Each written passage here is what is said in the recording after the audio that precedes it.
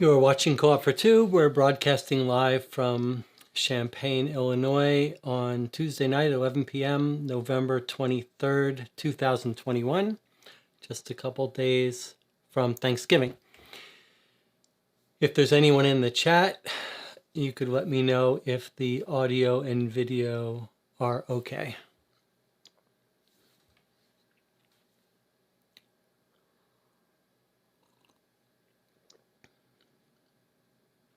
Of course, if there's no one in the chat, it doesn't help. Jonathan Warner says, Yep, seems good. Ready for a real cold case. Yes, this is 982 AD, so this is what you would call a cold case. I hope everyone has their tea. We're in China today, so tea would be appropriate. Maybe some green tea. Okay, so Jonathan Warner, my old detective cold case partner from the last... How many cases have we played together, Jonathan? 3 of the detective series, this game, Detective Stories, and then all of the Dune cases. All right. So today we are playing Kaifeng 982, which is case 4 in the Detective Stories series by Adventure. I can hear my cat is trying to get in, trying to figure out the new door system. So this is full of spoilers. Do not watch this if you plan to play this game yourself. I had to order this from Amazon UK because it's not been licensed by the US partner. You can order it from Adventure itself or Amazon UK. So this will probably take us, I'm guessing, the normal 6 hours. As always, I reserve the right. This is supposed to be the hardest case, I think. So I reserve the right, if we can't solve it, to just sit here for a half hour in silence, or even do a 2-part if we get really stuck. This is going to be a hard one, I think. What else do we need to say before we start? Okay, so I've got a new... If you'll remember, the last game we played, I had the top-down. Here's the top-down view. All right, you can see how far it stretches. It stretches enough to get 3 or 4 letter-sized pages. Jonathan Warner says, when you started, stream got a little behind-the-scene angle. Yeah, that was my little behind-the-scenes camcorder low-resolution angle I decided to try. It's hard for me to transition to it. It's sort of sharing one of the 4 inputs. Okay, but what I was saying was, so previously we've had this top-down view, which I have, traditional top-down, and then I had a digital zoom on that to let people, to try to let you read the documents as I read them. Normally I have a camera off over here on a green screen, which is fine for some games where you just want a little card or a token, but for these games, I decided really, especially if I'm going to have someone playing along with me, it would be better to have a optical zoomed in view. So I've actually moved the green screen camera, which I could show you if I switched to this view. In fact, let's try it. So there's actually 2 cameras here, one here and one here now. So instead of being over here, I've switched it. It's too hard to see. Anyway, the point is that now I think I can give you a top-down close-up view, which should be a little easier, a little zoomed in so you can read a little bit. Although I see it's not quite as zoomed in as the other one, but it's enough for a full page. All right, and you can see this game comes with a map. It's one of the documents in the box here. This box is light. There's not as much in this box as in the previous cases, but I'm hoping that means that it's got internet stuff or whatever. All right, any other preliminaries? So we'll play the case, we'll take a couple breaks in between, and then at the end we'll stick around and do some Q&A. Anything else to talk about before we get started? Otherwise, let's just go for it. I guess we're going to find out what this map is about. There's some writing on it. It says, first map of the Song Empire created by a European cartographer. Empire of Song. Tibet. Mongols. All right. Jonathan, anything you want to say before we dig in here?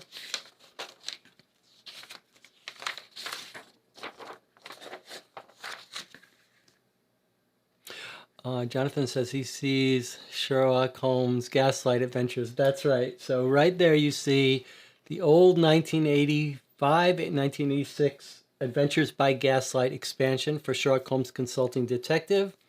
That's going to be coming up. That may be the next game we play on the stream. It requires multiple sessions. It's still in its wrapper mostly, so we'll kind of unbox that and have a little time capsule experience when we do. And then next to it is a Hunt a Killer game that I thought we'd try at some point just to round out and try all of these games. The other thing to look for if you watch this channel is I'm going to record a whole series of videos on how to make a YouTube channel, a board game YouTube channel, talking about all the cameras and hardware and lighting and things that I have no business pontificating on, but I will do so anyway.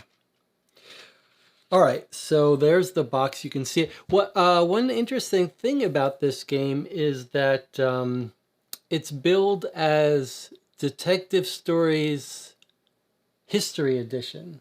History Edition says right on the top. I'm not sure if they're going to do more of these or why they're calling it different, but I guess they're trying to set your expectations that this isn't going to be like a cold case murder.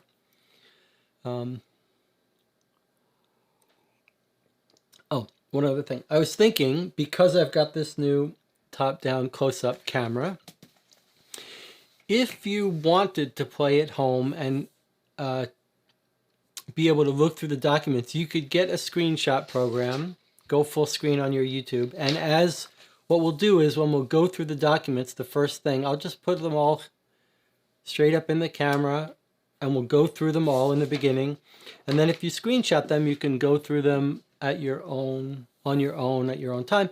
And in fact, one of the most popular programs I've written is a program called Screenshot Captor. It's on donationcoder.com. It's free. You could use that to take screenshots and browse them and look at them. That's just a little plug for one of my software programs. All right, let's get started. So the first thing we've got here, I guess we'll go through it this way so you can see it. The first thing is the map.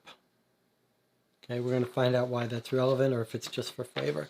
The next thing is the traditional suspect mode of evidence alibi sheet, which to avoid writing on, I've printed out my own. So we won't be using this one in the box. We don't actually tend to use this at all. We use index cards for each of our suspects. But if we did want to use this, we've got that. All right. Let's read our little introduction. The other really beneficial thing about having this close-up camera, and I could zoom in more on this another time, but the other nice thing about this is now it's in front of me, so you can see it while I see it. Okay, it says, "Dear detectives, we are so excited that you chose our story. What you are holding in your hands is not just a game, but a simulation of a real-world scenario. You are not limited to the content of this box, and you can use any object from the real world around you that you think might help you pin down the criminal, e.g. a mobile phone, internet research, etc. If you need more information about one of the game characters during your investigation, check both the provided game materials as well as anything else you find appropriate beyond the box content. The incident in question happened long ago, and as such, there is no legal action to be pursued. But keep in mind that your decision would have had an impact on who would have been convicted at the time. Check all the connections, evidence, and alibis and investigate possible motives. Be careful with the contents of the box, as some are fragile, ancient relics, and may be critical to your investigation. A tip, use the suspect motive evidence alibi table. When we're ready to answer, we go here. If we need hints, we go here. On the back of this sheet is a material list. Please check to make sure they're all there. Okay, so here's our materials list. It's pretty small this time.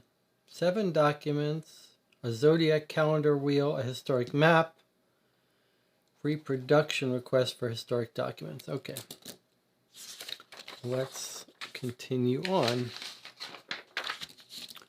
we've got a letter here from Peking University.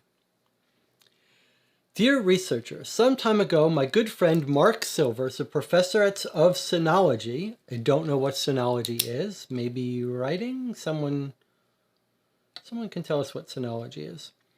Contacted me to help him investigate the mysterious assassination of Zhao Lai, the Chancellor of China, in August 982 AD.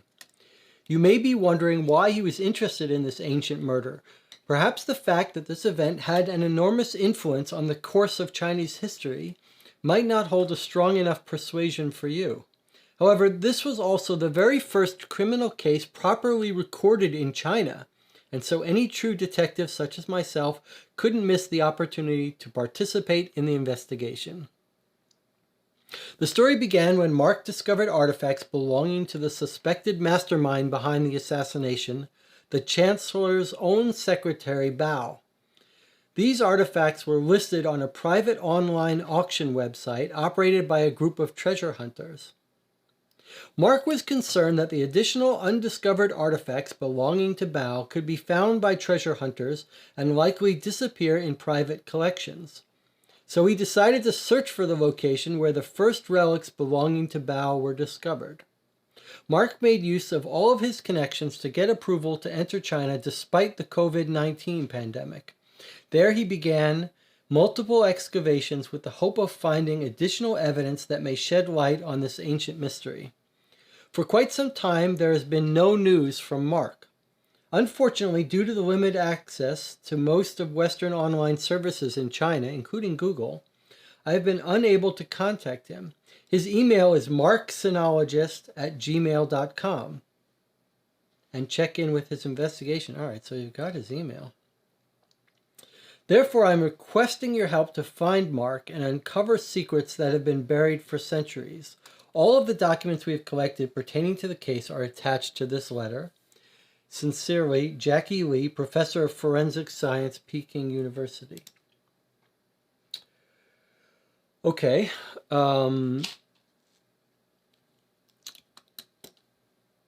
So there's assassination of Zhao Lai, the Chancellor of China, in 982. It's an event that had enormous influence, the first recorded criminal case.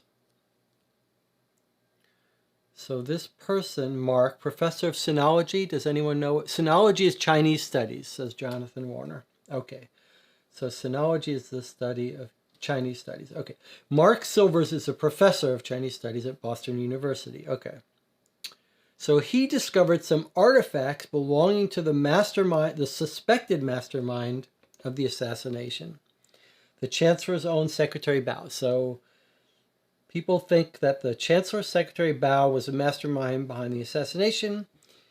Mark, the professor, finds some artifacts listed on a private online auction site by treasure hunters, and he's worried that the rest of the artifacts could be found by treasure hunters and disappeared. So the professor went to China to try to find the relics, and then we haven't heard of him since.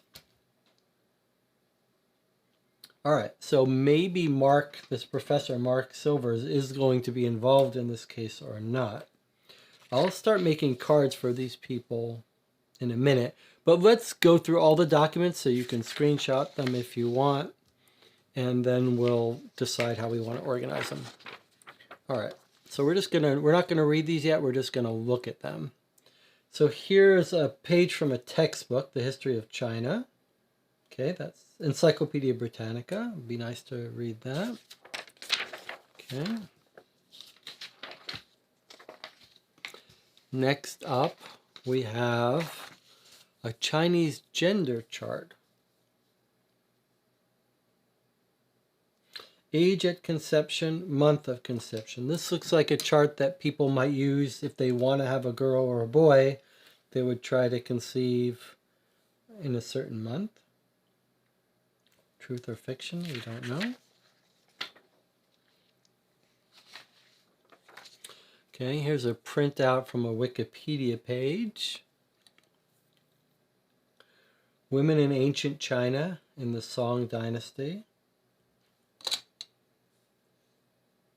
Okay. There's a little bottom page here. It says further information, women in ancient imperial China and sun preference in China. I don't know how well you can see this, so, but you can see I've zoomed in to show basically a full page. If I zoom in anymore, you won't be able to get a full page.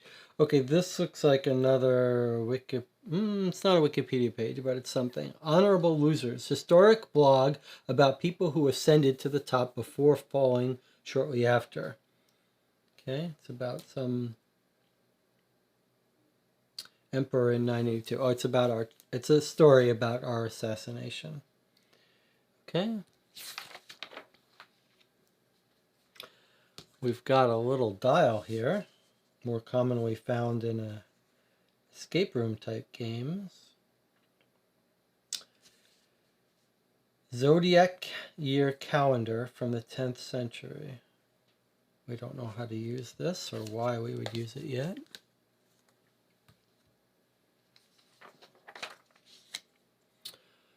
August 2020.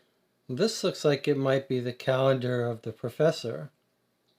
Preacher, messenger, there's a flag, there's an arrows hitting a person, looks like a hangman's noose, a scroll. Don't know why we would use that. All right, now we've got an envelope. This is the last thing in the box. Box is empty. Got an envelope. Request for reproduction of historic documents. Applicant Jackie Lee, that's the person who sent us that first letter in Peking University. Additional information, assassination of Chancellor Zhao Wei, August 982. Provided documents, 10 historical documents, 2 photos of historical relics, 1 coin reproduction. Date of delivery, 7/15/2020. Okay, July 15th. All documents were replicated true to the original. This guy says, I've translated all documents. No further translation is required. This is a little bit like the game telling us that this stuff's going to be translated. All right, let's see what's in here now.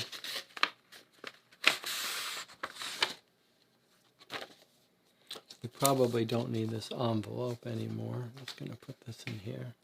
All right, let's see what we've got. We've got a coin, a metal coin. It says, it's got a little sticker on here.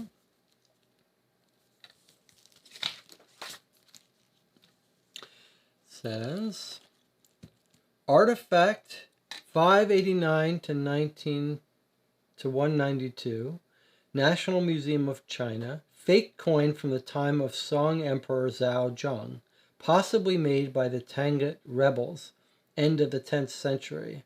So it's actually a fake coin made by rebels. Looks pretty nice, actually. It's got some texture, some metal. All right.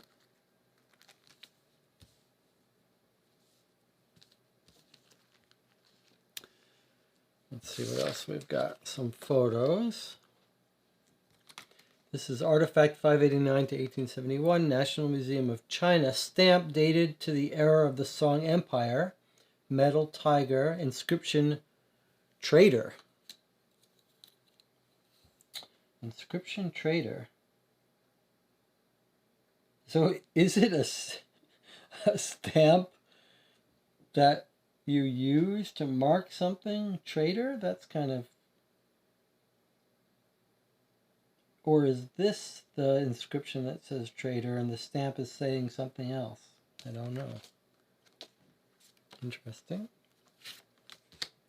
All right, here's another photo. It says Artifact 589 to 2140. Oh, I see. That's all one number. Artifact 589-2140. National Museum of China. Coins which were used as a reward for the murder of Zhao Wei, Chancellor of Emperor Zhao Zhang. Song Dynasty, end of the 10th century. So I guess we could try to see if they match this coin, which we know is fake, That might tell us something. Okay, let's see what else we got. Here's a note. It says start on this page. Oh, look at this. There's a whole thing here. Okay, so maybe that's the original. It's got a stamp on it. It says, oh, and here's the translation, I guess. Your Imperial Majesty, I rush to inform you of the results of the investigation into Chancellor Zhao Lai's murder. On the 15th of August, Chancellor Zhao Lai was murdered by strangulation with a ceremonial wedding cord. The Chancellor had the symbol traitor branded onto his forehead with an iron stamp. Yikes. The murderer was found to be one of his servants who attempted to flee but was killed by guards during the pursuit. After a thorough search of the servant's house, the guards uncovered a sack containing 50 gold coins and an assassination order. In light of these findings, we believe that the servant was hired to kill the Chancellor. And it's circled assassination order. This document did not survive. Interesting. Okay. The city guards then interrogated Qilan Lai, manufacturer of the stamp, who was discovered to be Zhao Lai's brother. Following the analysis of the documents submitted by Qilan Lai, combined with other information collected by the city guards, Qilan has been found innocent and concluded that the assassination was masterminded by the Tangut rebel Toba Ziqian, who must have conspired with a high-ranking royal. All those with access to the palace have been interrogated by guards, aside from one. The Chancellor's secretary Bao is missing, leading us to conclude that he was involved with the rebels in the plot to murder the Chancellor and has now fled the city. But where? I am proud to inform your Majesty that our investigation has been widespread and thorough, the first of its kind in the history of our great empire. The methods we have employed will form a basis for all investigations in the future. Commander of the City Guards, 21st August 982 AD.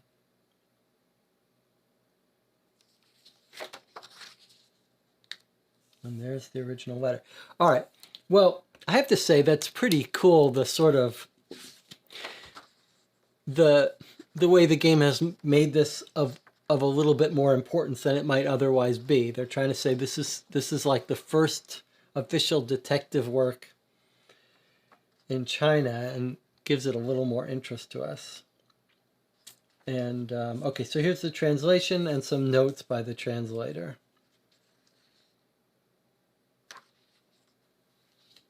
All right, let's see what else we got. Esteemed Mr. Feng and Mrs. Feng, I humbly request your consent to the marriage of your eldest daughter, Lian. This union will be of benefit to all of us. I guess this is another translation. So here's the original Chinese with the stamp of the writer. Okay, so here we're reading the translation. I am 26 years of age, and as a result of many years of hard work, I have achieved much recognition, and my future will be full of wealth and influence. Of course, your daughter would profit from my social status as well. I am already an esteemed and high-ranking official, but I do not plan to stop there. With your support, I can become Chancellor, and believe me, I will be forever grateful to you and your family for that.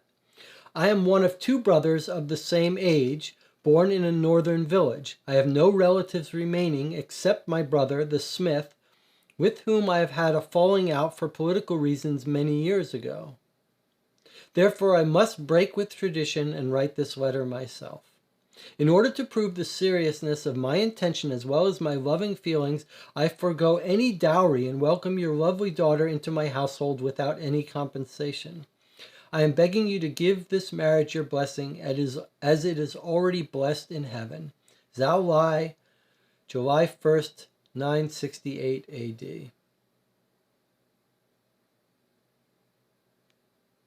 Okay.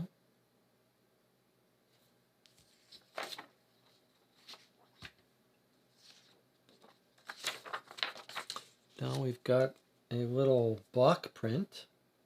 Nothing on the back.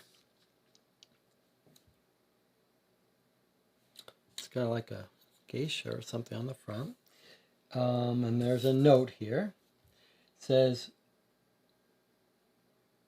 Rao Lang Rushi, my love, who has appeared to me like a shining star from the zodiac sign of wooden monkey, Zhao Lai. So Zhao Lai, who wrote this letter, is asking to marry Lian. But who is Rao Lang Rushi, my love? No date on this one.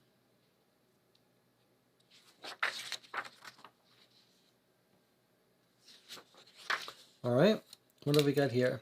Another translated letter. Another stamp.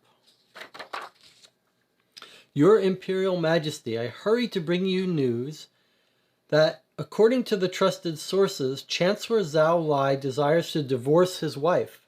Some of these sources even suggest that the famous concubine Rulang Rushi is expecting his child as he visited her in the city of Xi'an last December.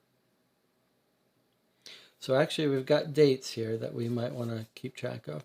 Despite the fact that this would not be reprehensible in a normal situation, given that Chancellor Lai has no legitimate children, it is widely known that he owes his success to his wife and her family.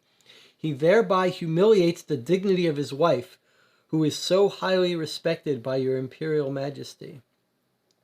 Such an act is unworthy of a chancellor and demonstrates, in my humble opinion, his fickleness.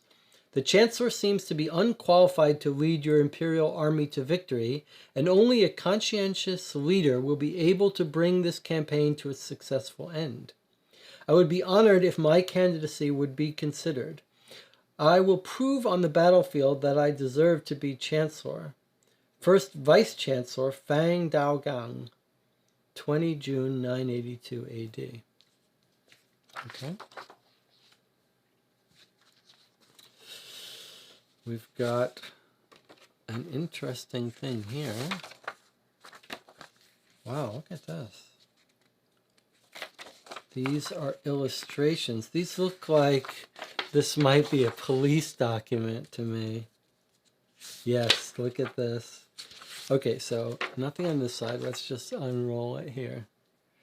So these are our suspects with illustrations of each. Come on, that's pretty cool. So let's see what the detectives have prepared here. Here's Liang Fang, the wife. Liang Fang, the wife, not guilty. Qilan Lai, the brother, the smith, not guilty. Toba Ziqian, leader of the rebels, guilty. Bao, the secretary, guilty. The Chancellor Zhao Lai, he's the one who got killed. And here it is in Chinese. I guess this is, do we think this is probably the stamp of the detectives? Or the guard, whatever. Let's see what this notation here says. It says, persons involved in the investigation into Chancellor Zhao Lai's assassination, including the victim. So that's just some illustrations, so we have something to look at. That's pretty cool.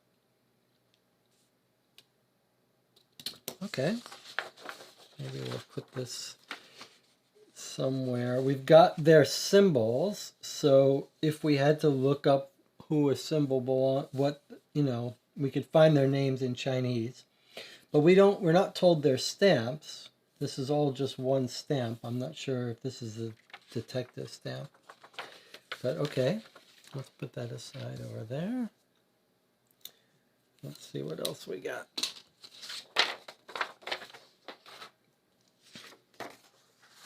We've got a nice piece of parchment here. It's got English on both sides. So here's the Chinese. Now look what someone has made an annotation here. It says, It seems to be an encoded name. The meaning is 2 dragons are glancing to the north. I see. So someone's code name. This letter was attached to the report of Commander of the City Guards from 20 August. Okay, so one of our report letters, this is attached to it. There's a little stamp of a dragon. Feels nice. All right, let's read what it says.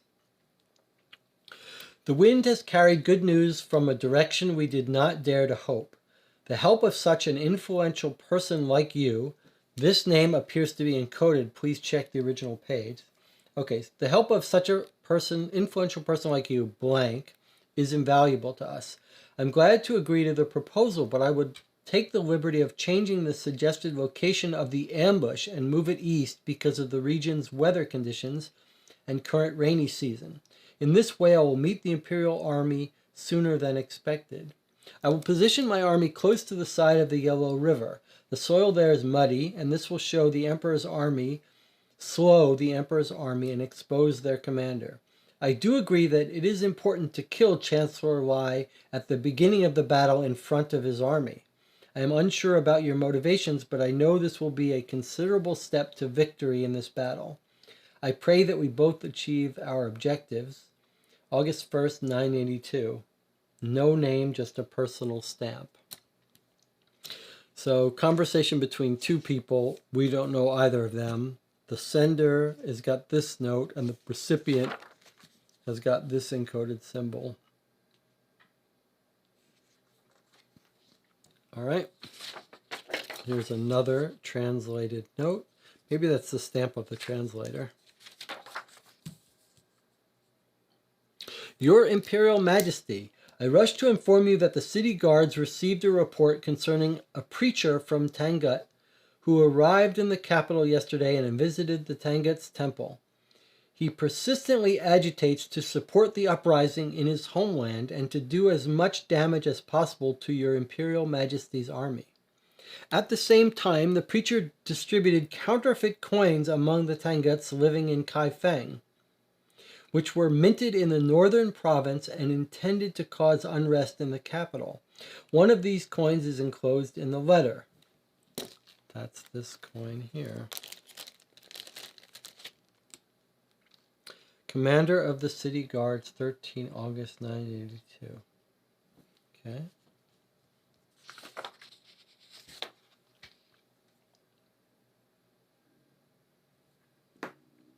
All right. Here's another translated letter. Boy, they went to a lot of effort to have all these in Chinese and not just give us the translation. Your Imperial Majesty, I hasten to inform you that we have apprehended a rebel messenger at the western town gate. He carried with him a letter addressed to an unknown person. On the 2nd day of torture, the messenger confessed. He had intended to arrive a week earlier, but was delayed by a collapsed bridge over the Yellow River.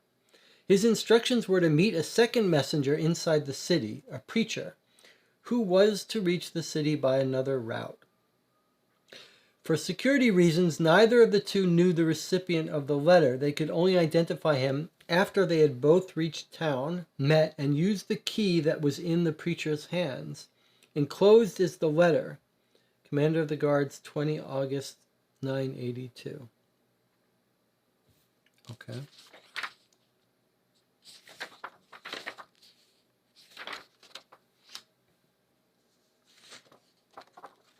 Is this the letter? Here's the dragon stamp again, so sent by the same person who sent that other one. Esteemed Master Lai, it is unsurprising that your reputation precedes you. The signature stamp you have created is far more astonishing than I could have imagined. This time I would like to order ceremony armor. You will be paid by my confidant who will collect the final product. 13 June 982, no signature, only personal signature stamp. So this person is writing to Master Lai, who made this stamp for him, it seems. All right, last document. Okay, it's again by the dragon person. Esteemed Master Lai, I am contacting you again, this time to request the manufacture of a metal stamp with the symbol Trader. As usual, you will receive the payment through my confidant, who will also collect the goods. August 1, 982 AD. No name, only personal signature stamp. Okay. So we've gone through all the documents included with the game. We haven't investigated them yet, and we haven't made our index cards. But we're going to do our traditional thing. We're going to take a little 5-minute break here for everyone to stretch. And if you've screenshotted these things, you can, now would be a time to maybe organize them a bit. And we'll come back in 5 minutes and we'll start getting into the case. So I'll see you in 5 minutes.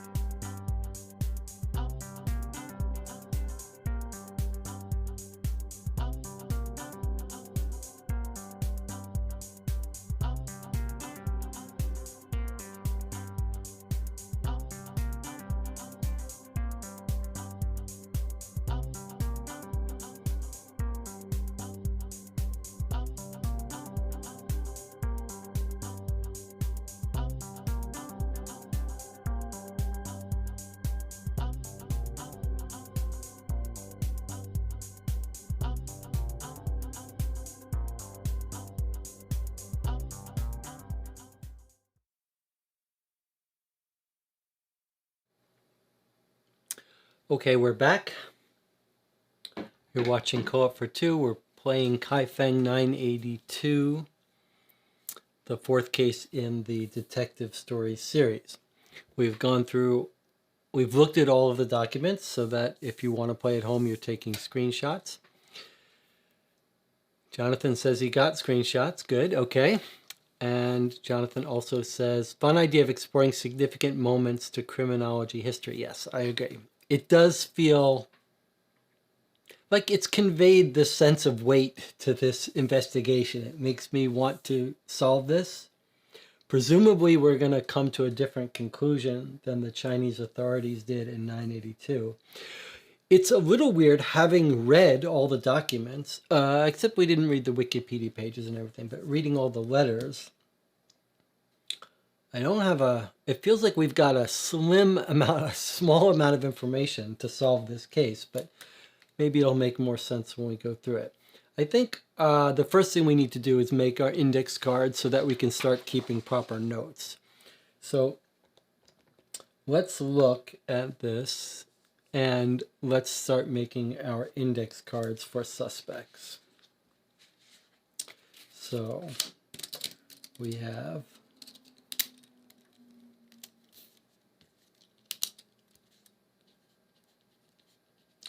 Lian Feng,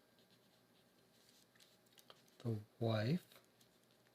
I love this little chart that gives us not photographs like in our old cases, in our more current cases, but illustrations. Okay, so we've got the wife. Then we've got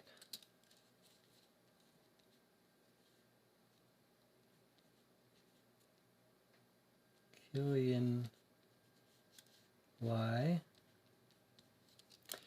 He's the brother and the smith. He's the one that's making these stamps and stuff. So we have to remember there's two lies. There's Keelan, the brother, and then there's the chancellor. Okay, we've got another person here. Toba Zekian. He's the rebel leader.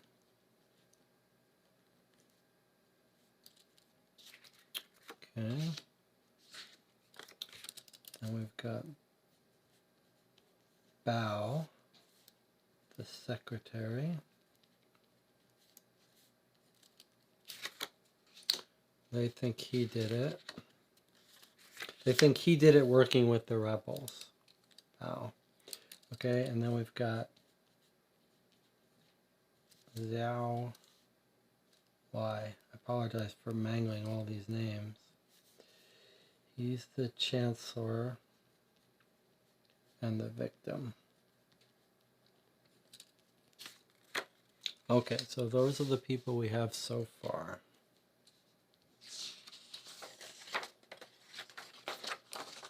What does it say here? Persons involved in the assassination. Okay, so probably we don't need that anymore. All right, and now we also might want to make a note. We've got maybe this, well, we don't know who this is, but we've got a dragon stamp letter writer.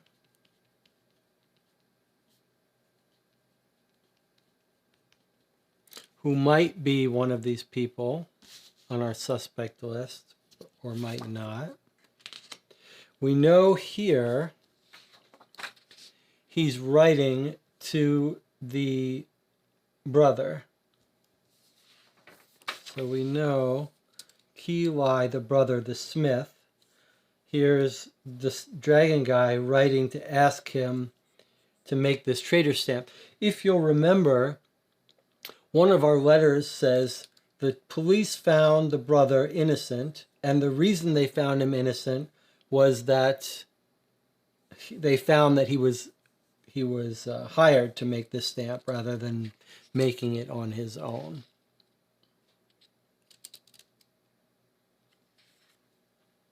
Okay, so we could write that the brother, Kiwan Lao, we might write that he was hired for the trader stamp by someone we don't know on August 1st, 982.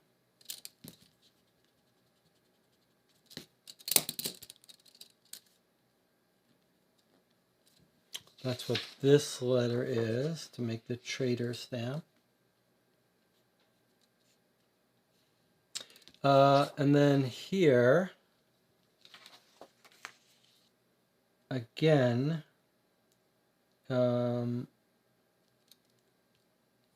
hired for ceremonial armor by same person, June 13th, 982. And then at some point, hired for dragon stamp. So we know he was hired for the dragon stamp before June 13th. That's all we know. Okay.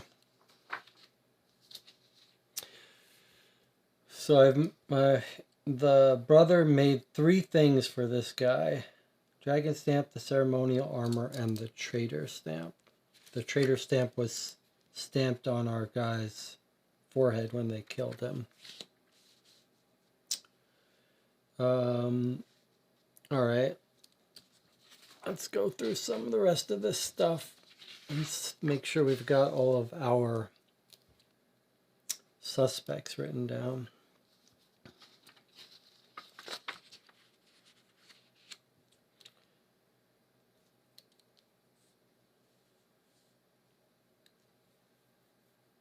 Okay, let's understand this letter. They apprehended a rebel messenger. He carried a letter addressed to an unknown person. Under torture, he confessed. He intended to arrive a week earlier, but was delayed by a collapsed bridge over the Yellow River. Okay. So we think this is happening in Kaifeng. Let's see if we can't. This could tell us where he's coming from, right? If we can find the Yellow River. Let's make a page here, or a note.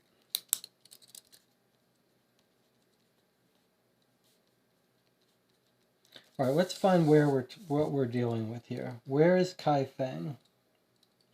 Here's the Empire of Song, or this is the whole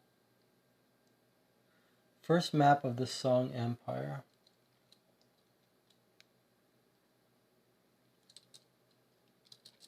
This looks like the Great Wall.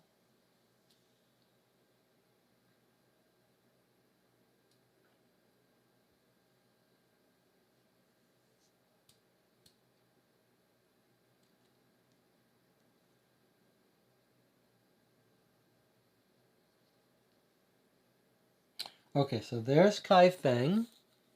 Guess I gotta turn this off so you can see it. There's Kaifeng here.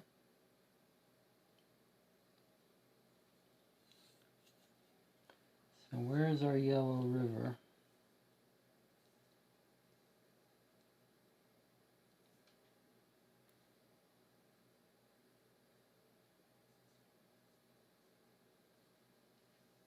I guess we could look up online too.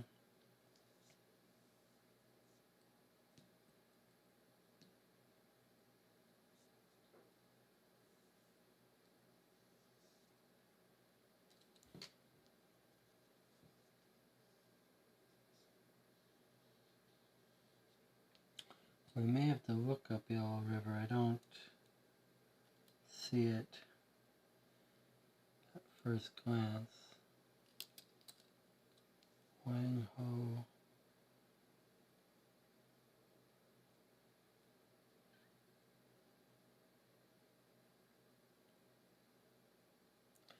Le Grand Desert. This seems like maybe this says first map European cartographer. So look, it's annotated by a French cartographer.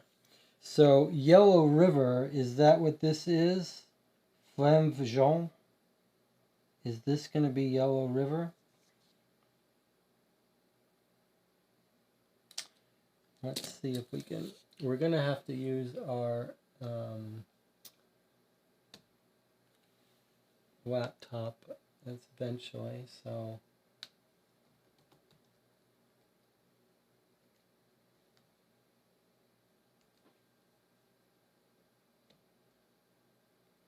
what is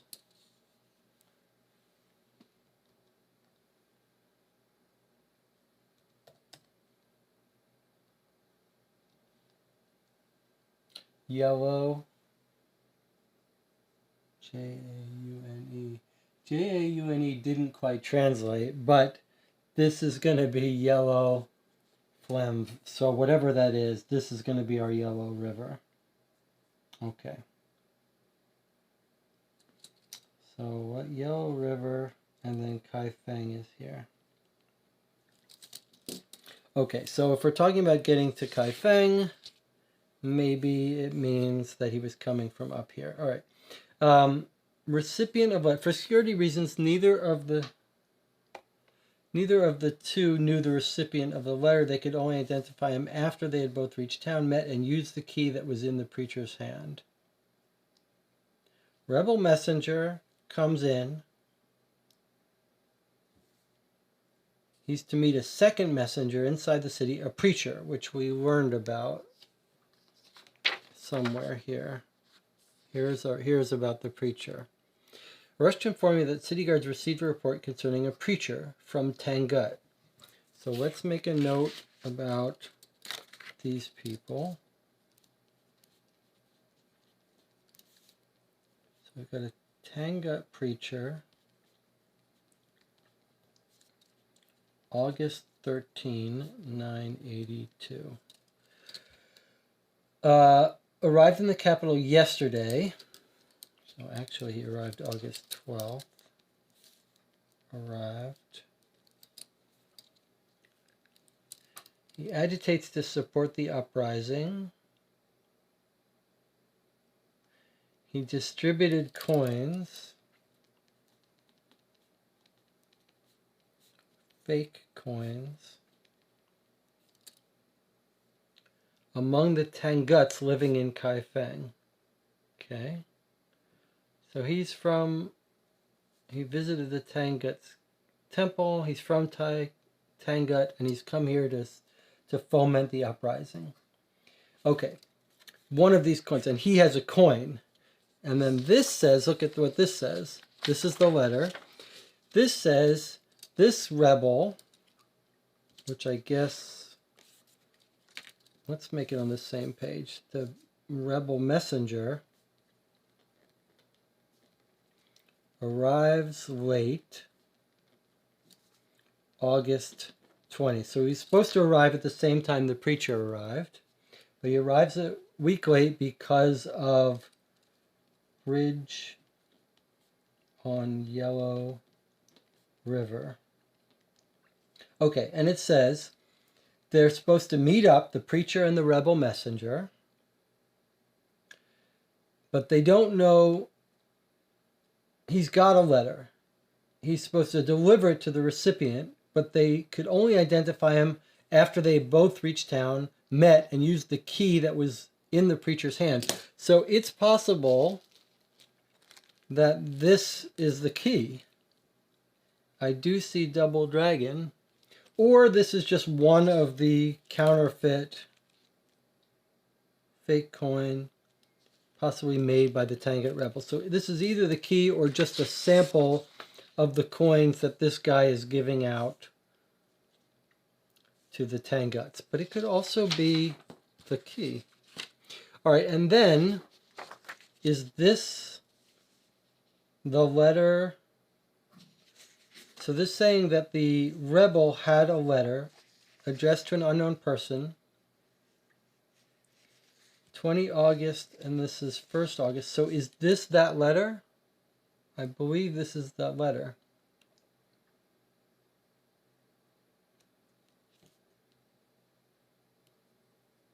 I will position my army close to the side of the Yellow River. The soil there is muddy, and this will slow the Emperor's army and expose their commander. It's important that we kill the Chancellor Lai at the beginning of the battle. Okay, so I believe these are all together. And this is the letter that the messenger was carrying. And look, it seems to be encoded 2 dragons glancing at each other, glancing to the north. I mean, the coin has 2 dragons on it. I don't know if you can see that clearly, but they're not really facing north. I guess unless you consider them both facing north that way. So maybe, okay. So I think this is the letter they found with the rebel.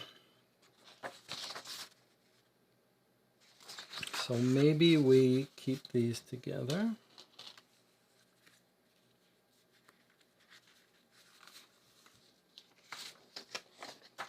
All right. And then these 2 letters are from the guy who wrote this letter,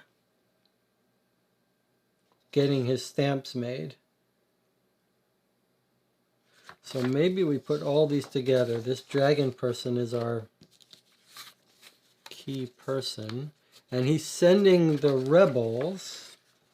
He sent a rebel, a Tangut preacher, and a rebel messenger. So presumably he's the leader of the rebels of some sort. So let's put that aside. Let's take a look at our other stuff.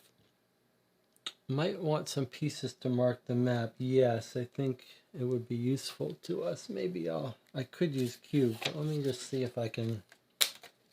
I'll just put this here for now to remind us. There, I just put a little marker here. Just put a 1 on this. All right. We've got a lot of information about this one guy with the dragon, and I guess we should remember that, maybe make a note of the fact that this is his symbol here. The meaning is 2 dragons, encoded name, the meaning is 2 dragons glancing to the north.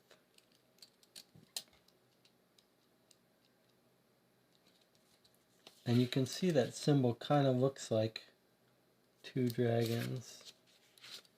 And then he's got a dragon thing. I'm just going to sort of draw this.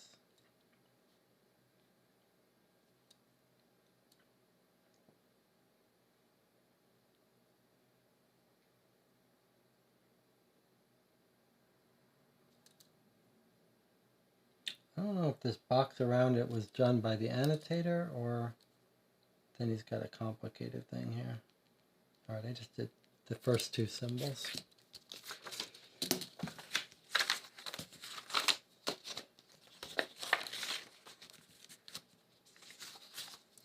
All right, these all belong. So we would like to identify this dragon stamp person. The brother must know who it is because the brother did work for him. All right, let's continue. Can you see on the Yellow River whether there's a bridge somewhere that he would be coming across? Not really. Bridges are unmarked. Where's Tangut? That's where the preacher came from and where these rebels might be coming from. Presumably it's off to the north somewhere.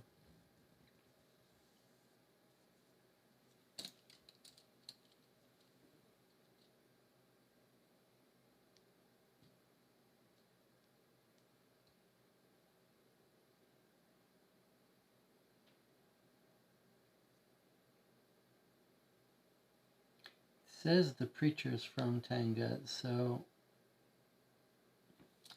I see Tangata.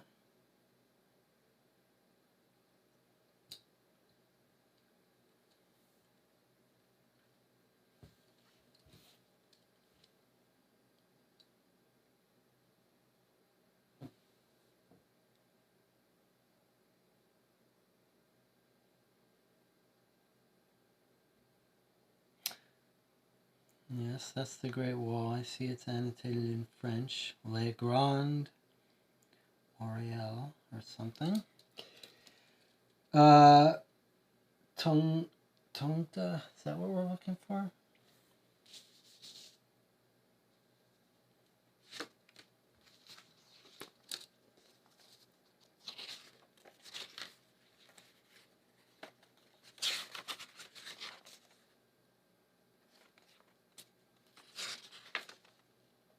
Tangut.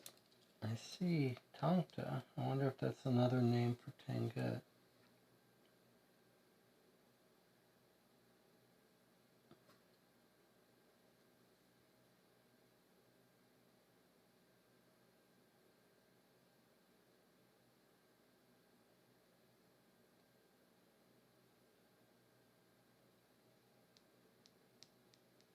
Anyone see Tangut yet? Well, we'll come back to it. It's not important that we see it now. It's just for flavor.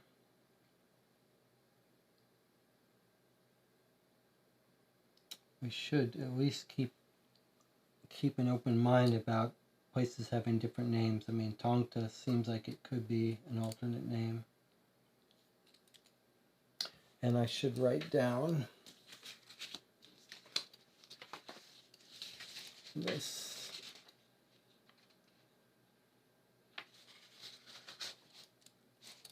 So the preacher is from Tangut. Oh, I see. It's right. I did write it down. All right.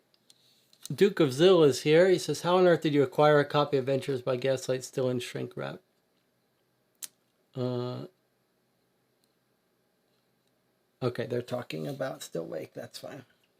This is what I always thought. I always thought the point of the chats were not for the person doing the video to interact with them, but for people to just talk amongst themselves, which is a little time to make a little side comment. One of the channels that I watch occasionally play games is the Nerd Shelves. I used to watch, I still do sometimes, the Game Night, the Board Game Geek people, Lincoln and Dave and Nikki and Aaron. Anyway, I used to watch them. I think they have good chemistry playing games. And recently I've been watching this couple, Michael and Judy. They have a channel called the Nerd Shelves, and they're very sweet. But they clearly enjoy talking to the audience, but they're talking to the audience nonstop, and that's clearly half of their activity is, and half of their attention is devoted to talking to the audience. And for me, that just feels overwhelming.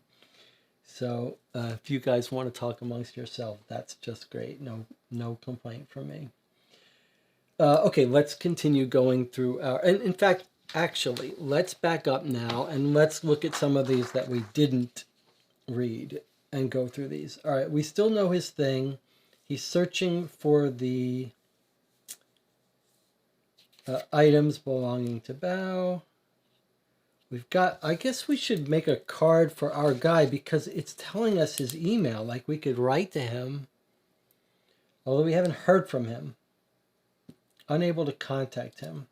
Okay, so I'm just going to make a card for this guy, Mark Silvers, the professor, who's gone missing. So there could be a little present day mystery, like why has he missed it? Why has he dropped off communication? Is a relative of these ancient family trying to stop him? I don't know, but we do have his email. If someone wants to email him and find out how he's doing, feel free. His email is mark, M-A-R-C dot sinologist, sinologist @ gmail.com. If you want to email him, ask him what's up, ask him for the answer. All right. Let's look at some of our documents here that we didn't read yet. A little bit of history. Oh, look, there's Tangut. It's off the map. It's not part of the Song Empire. Okay, that helps. It's Zizao. Zizaya. Possibly off the map. Okay. There's the Song Dynasty, or the area. Tibet. Tibet's over here.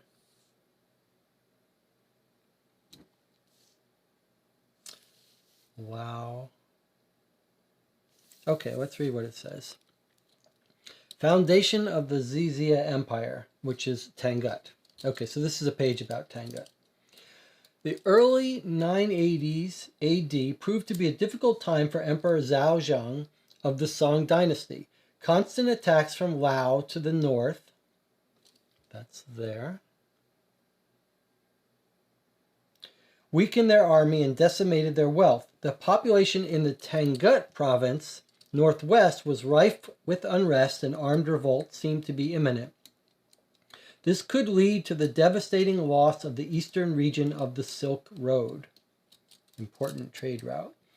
One of the most important consultants to the emperor, Chancellor Zhao Lai, that's our guy who got killed, controlled the empire's subjects by taxation, prohibition of free relocation, and the minimization of their representation's influence. This battle for power and for the safety of the emperor created hostility for the chancellor, even within his own government. In addition, Lai's marriage produced no children, which was a huge humiliation among Chinese society at the time, only serving to exacerbate his already precarious situation. Nevertheless, Lai remained in the emperor's favor and therefore was appointed supreme commander for the campaign against the unrest in the Tangut. This became a huge source of envy among his rivals. If Lai's campaign proved to be successful, it would strengthen his relationship with and influence over the emperor. We will never know what the result of his campaign would have been, however, as the chancellor was murdered on the 15th of August, 982 AD. All right, so let's write down. We have the actual date. I wonder if we were told that before. Okay, August 15, 982, he was murdered. The day before the start of the battle. Okay, so right before the battle. So that's why I guess it's looking like he was killed by the rebels in Tangut teaming up with a local insider. Arranged to have him killed. Okay. The day before the start of the battle, on the very same day as the murder, a heavy earthquake struck in the mountains of Qin, a bad omen to the superstitious ancient Chinese. Despite this, the campaign began and went on to have a far-reaching impact on the Song Empire. Without the much-needed guidance of the chancellor, the emperor's position was weakened and the Tangut riot could not be suppressed. Just going to mark down there was earthquake in case that's important for us. So the Tangut riot couldn't be suppressed. So they did murder him. It did help the Tangut riot and win. This led to a war of liberation, resulting in the country's divide in the northwest into the independent Great Xia Empire and its recognition by the Song Empire in 1038. So the Tangut, otherwise known as Xia, let's write down here that Tangut is also known as Xia. Okay. All right, so that's good information, confirms what we kind of know. Let's catch up with the chat. Jonathan, they're discussing how I got my hands on Gaslight. I bought it on eBay for $100. I didn't really care if it was wrapped or not, sealed, but the fact that it was sealed made me think, well, it might be interesting to open the channel, and I finally bought it. I've been trying to, normally I just make $100 is too much to pay for Adventures in Gaslight. But I've been having so much fun playing with you guys on the channel that I thought it would be a interesting game to play. So that's what made me do it. And maybe that'll be my like Christmas gift. Maybe we'll play it over Christmas.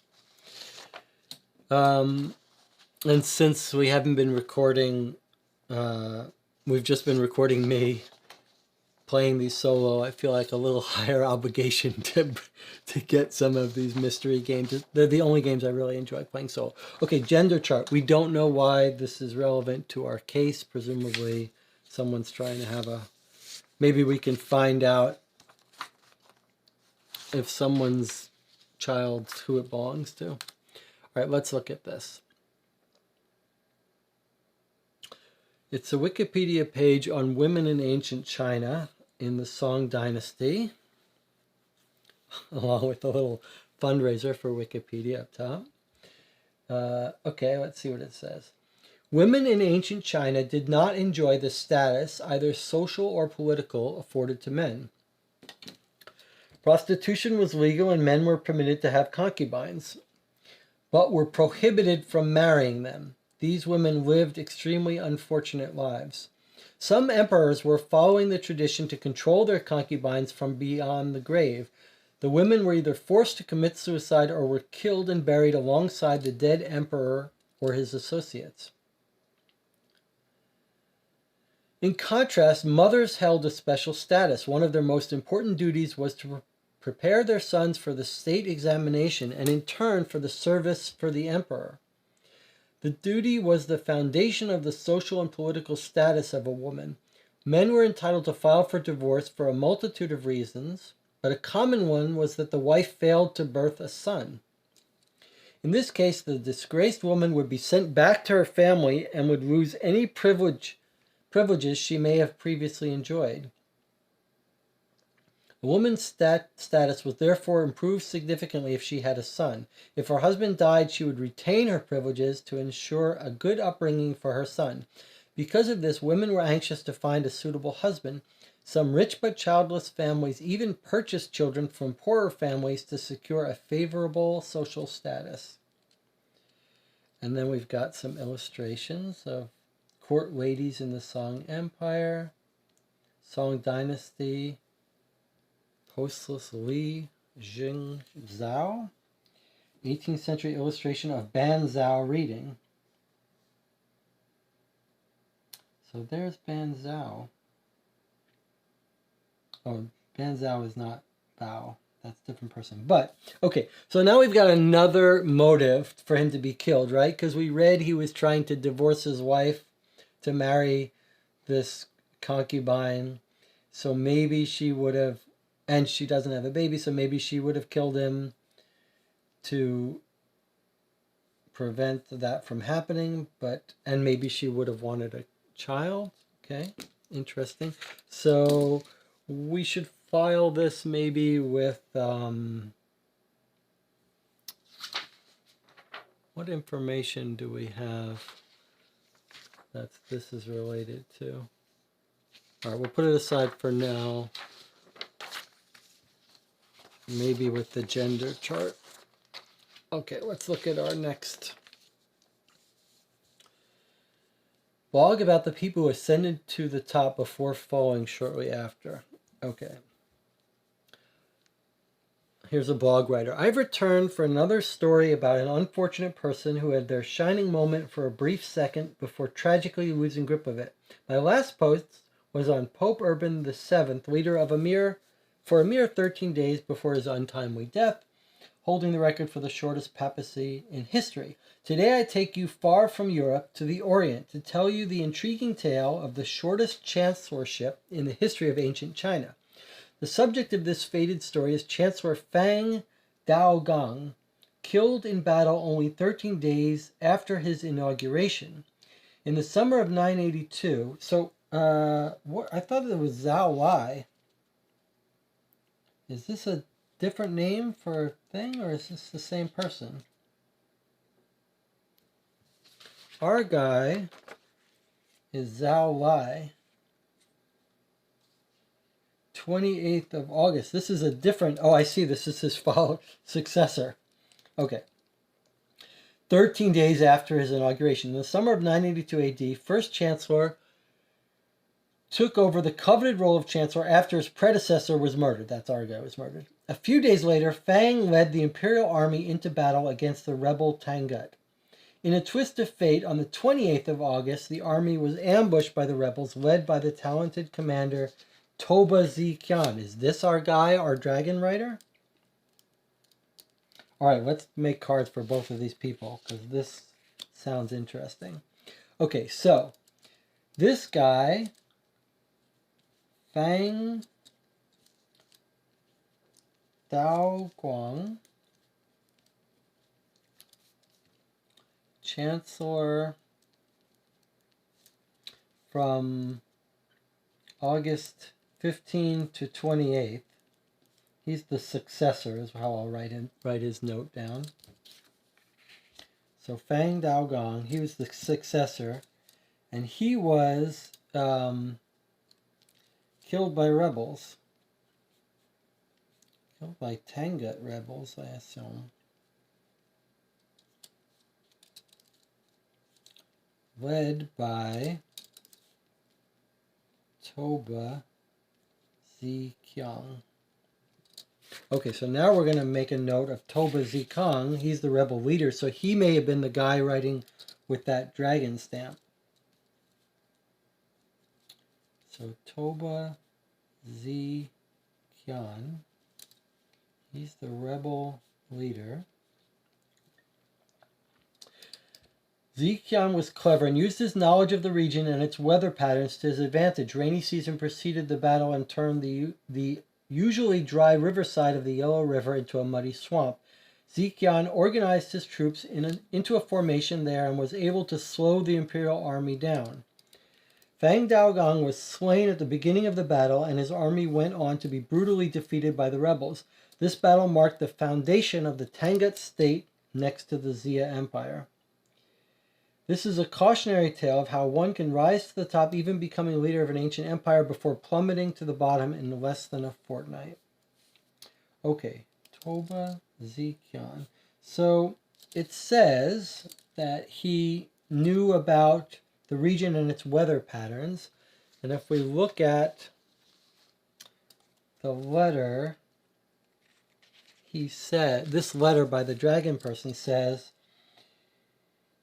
look at this. Okay, look at this. The dragon guy is writing, he says, I'm glad to agree to the proposal, but I would take the liberty of changing the suggested location of the ambush and move it east because of the region's weather conditions and current rainy season. In this way, I will meet the Imperial army sooner than expected.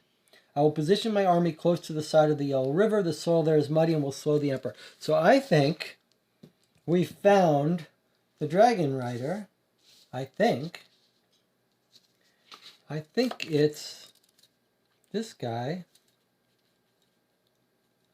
Toba Ziqiang.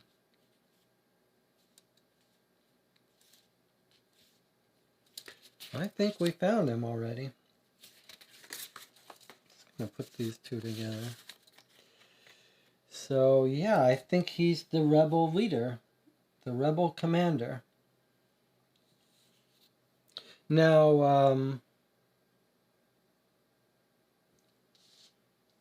oh, I already have a thing for him. I guess we already knew that. Oh yeah, we already knew he's the leader of the rebels. It's just now that we know he's probably the guy with the stamps, is my guess. Okay.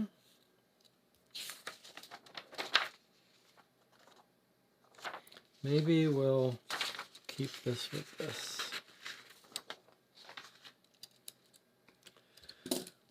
All right.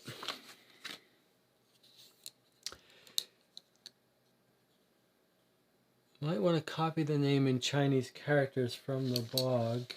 in case it's, well, that's an interesting thing. If you look at it, it's not the double dragon, but that's fine because the double dragon is not, I mean, it's not this symbol, but this is the guy that the dragon guy is writing to. So the dragon guy is writing to a person with the double dragon symbol, and it's not either of these two, but that's a good idea.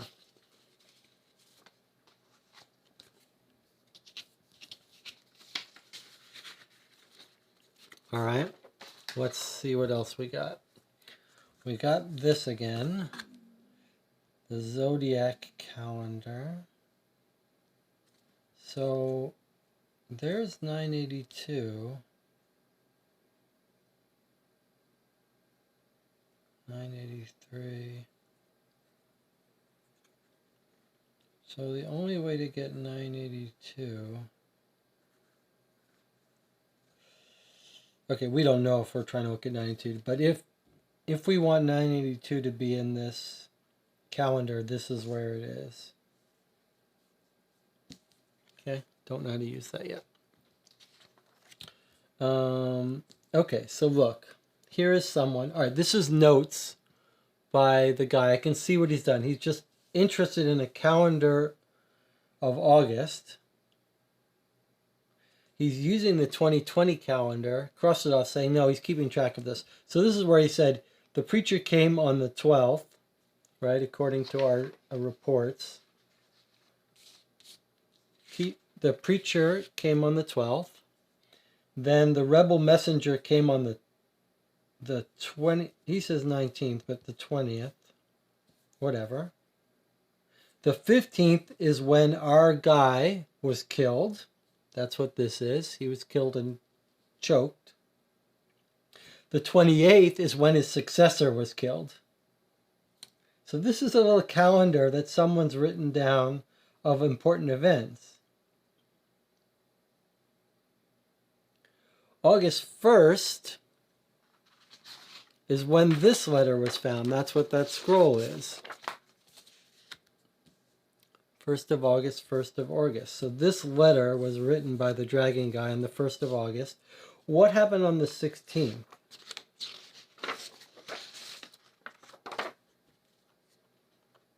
We don't know. So maybe we should... The 28th is when... yes, the 28th is when the successor was killed. Okay, so there's only one thing on this chart that we don't know. And that's what happened on the 16th yet. Maybe we read about it somewhere, but I can't remember.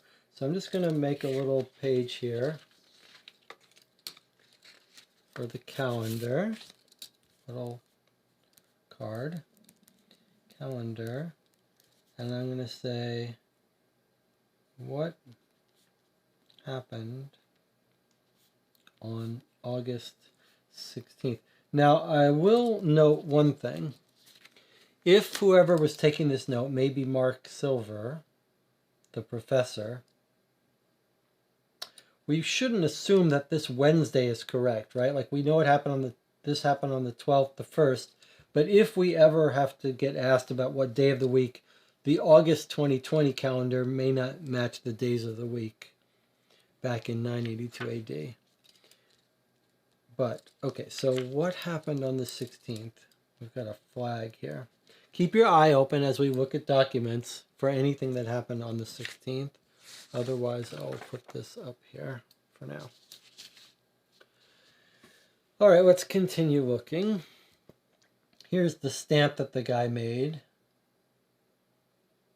Hired by the dragon guy, which we think is Toba Zikian.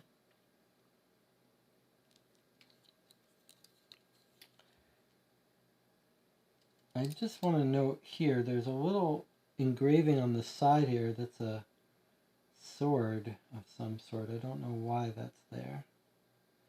Can you imagine hiring someone to make a metal stamp for one use, one-time use, or maybe he was using. The rebels were planning to use that a lot. All right, let's take a closer look at these fake counterfeit coins that I think were used as a reward for the murder of Zhao Lai, which our preacher had one of them on him. Let's not lose this. Let's compare this and look at, see if these are exactly the same. Okay. So these look to me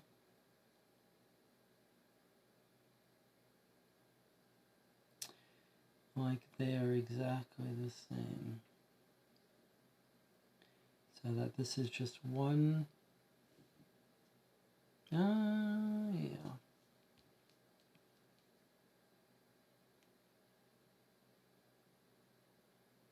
I mean, these are counterfeit. I'm not sure it's exactly the same.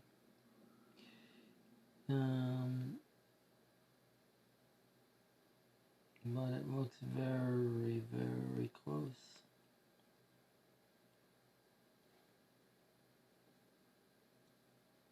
Close enough to be exact to me. And then we can see there's some with the front of it. Let's see if that matches.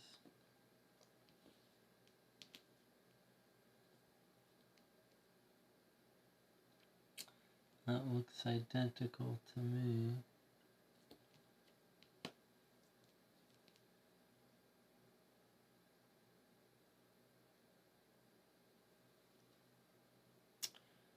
So there's the dragons. So I've...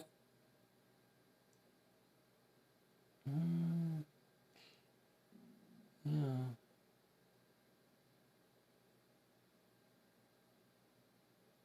It looks pretty darn close to me. The only thing that looks different, actually... So this looks a little different to me. Look at the... This is going to be maybe a little hard to see. I'm looking at the dragons. Can you see these paws here? Those look much more prominent and angled than these paws here. So like these come out at a right angle, and these just kind of drip down. So that actually looks kind of different to me, but is that a significant enough difference?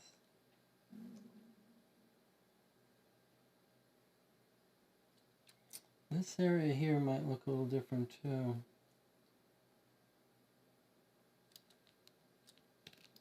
What about the front? All right, so let's keep an open mind about these being different. I'm not sure. I'm not sure. Jonathan says, I have an idea about how to use the coin if you want. Sure.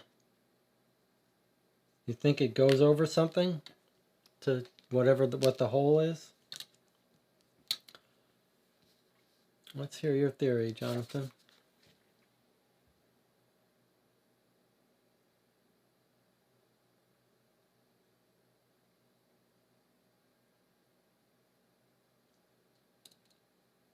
It would make sense if this is the key that it would somehow go over something. I see there's circles here. Circle stamp. If you line it up with the red square on the document, okay? So Jonathan is saying that in the letter we got, which had the thing here, one of these was oddly squared. So if we do this or this,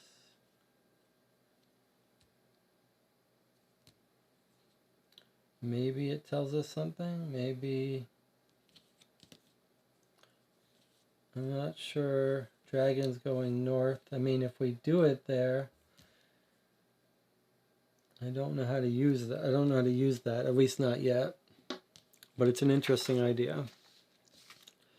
It does make sense that you would sort of line that up, but I'm not sure how to use it yet. All right, let's go through some of these other documents. We might have to start cleaning up. Okay, this is the detectives again. There's the detective stamp. Murdered by strangulation with a ceremonial wedding cord. That's of noteworthy. If we think that it really was the wife that killed him, we might want to, at least that's a possibility. Let's make note that he was strangled with wedding cord.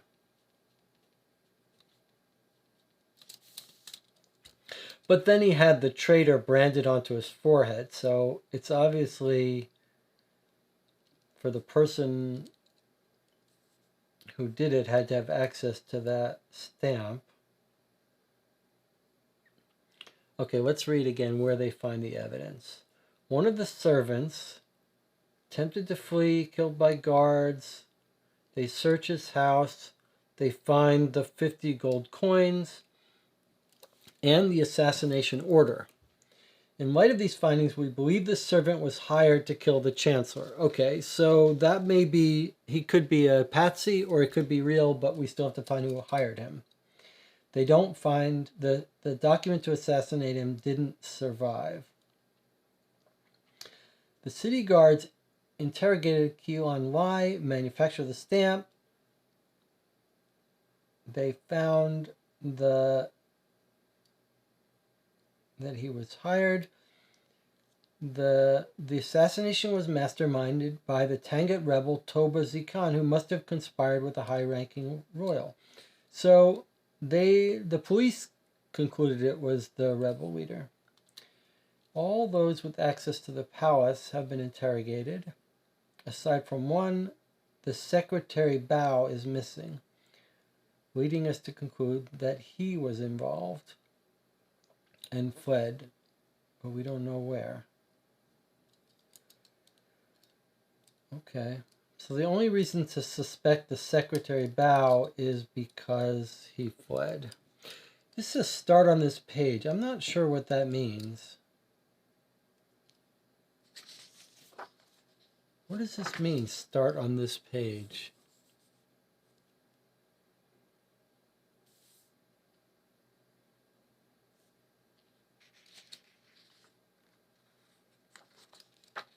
I don't know.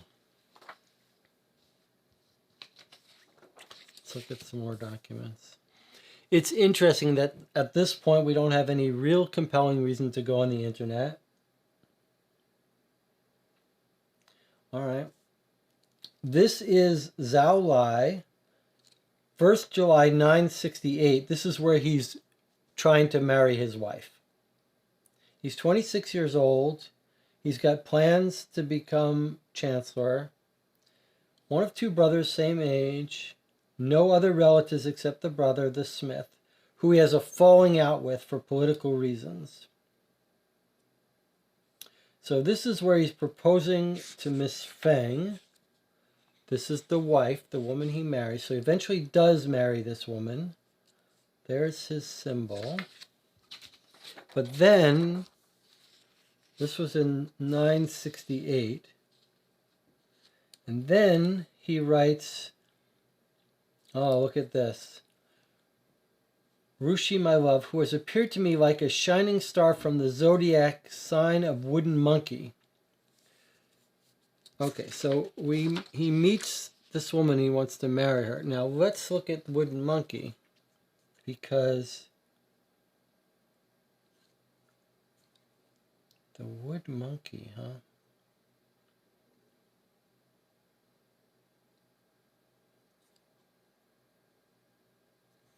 I mean, we can make a wooden monkey just by, there's actually two places for wood. There would be a wood monkey. And there would be a wood monkey. Is that the same? 967. I think it's the same. They're just symmetrical. But I don't know. Has appeared to me like a shining star from the zodiac sign of the wood monkey. Maybe this is telling us what date he met this woman. what year. These are the years. The year of the wood monkey. These are the different years, 980, 967.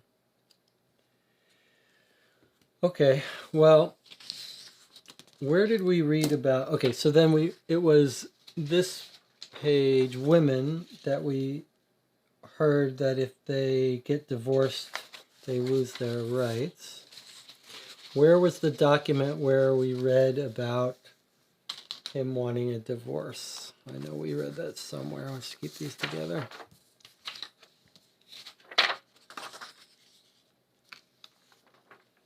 Yes, okay, here's that document. Let's just look at that.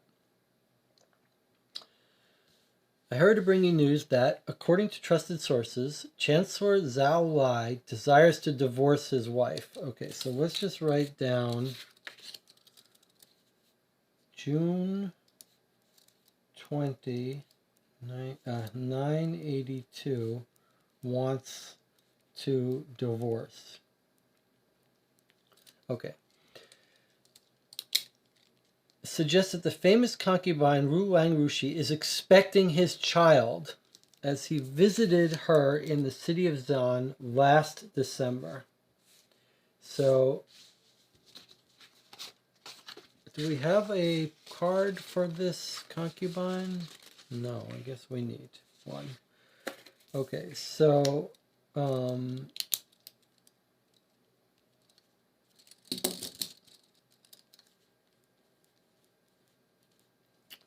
Wang Rushi. So Zan Wai visited her December 981.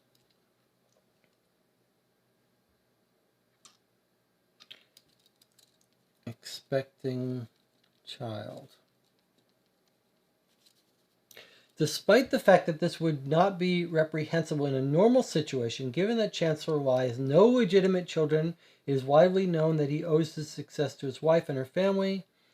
He humiliates the dignity of wife who is highly respected by your Imperial Majesty. Such an act is unworthy of a Chancellor and demonstrates, in my humble opinion, his fickleness.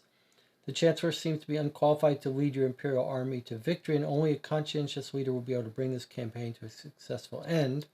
I would be honored if my candidacy would be considered. I will prove on the battlefield that I deserve to be Chancellor. There's the guy who did take over, Fang Dao Zheng. So this is the guy that actually led them into battle after our guy was killed. He's the guy that article said lived only for a couple days. Where is that article?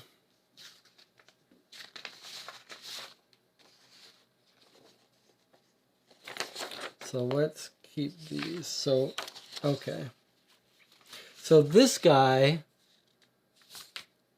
who led them into battle wanted to take over. And he's angling for it, saying that the current chancellor is going to embarrass everyone by divorcing his wife. So he has a motive. He wants to lead the battle even though he didn't do a good job. The wife has a bit of a motive.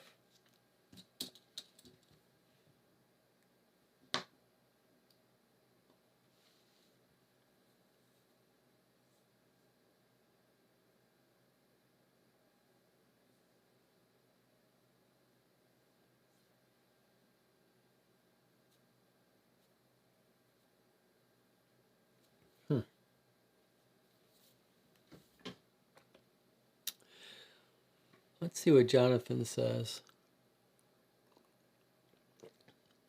The 16th was when a different battle happened. Let's see if we can identify that. What battle happened on the 16th? Do you remember where we would have read that?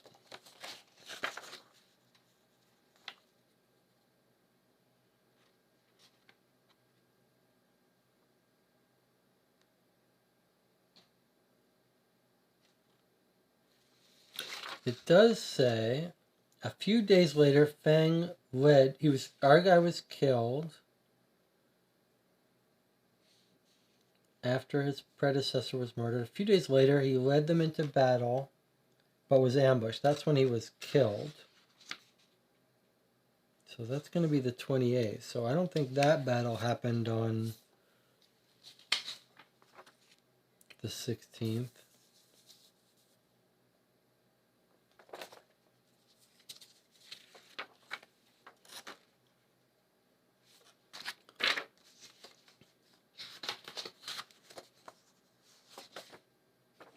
We're looking for 16 of August, 982.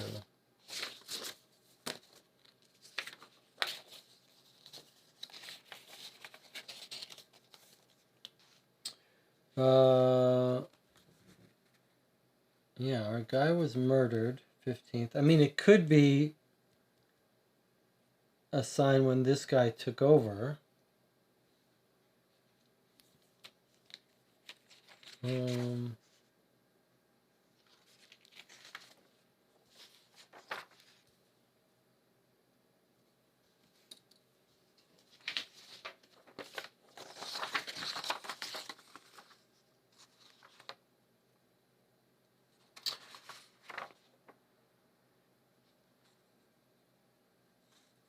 On the 15th of August, he's murdered. Okay.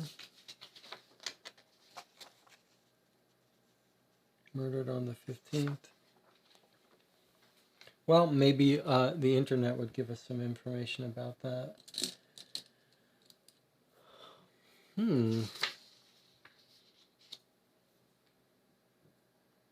How strange.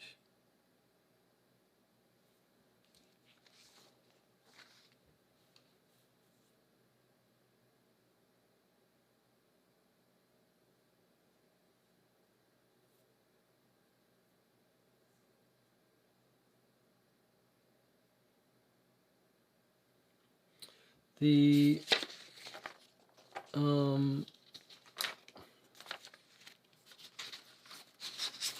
this strikes me as weird. This part about him saying, who has appeared to me like a shining star from the zodiac sign of the wooden monkey. We know they met in 981.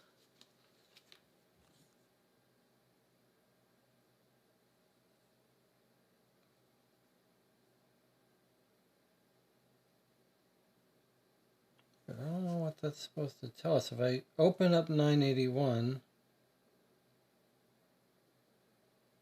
there's only two ways to get 981.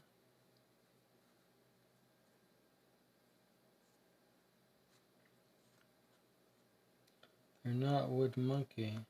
I'm not sure. Wood monkey is 980.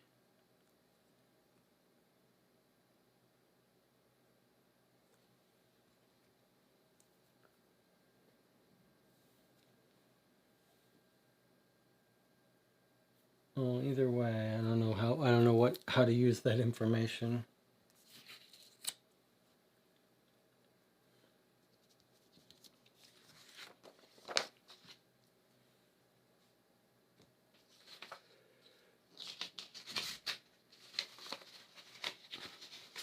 It's weird. I feel like we don't know where to start. Jonathan says it was on the web page about different regions. This page you're saying, Jonathan? Or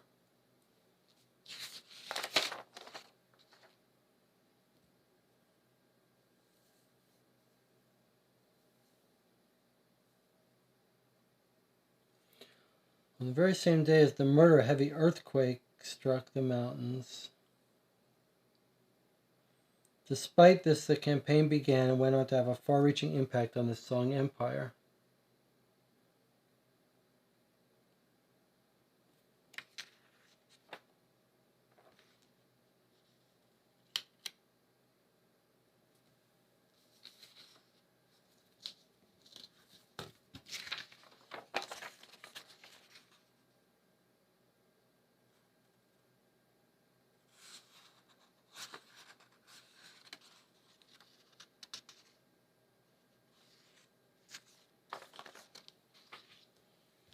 Did anyone mail Mark Silver to find out what he knows?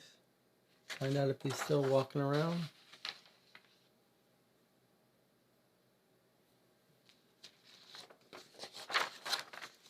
Oh, okay, let's look at this again. Killed in battle 13 days after his inauguration. Took over the job of chancellor. A few days later, he led the imperial army into battle.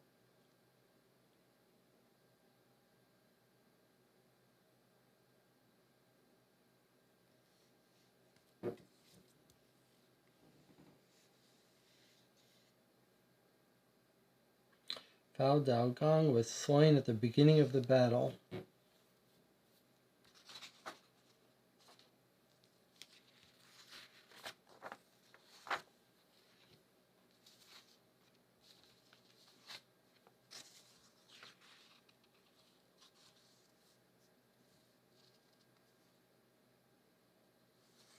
All right, let's think about this.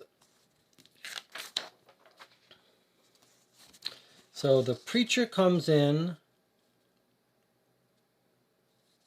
on the 13th of August, or the 12th. He's from Tangut. He's from the rebels. He comes in, he distributes counterfeit coins among the Tanguts. One of the coins is enclosed. Okay. Then they catch a rebel messenger, a letter addressed to an unknown person. He confesses he was supposed to arrive a week earlier, but was delayed by a collapsing bridge. He was supposed to meet a second messenger. Oh, okay, so this is significant. All right, sorry, we didn't... The preacher comes on the 13th, right? 2 days before the murder. But the person that was supposed to meet up with him and seal this whole deal gets delayed by the bridge being out. So he doesn't arrive until 4 days after the murder.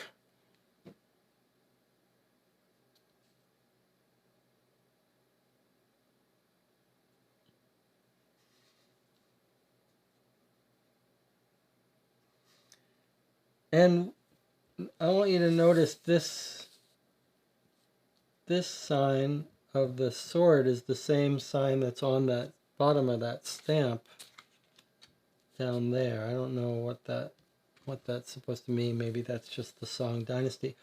But so this seems to be suggesting that this rebel coordination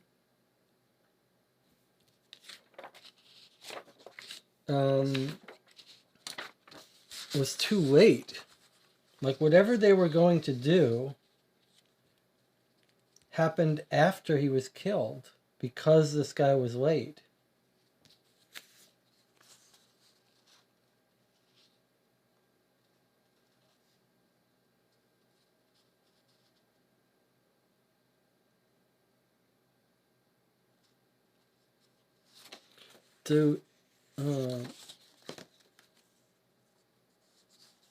And then this says, as usual, you will receive the payment through my confidant who will also collect the goods. Is it possible this is saying that the trader stamp was never handed off? Is that what these people were sent in to do? Signature stamp is great. Ceremony armor. You will be paid by my confidant who will collect the final product.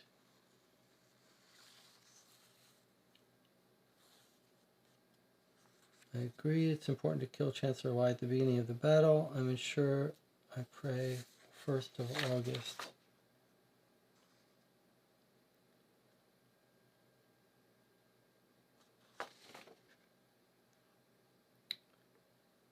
Okay, let's see. This letter was attached to the report of the commander of city guards from 20 August. Okay, good. Let's make sure we've got this properly because this is important.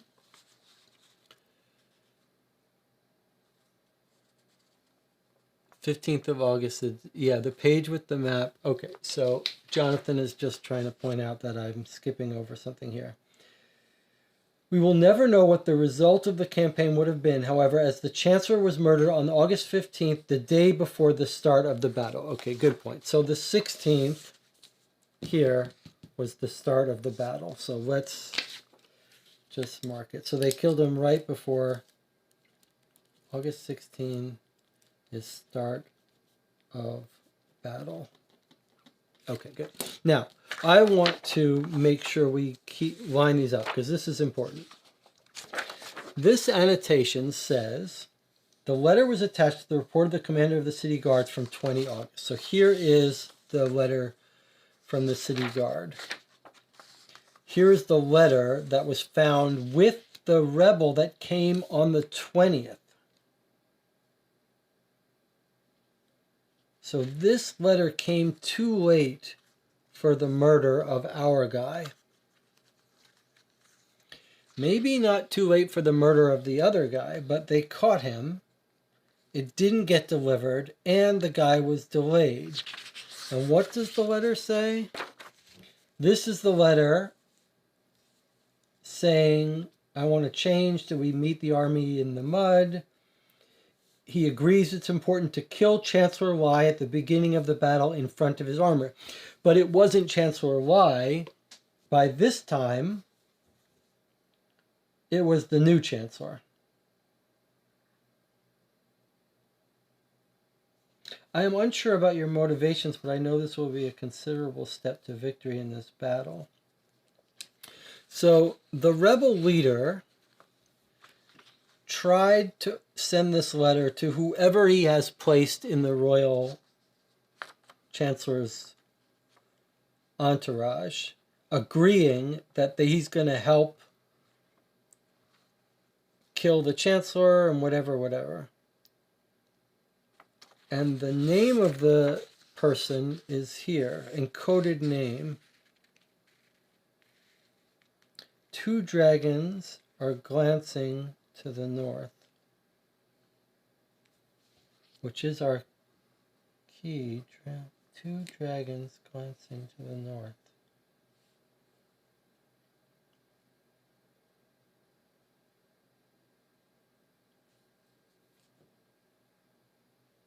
I don't know how to use that. It sure looks like we're supposed to do this. But what I would do, is that telling us that this, like, what does this coin do for us other than give us that square?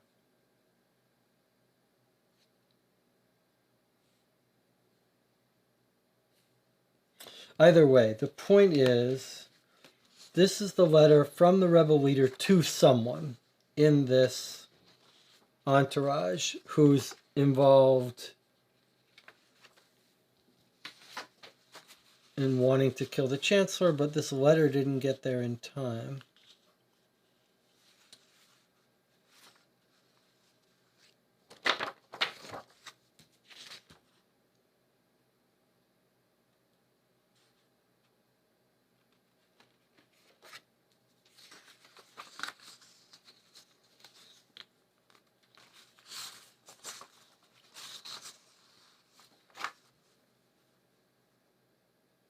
The help of such an influential person like you is invaluable to us.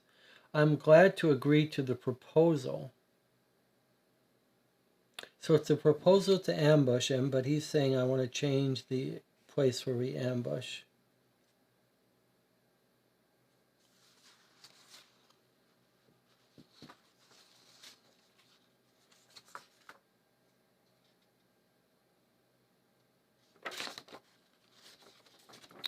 Right.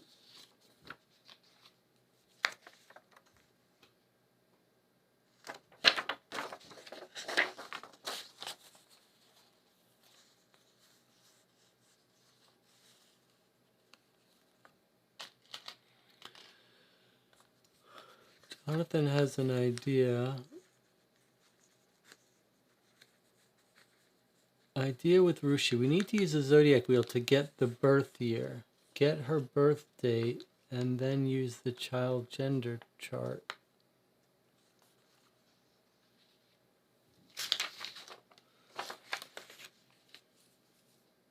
Okay, so this is a good point. Let's back up here for a second.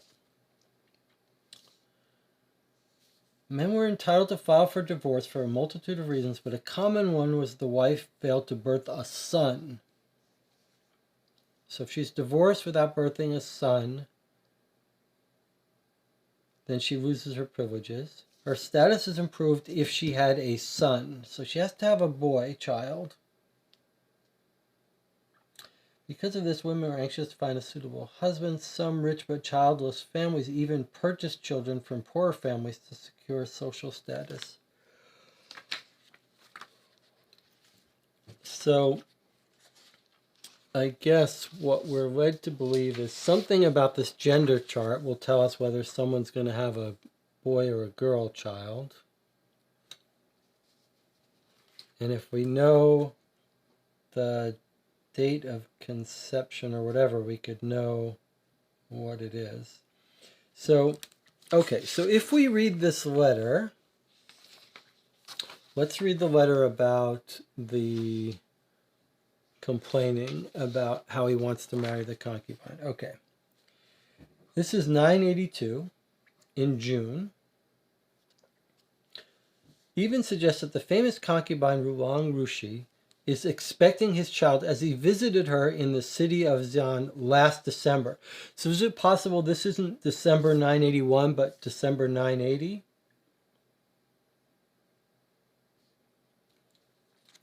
If it's December 980,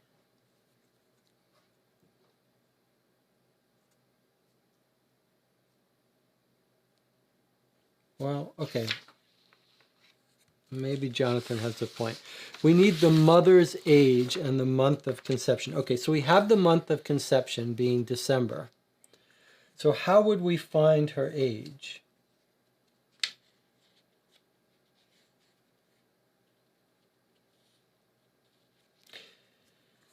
Appeared to me like a shining star from the zodiac, sign of the wooden monkey. Okay, so if Jonathan is right that he met her in 81,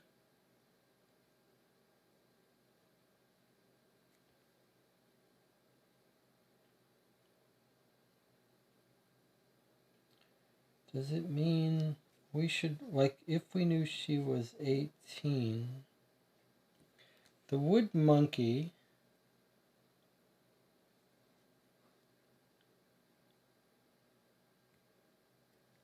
I'm not sure, is this, so I'm trying to understand how to read this. Do we think that wood monkey means it happened on all of these years? Or the wood monkey is 960, that would make her 20 years old. Or, yeah, 960, is that what we're meant to think?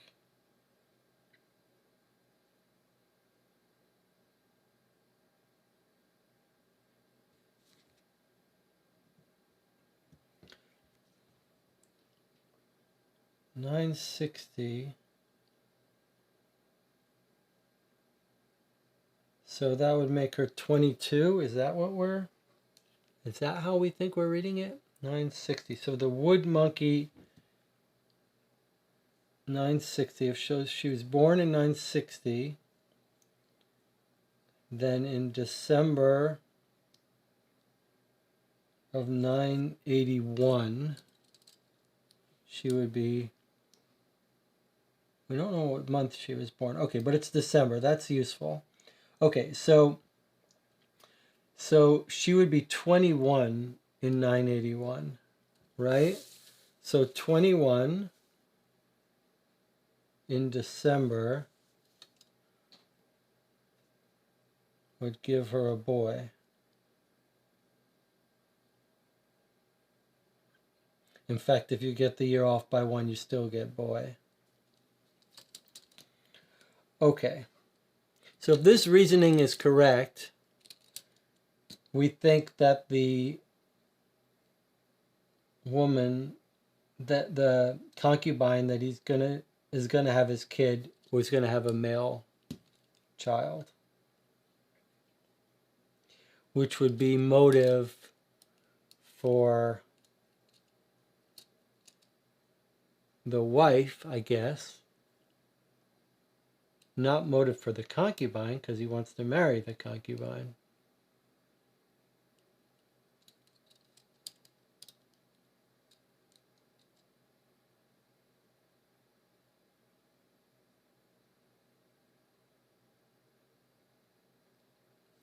All right.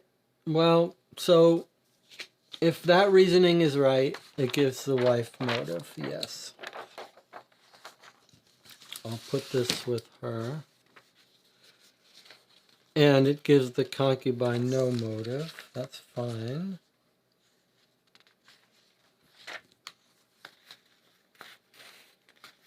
It doesn't even matter if the baby really was a boy.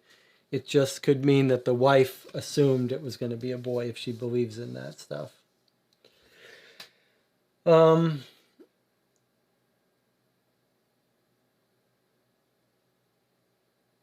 Must have conspired with a high-ranking royal. Okay, so if he was...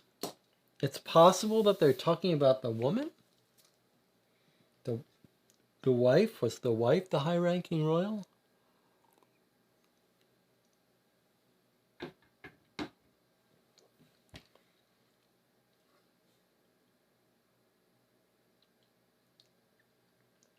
Let's look at the names of these people.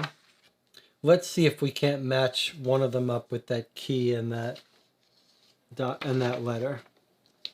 Let's see if we can't figure something out with this and this. It seems to be encoded name, the meaning 2 dragons are glancing to the north.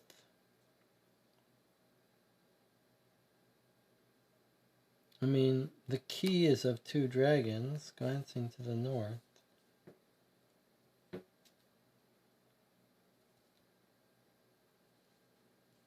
I'm looking at their names.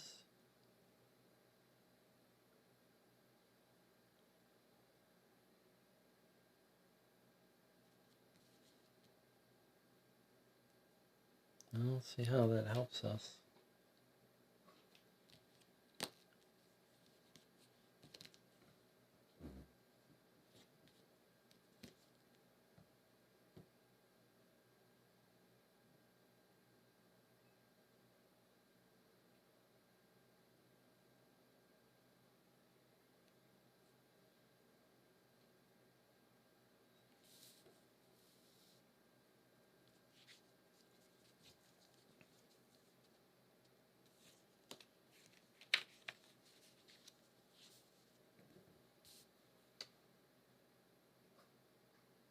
An encoded name. The meaning is 2 dragons are glancing to the north.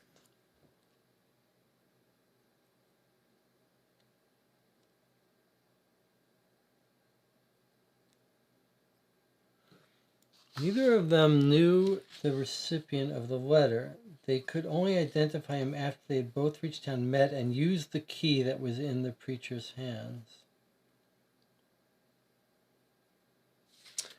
Where are we told about the coins? Let's read this. He persistently agitates. At the same time, the preacher distributed counterfeit coins among the Tanguts, which were minted. One of these coins is enclosed in the letter. So we aren't even told that this is what the preacher had. We're just told that this is one of the coins.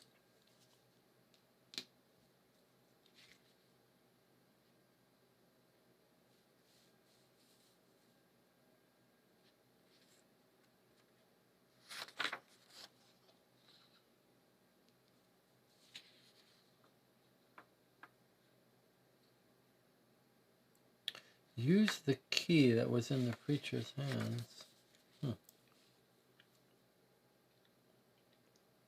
Enclosed is the letter.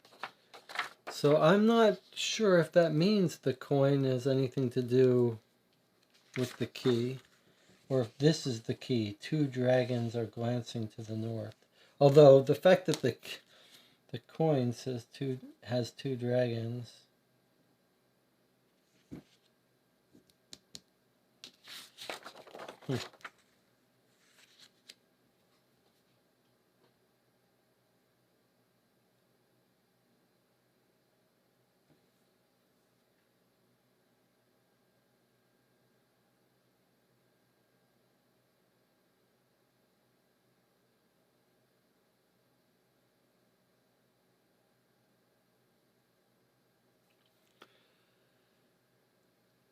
If you Google the square coin, I found a site about how to read characters on it.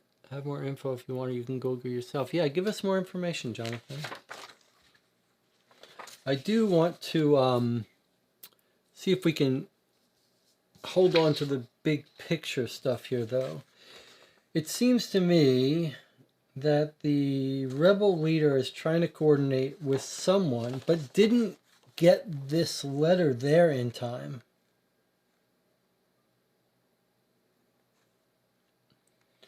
So I'm guessing that means that the rebel leader is not the one who killed it, but we would like to know who he was talking to, who he was coordinating with.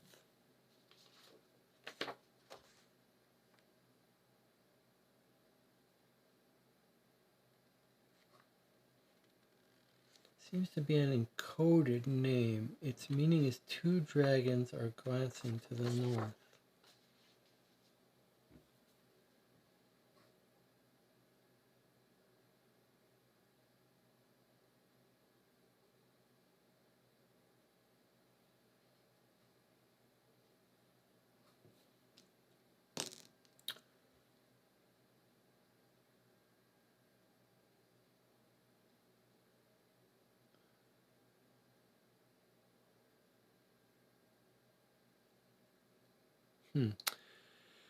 Jonathan says, the site says you read top, bottom, right, left.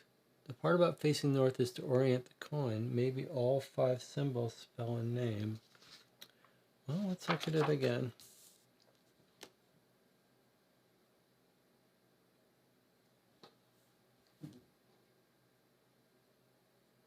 It would make sense.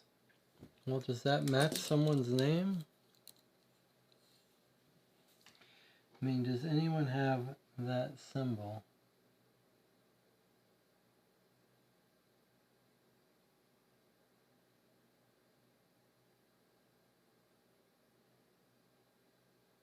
Well, if the dragons are facing north, look at what this is. Can you see that? If we take this coin with the dragon facing north and we flip it, we don't need this though, but if we, doesn't need to be on here, but if you just look at this one symbol, this is her symbol. Well, I don't know if it's her symbol, but yeah, it's awfully close.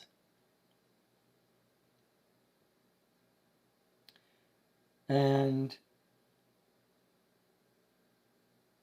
is this her other symbol? Is this? Not quite. But boy, this northerly symbol, well, no, it's not quite. It's not her symbol. It doesn't have lines on the side. It just looks very similar though.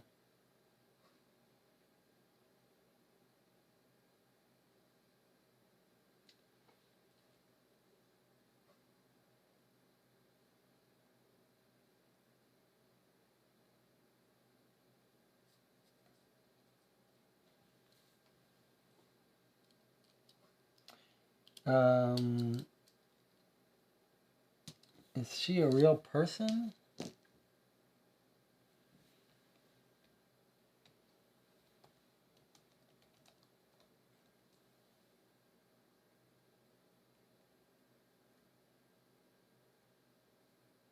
don't think so. Oh, sorry. Jonathan says he needs a different angle to look at the coin. So here's the coin, and here it is centered on this letter. if I just flip it.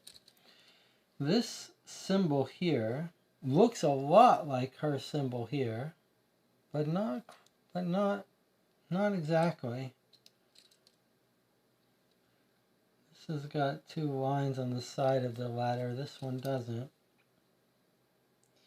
And then this other part of her name is nowhere in here. Top to bottom, right to left. It doesn't really...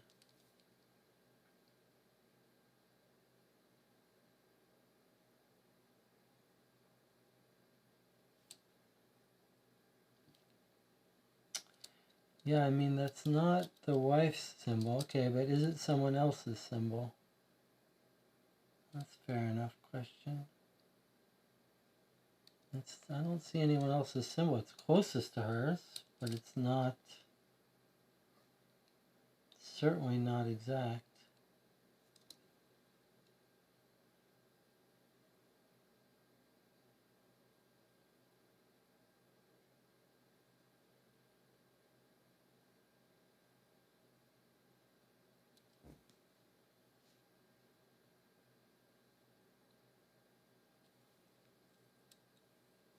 Yeah, I don't know what to make of that.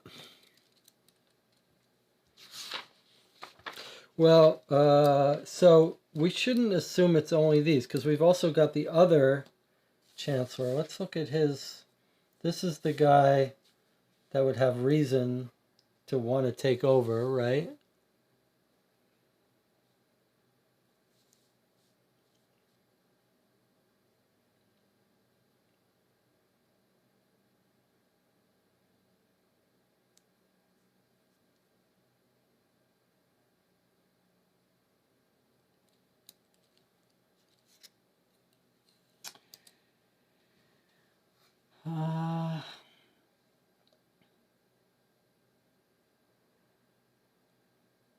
Well, wait a second here. Okay, wait a second. I think it's Fang Jia Gong. Okay, now...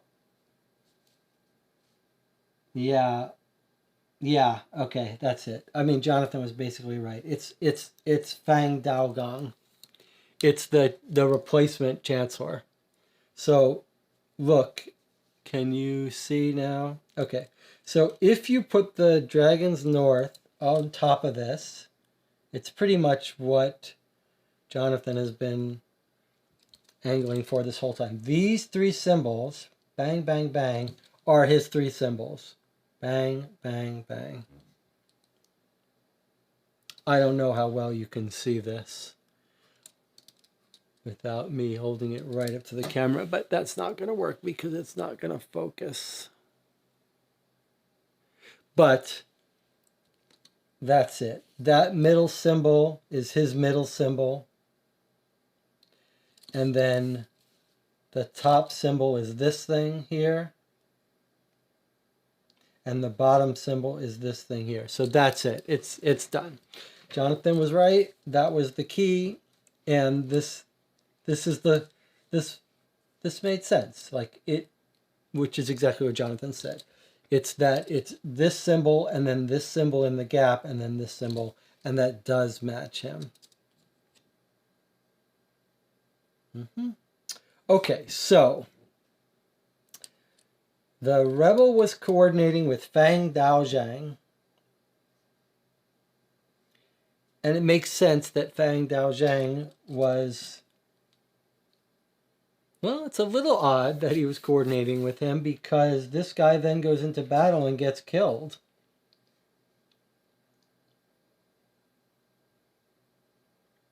Why is he coordinating with the rebel leader only to go into battle with him? All right, now that we know who it is, let us look at that letter again and understand what they were trying to coordinate. And remember that the letter didn't get to him in time.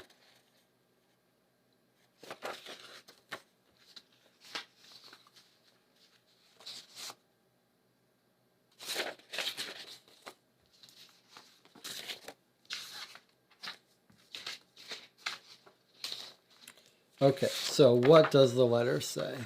Let's look at it again.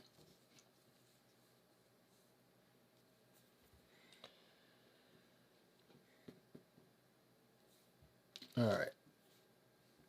The help of such an influential person like you.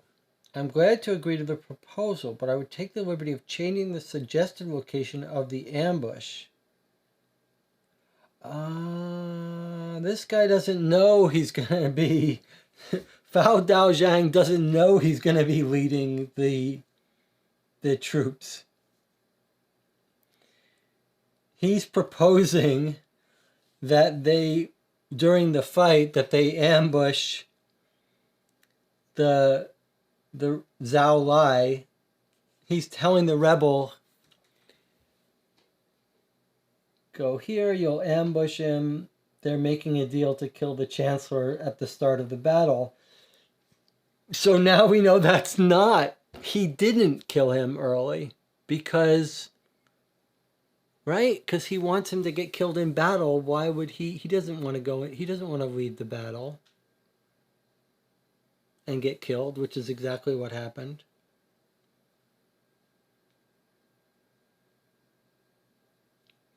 So I'm not sure about your motivations, but I know this will be a considerable step. So I think this guy had nothing to do with the death. Nothing to do with the death, because why would he kill him at the well, I guess you got a conundrum even. Yeah, the rebel leader is the dragon. The rebel leader is the dragon. He's the one writing this letter to Fang Daozhang. And he's writing to Fan Daozhang and saying, I don't know why you want to get the chancellor killed, but I agree with your plan. Let's get him killed at the start of the battle. But this letter comes late.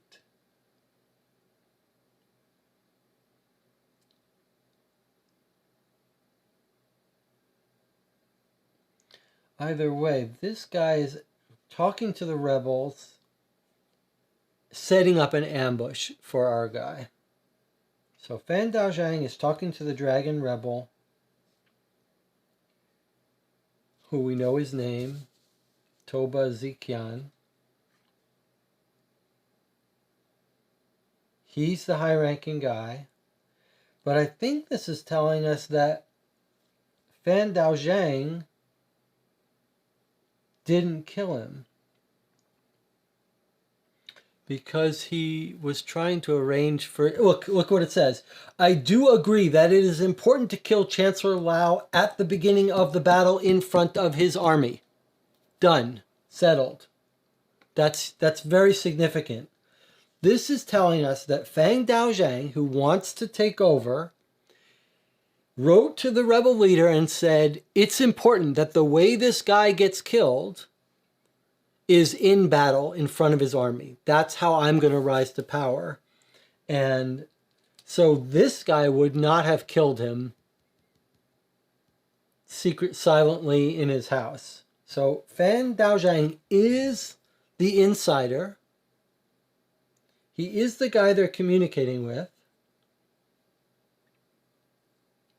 But he would not have killed him.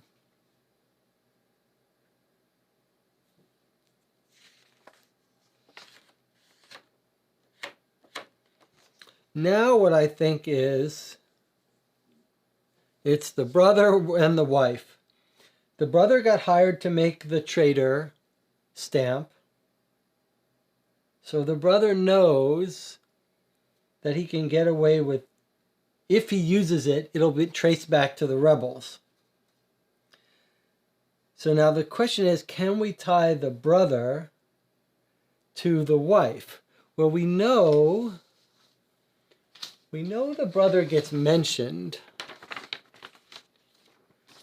when our guy sends a letter to marry his wife originally. Let's take a look at that. So when our guy Zhao Lai in 968 is trying to get married, he says, I am one of two brothers of the same age, born in a northern village. I have no relatives remaining except my brother, with whom I have a falling out for political reasons many years ago. So I must break with tradition and write this letter myself.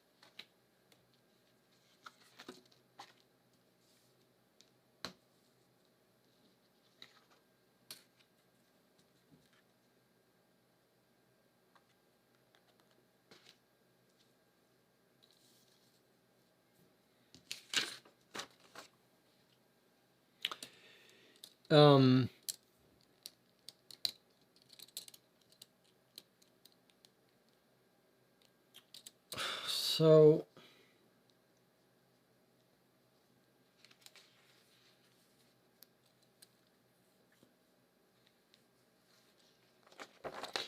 it's very bizarre that we have not had to use any internet stuff yet. Is this game not going to make use of internet?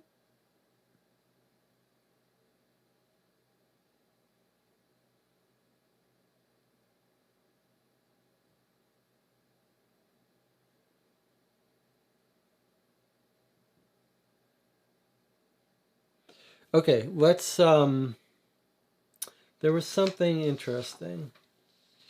Let's look at this for a second. I think maybe we'll take a little break shortly, but I want to notice this. They suspect the rebel. The rebel hired to have that stamp made, right? So he orders this stamp, and then the rebel, where does he ask for the stamp that says traitor? Here, okay. 1st of August, he asks for the traitor stamp.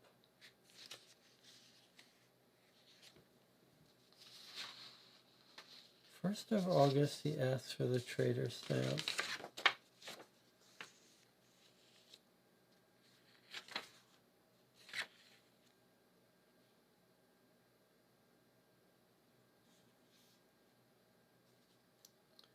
You will receive payment through my confidant who will also collect the goods.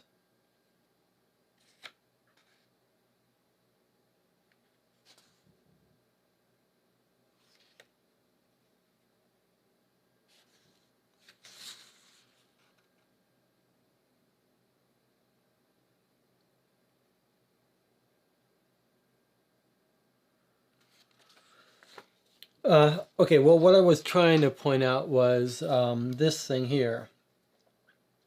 So they suspect the rebel leader because he ordered the stamp, which is what also clears the brother. But then it looks like this. Then it says, all those with access to the palace have been interrogated by guards. Aside from one, the Chancellor's secretary Bao is missing. He was involved with the rebels in the plot to murder the Chancellor and has now fled the city. And then this note says, where? Where did he flee the city? Like, this seems like it's suggesting to us that maybe Bao, who was found guilty, was not involved, but why do we have information about him? Why is it suggesting to us that we need to know about this?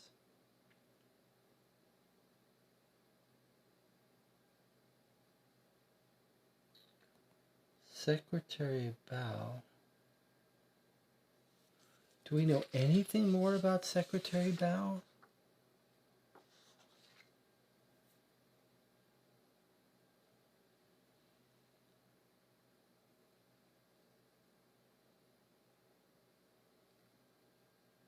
Like, I don't remember seeing anything about Bao.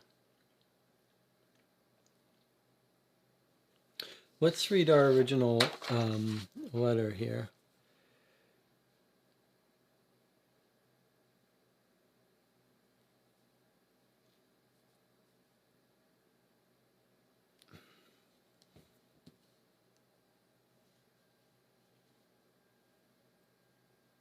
When Mark discovered artifacts belonging to the suspected master behind the assassination, the Chancellor's own secretary, Bao, were listed on a private online auction website operated by a group of treasure hunters. I think we have to find this website.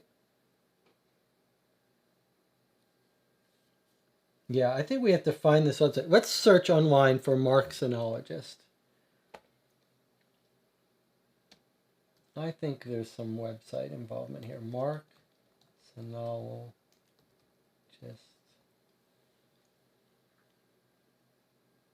Or maybe you gotta email him.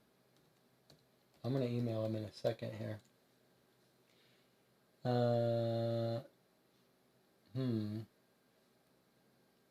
Didn't find him if I searched. Mark.Sonologist. Okay, I'm gonna email him. I'll bet when you email him. Do you think if you email him, you're gonna get back saying, "I'm away, but here's where you can find me"? All right, I'm gonna open up Gmail. I'm not gonna show you guys while I do it. And let's, so you don't see my regular mail. Let's compose a letter to Mark Sonologist, Gmail. Just gonna make the title, "Where are you?" Hey, where are you? Marksonologist@gmail.com. Okay, let's send this off.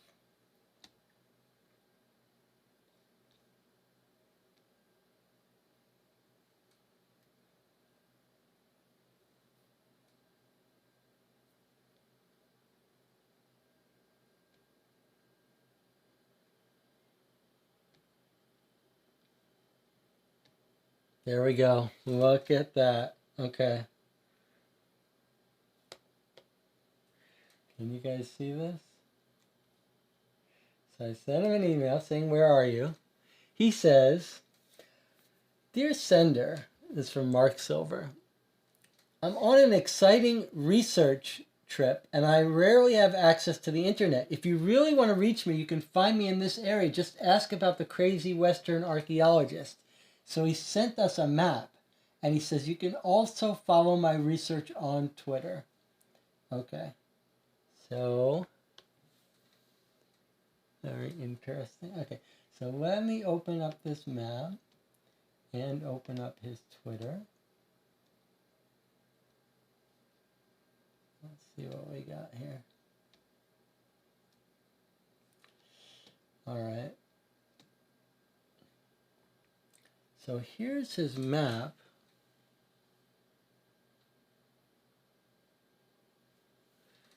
So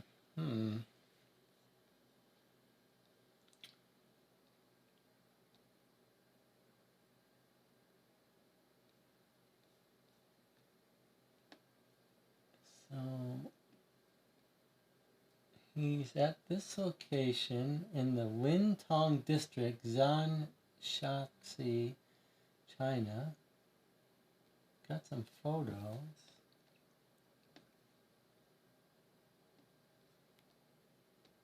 Look at the photos. Okay. Does that look like it's of any help to us? What was the date of that photo? June 2015. Well, that wasn't made, that was made before the game. What is at this location where he is?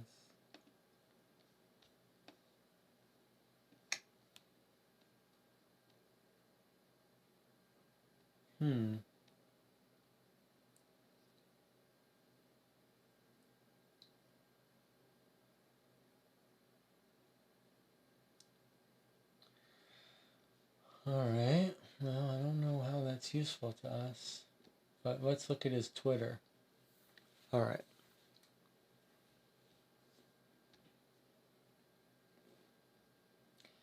All right, guys. You don't need to see this. Can you just leave us alone and let us go on Twitter?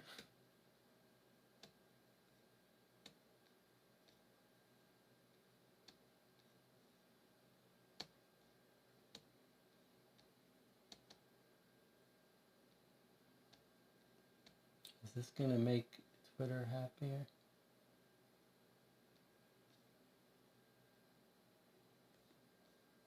Oh my God, guys.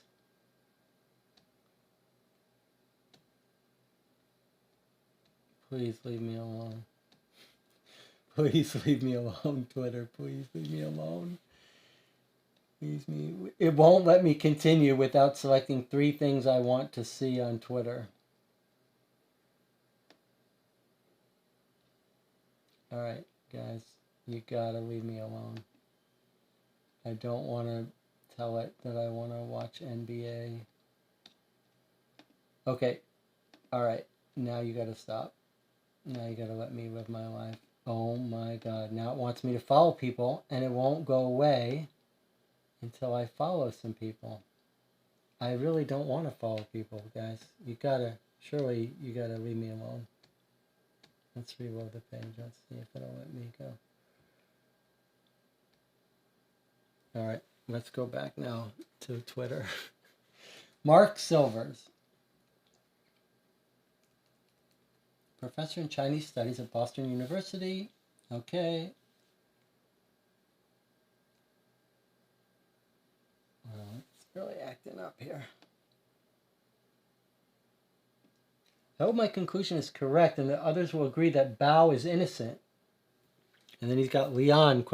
That's a very similar conclusion to us, thinking it's the wife.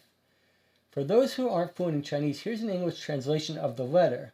Dear Bao, this is something, look, it's the wife writing to Bao. Since I was a child, you have proven to be loyal and devoted, and I have always respected your approach to life. I know that this task will not align with your morals, but you're the only person I can trust with it. Please take these coins and deliver them into the Yiji's dirty hands. In exchange, you will be given what I need. I can then rid this world of the traitorous serpent who has broken all his promises and betrayed my love. Never before have I asked for anything like this, but I now have no other choice. Leon Feng. Okay, so this is the wife talking about the traitorous husband, I guess. Take these coins and deliver them into the Yiji's dirty hand. You might want to look up what Yiji, or is that going to be the servant that was found with the money?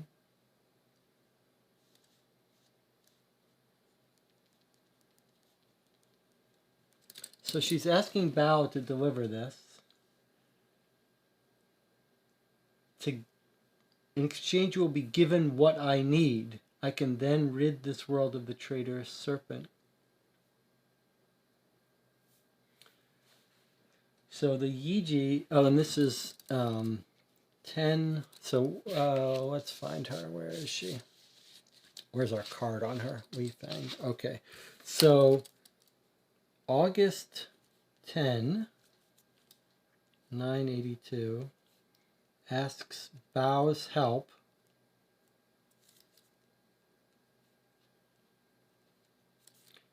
to trade money to Yiji, whatever that is, for some item. Don't know what that is.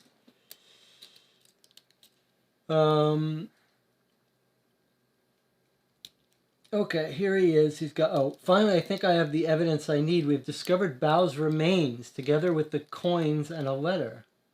I think this will change the current understanding of Chancellor Zhao Lai's murder. Okay, so he ran. She gave him this letter. to hand over and coins, and Bao looks like he ran.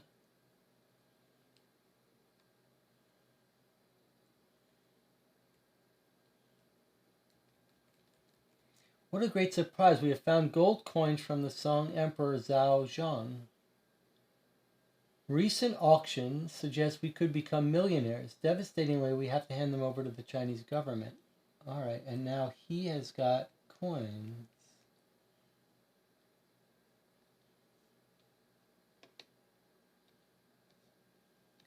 Are these coins?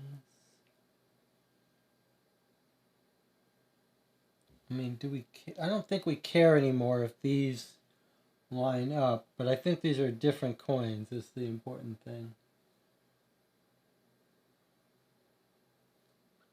But I don't think the nature of these coins matter, unless you think they're going to be the same idea that we could line them up and see someone's name. But but I think what we're led to believe here is that the wife gives him the coins in a letter, and he just bolts. He's like, I'm going to get blamed. I got to get out of here.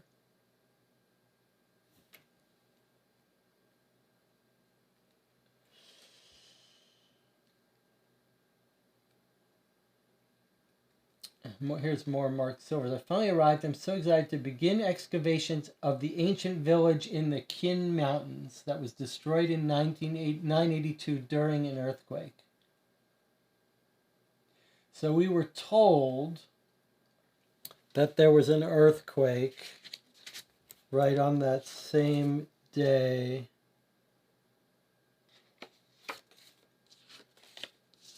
What day was there an earthquake?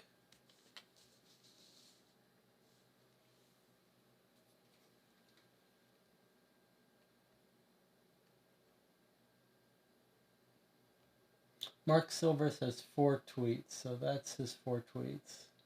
1, 2, 3, 4. Okay, so that's it from him.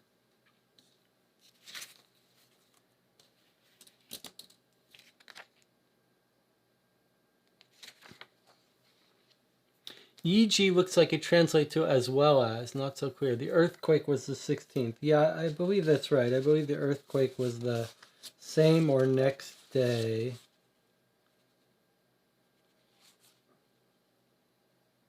Yeah, August 15th, murdered right before the battle and the earthquake. Earthquake was on the 15th. That's what I have down here.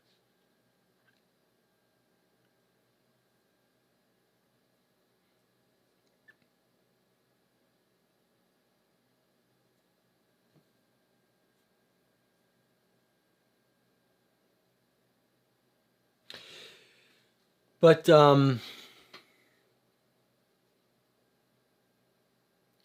is this telling us that the wife wanted to do it, but didn't get the things she needed to do it? I think it's now telling... Is that what it's saying?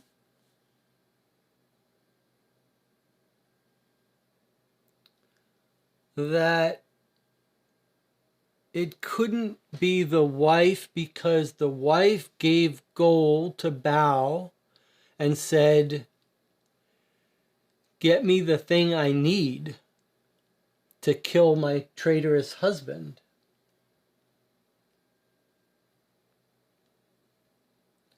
Jonathan says, I'm reading it as maybe the wife somehow got the brand before the rebels. Yeah, but I'm now changing my mind.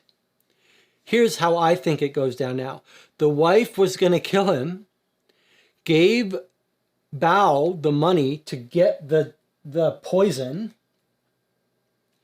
and Bao gets killed by the earthquake before he has a chance to do anything. So that it's not the wife. The brother made the stamp. The brother wanted the guy killed, was working with the rebel. He was going to give the stamp to the rebel. leader, but the rebel leader people never came, never got there in time, and the brother killed him.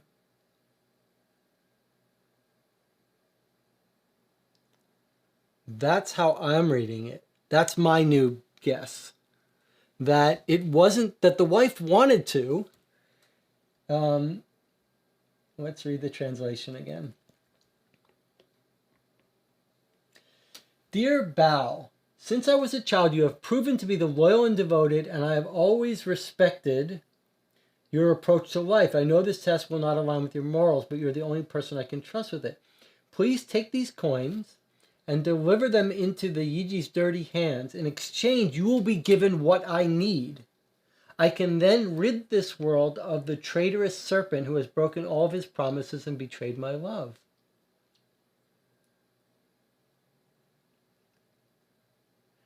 I mean, yeah, I think on the 10th of August, 5 days before the murder, the wife is planning to kill him. And Bao might have been willing to help her. I can't tell. But I think he got killed by earthquake.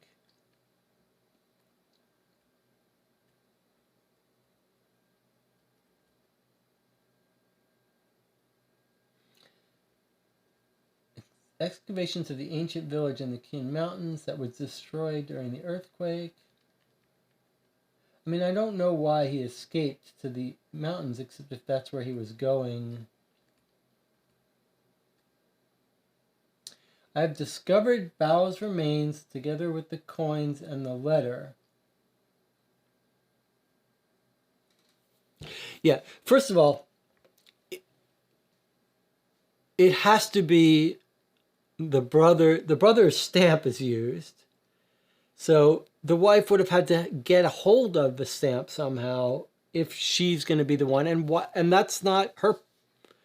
She's not motivated to use that stamp, but the brother is.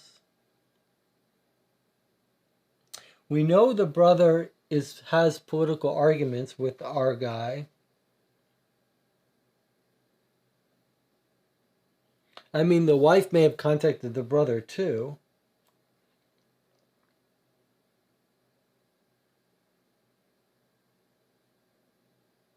How would we... So the working theory now is that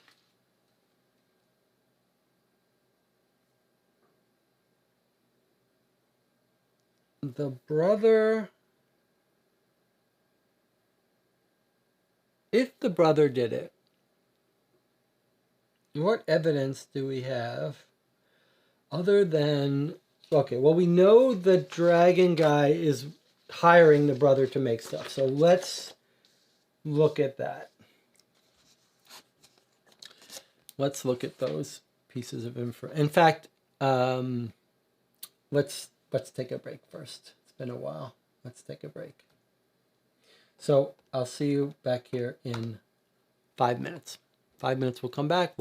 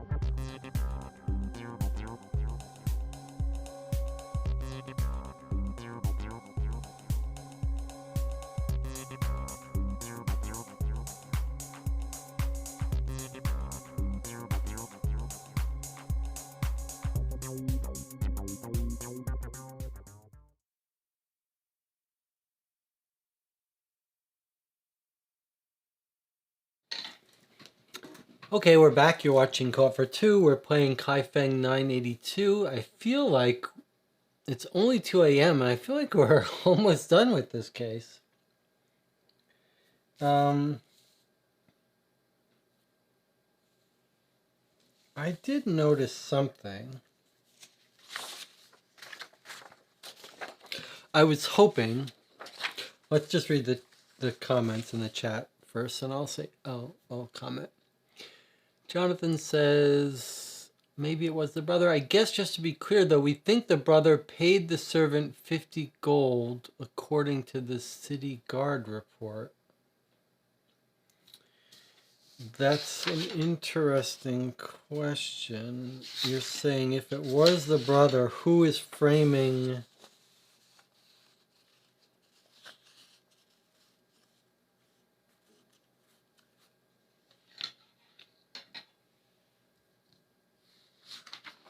Yes, let's read that part about the...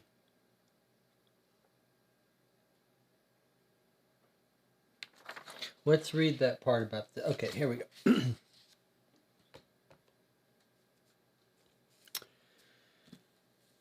The murderer was found to be one of the servants who attempted to flee but was killed by guards during the pursuit. A search of the servant's house, the guards uncovered a sack containing 50 gold coins and an assassination order. But they didn't survive that. This still bothers me, this start on this page. Let's read this carefully. The city guards interrogated Kion Y, manufacturer of the stamp. He was found murdered by strangulation and had the symbol traitor branded onto his forehead with an iron stamp. Okay. They talked to Kion Y, who was the brother. Kion has been found innocent and concluded that the assassination was masterminded by the Tangut rebel.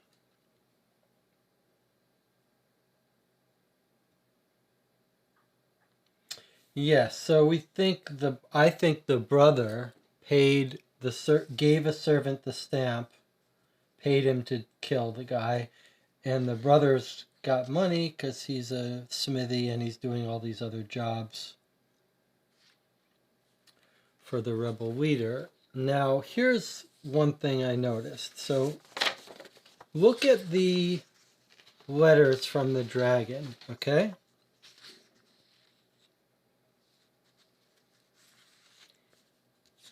All right, take a look at these letters.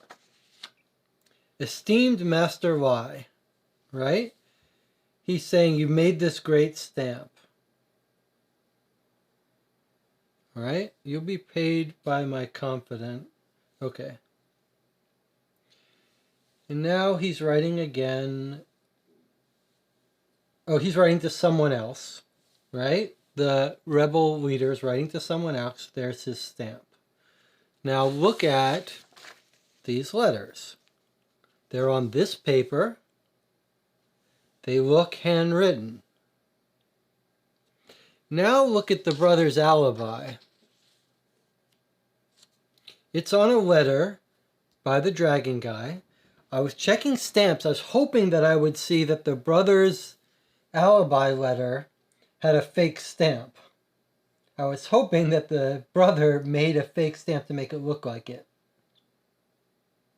But it looks real to me. It looks identical. But it's on a different kind of paper. And now look. Look at the letter. Can you see how it's printed? It's block printed. Does that not strike you as suspicious? Like maybe our smithy guy has been planning this for a while. Put this stamp, he's creating an alibi for himself. He put the stamp on this piece of paper and he block printed this note asking for this stamp. I don't think the rebels asked for this stamp at all. I think the brother concocted this entire alibi.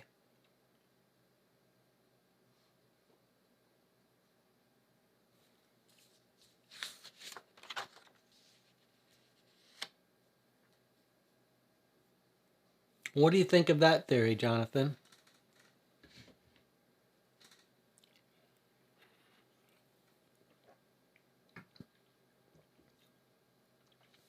We know the brother has political disagreements with the chancellor. I think the brother thinks he's a traitor. And the brother has faked this alibi. He used the exact same wording, esteemed Master Y. Why would I'm not sure the rebel would call him a traitor. I think that printed, like it's printed in a different way than anything else we've seen. And I think this rebel handwrites stuff.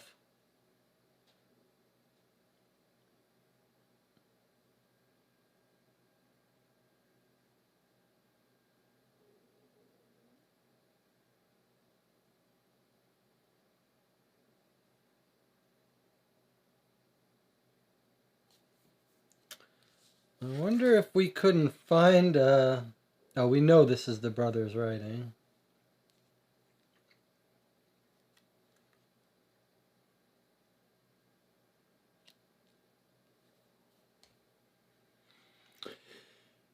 Jonathan says, I think you are right.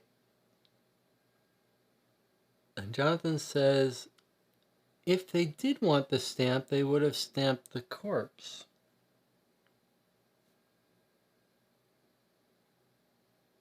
Not sure I understand that comment. Is there any way we could prove that this writing was not from the rebel, but was from... So this is claiming to be from the rebel leader. That this is the letter from the rebel leader. Is there any way we can match it up to the brother's handwriting? Like here? Traitor. Let's see where he says traitor. A stamp with the symbol traitor. How is this?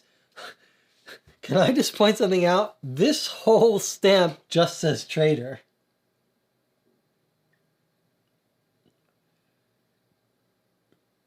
I wonder...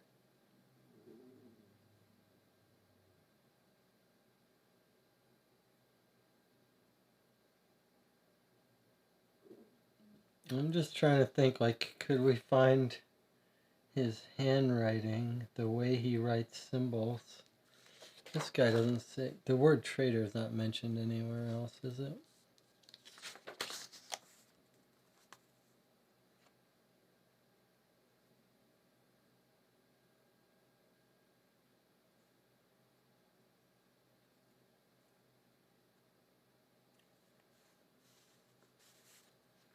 I sure wish it was a fake stamp. But I think he just reused the stamp. The rebels were going to ambush him in battle. Why would they brand him after they kill him in battle? Yeah, I agree. I don't think the rebels want that stamp at all. I think it was all manufactured. I'd sure feel better if it was a fake stamp, though. But I'm looking at it. It looks identical. Down to the background squiggles.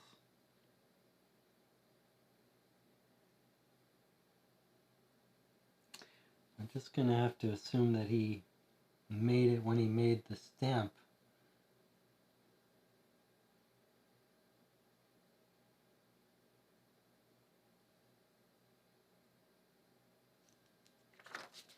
It's too fishy that it's like light printed.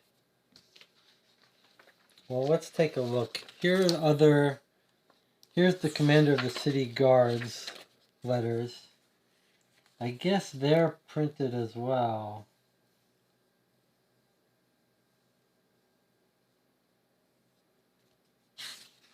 It's a little scary to me that these white pages are all... Well, is that another clue? That when the rebel writes, he writes on this nice parchment. And when the lie when the Song Empire official people write, they use this paper. Brother could have a copy too. Yeah, I agree. I do think that's right, right? Because look, when the rebel writes, he writes on this paper and he handwrites. And when the Song Empire people write, they use this paper and they print and they stamp. So yeah, the brother has faked this letter.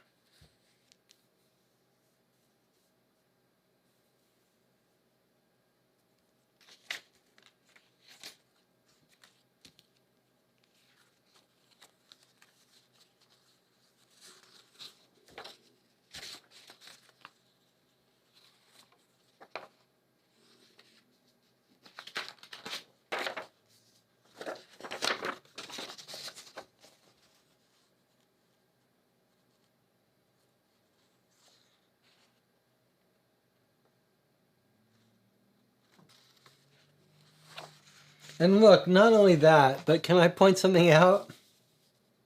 Look at this.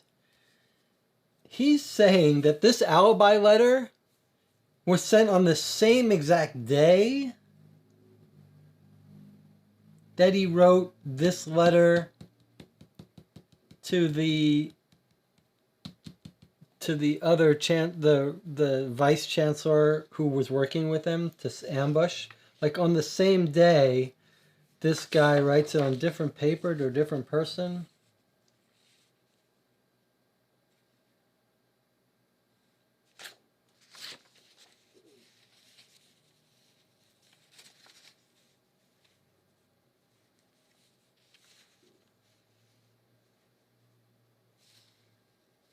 Also, whenever the rebel writes, he writes in this flowery language. It is unsurprising that your reputation precedes you. The signature is far more astonishing than I could have imagined. And then when he writes to the other person, the vice chancellor, the wind has carried good news from a direction we did not dare to hope. The help of such an influential person. He's like, he's glowing. But then here he's like, I'm contacting you again to get another stamp. You'll get payment. No floweriness.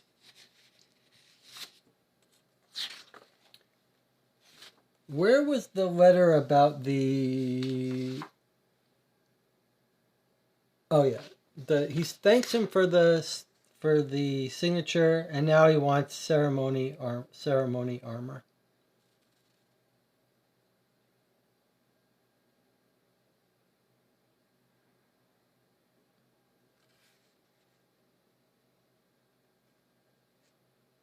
Yeah, I think it's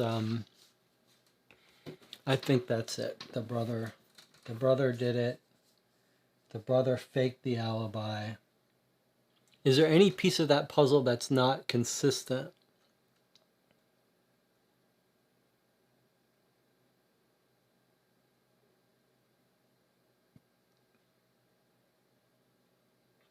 Jonathan's on board. This is the wife thing is a good example of our previous things that we've told ourselves not to do, which is overthink alibis. Like, the wife was trying to get Bao to get her some poison to kill him. It never happened. Bao never transferred the money. He got killed in the earthquake. That's her role in this done. That crosses her off. There's no need to overthink to some scenario where the guy got killed, so now she had to find a different way to get the stamp. That doesn't work. So, yeah, I think we got it. I think we got it. It would be nice to, like, we haven't encountered the brother in any meaningful way, right? We just know the letters to him hiring him. We've got his photo here, his illustration, keyline, wow.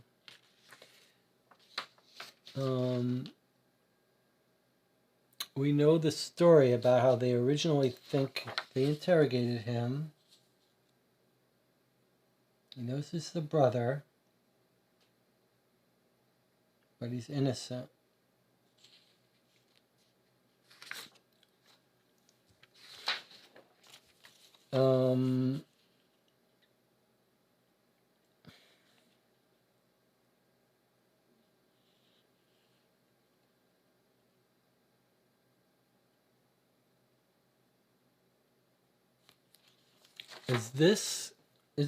Is this just a much shorter case?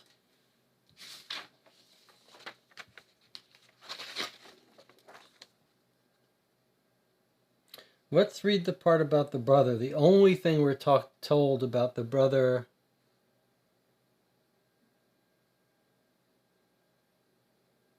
Oh, look at this. Prostitution was legal and men were permitted to have concubines, in parentheses, yiji.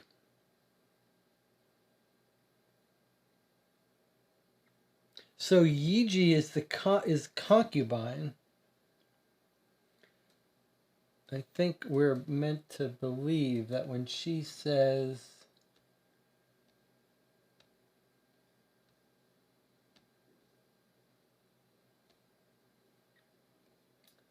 I'm trying to go back to Mark Silver's Twitter page.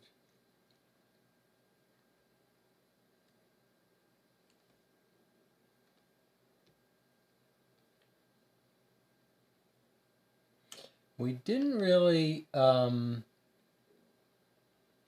understand why we need this information of the map where he was found.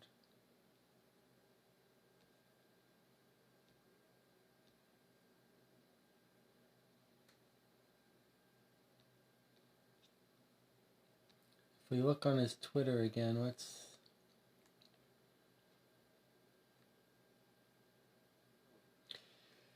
Please take these coins and deliver them into the Yiji's dirty hands. In exchange, you will be given what I need.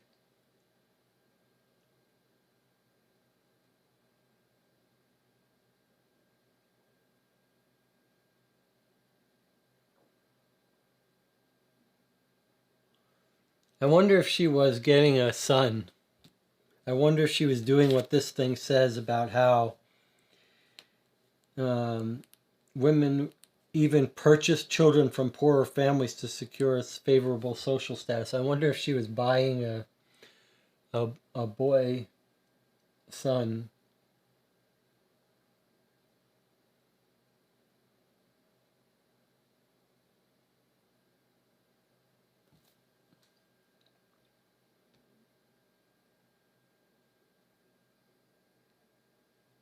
Either way, it doesn't matter.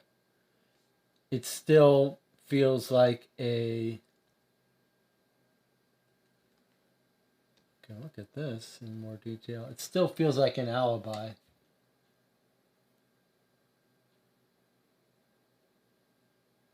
There's her stamp on the bottom left. It's not a stamp of any import from us. It's not used in anything we care about.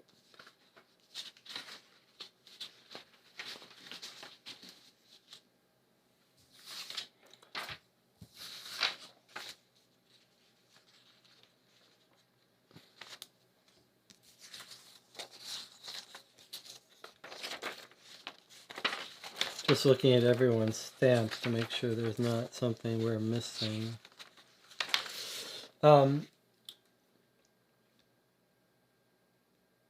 I mean, everything, whether she was buying a son or whatever, it didn't happen. So I think that's her alibi. Okay, Jonathan says, have his wedding proposal letter, the victim's letter, not the brother's. Right, I thought you were talking about the victim, right. I guess he was supposed to buy a child. That's what I'm thinking now. I'm thinking she was paying off to buy a son for herself so that she could then kill him. But it never happened. It never came through. So that's her alibi. Yeah, we have the victim's letter proposing, and that's where we get him saying,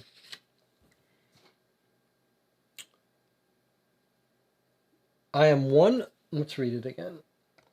I am one of two brothers of the same age, born in a northern village. I have no relatives remaining, except my brother, the smith, with whom I have had a falling out for political reasons many years ago.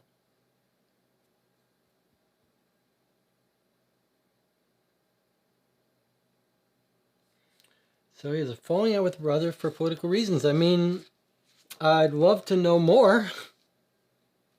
I'd love to know more before I accuse him, but that sure sounds like, jealous brother doesn't think he's leading the country in the right direction.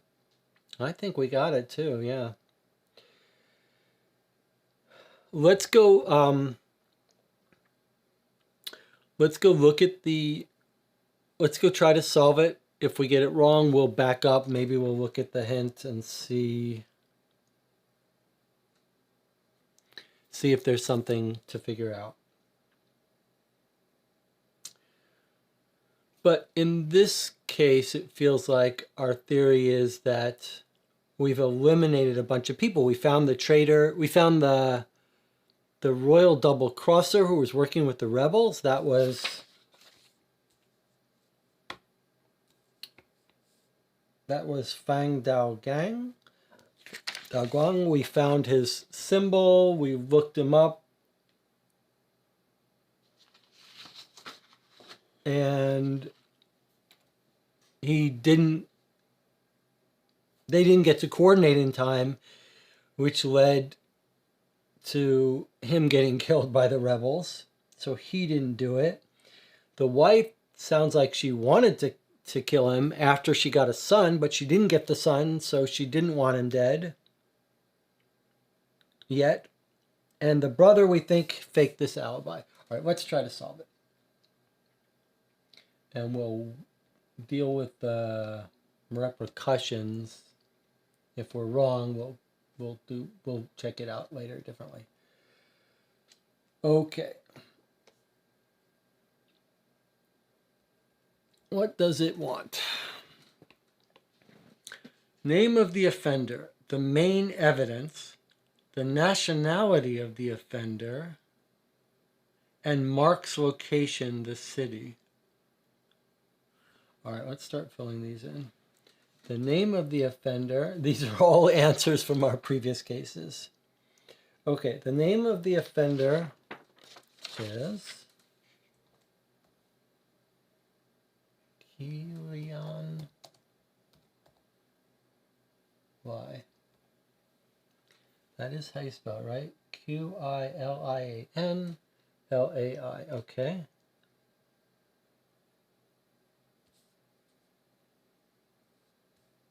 Let's read that. I want to make sure.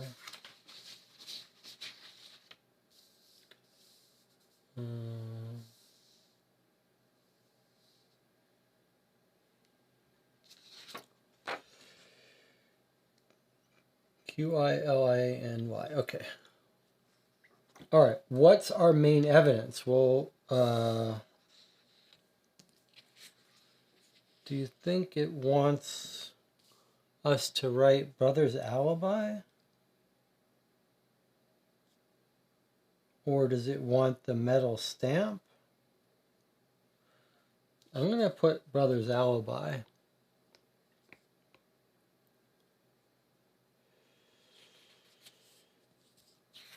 Jonathan says, don't look if you haven't seen the other streams. Who are you talking to, Jonathan?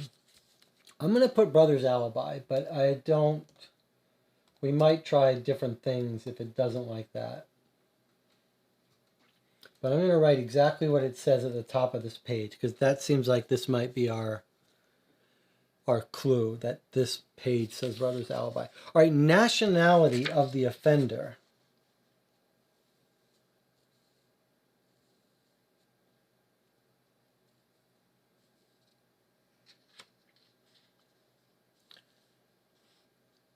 So does that mean they want us to type, they want song? Where's our ancient China history?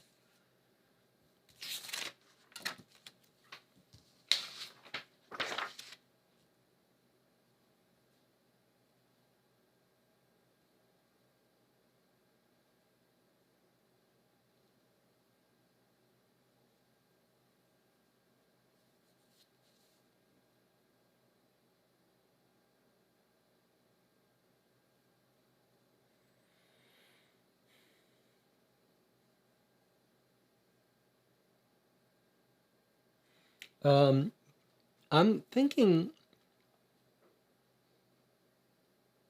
oh, I see what you're saying, Jonathan. The drop down could give clues of other stuff. I see what you're saying. On the web page, yes. Don't look at as I fill out the website page because the drop downs might tell you about other cases. So it's asking for the nationality. I guess that means song, don't you think? The nationality of the brother is the same nationality as the chancellor, and I'm reading that to be song, unless we've got some other information about his original nationality being something different.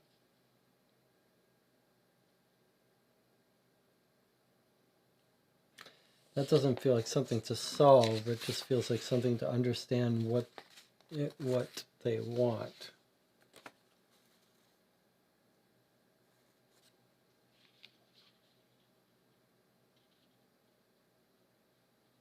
Oh, okay, great question. Oh, is that would oh my God, that would explain so much. Jonathan says, I think they're Tangut, said they were from the north in a marriage letter. Well, that would explain why the brother thinks he's a traitor. Okay, let's see what it says. Jonathan says in the marriage letter he might say, 26 years of age, many years of hard work, I've achieved much recognition. I am one of two brothers of the same age, born in a northern village.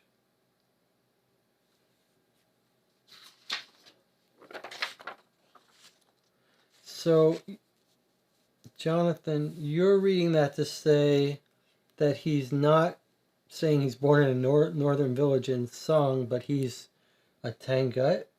He's from Zizia.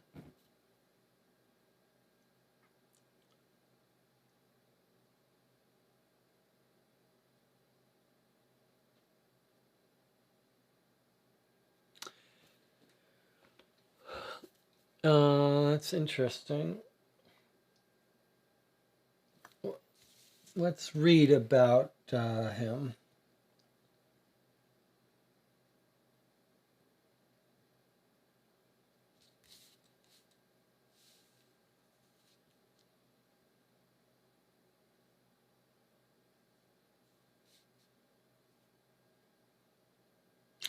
One of the most important consultants to the emperor, Chancellor Zhao Lai,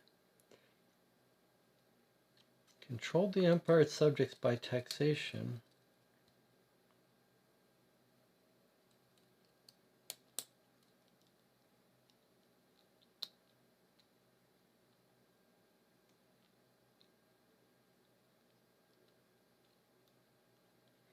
I don't know. I don't know how to read that.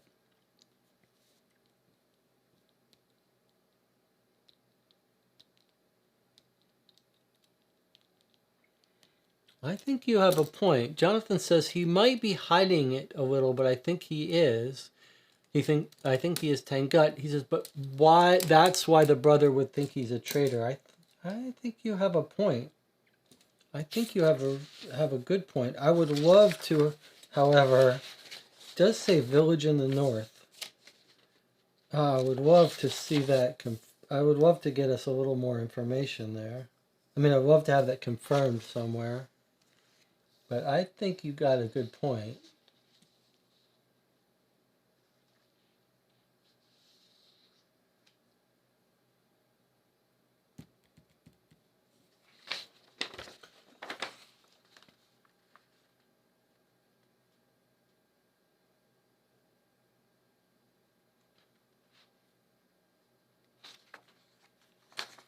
Is the letter...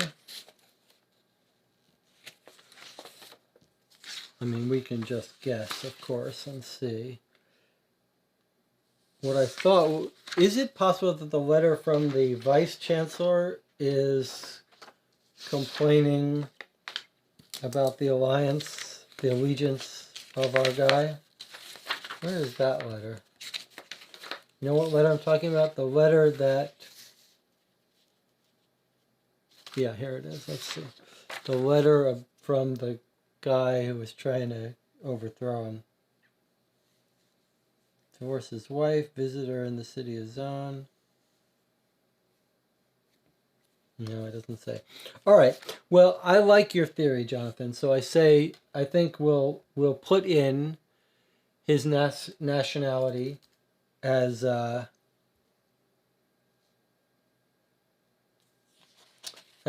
Tangut. How do you spell it? Tangut. And then if it's not, well, we may have to try a couple things here.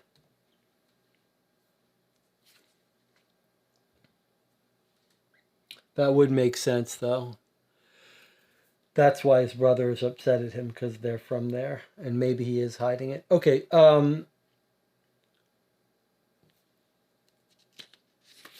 Now the city, Mark City. So here's where he is.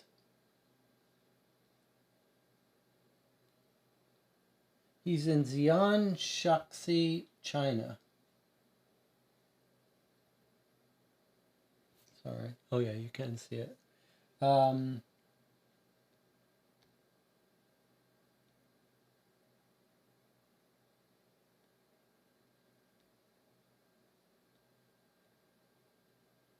But I mean,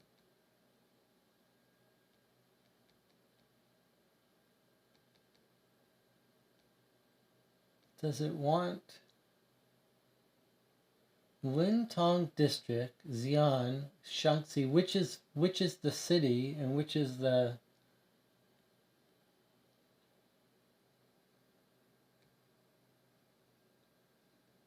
It's a little confusing, yeah? S-H-A-N. China, is that a... Oops. Shaanxi is a province, and Xian...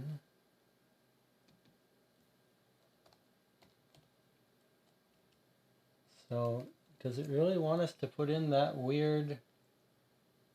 There's a city in China. Okay, Xi'an.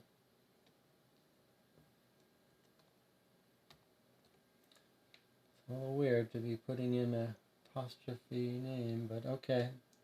Well, we've got a bunch of things here now in this solution that could be spelled wrong or could be wrong. But I think this is it. You ready for us to hit enter and try this? See what it says? If the Tangut is wrong, I'm going to say sung and try again. But also the brother's alibi evidence could be not what it's looking for. It could be looking for the stamp. All right, you ready? Jonathan, are you ready to hit enter and see what happens?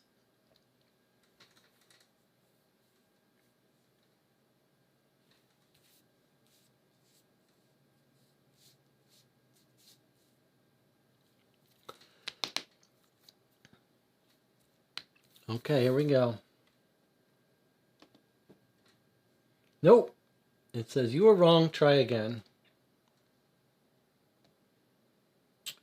Okay.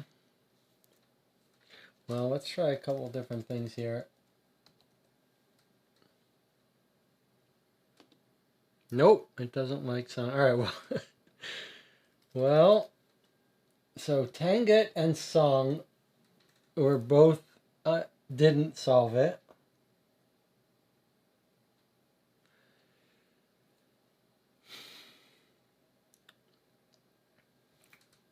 Is it possible that it wants this thing different? Brother's alibi.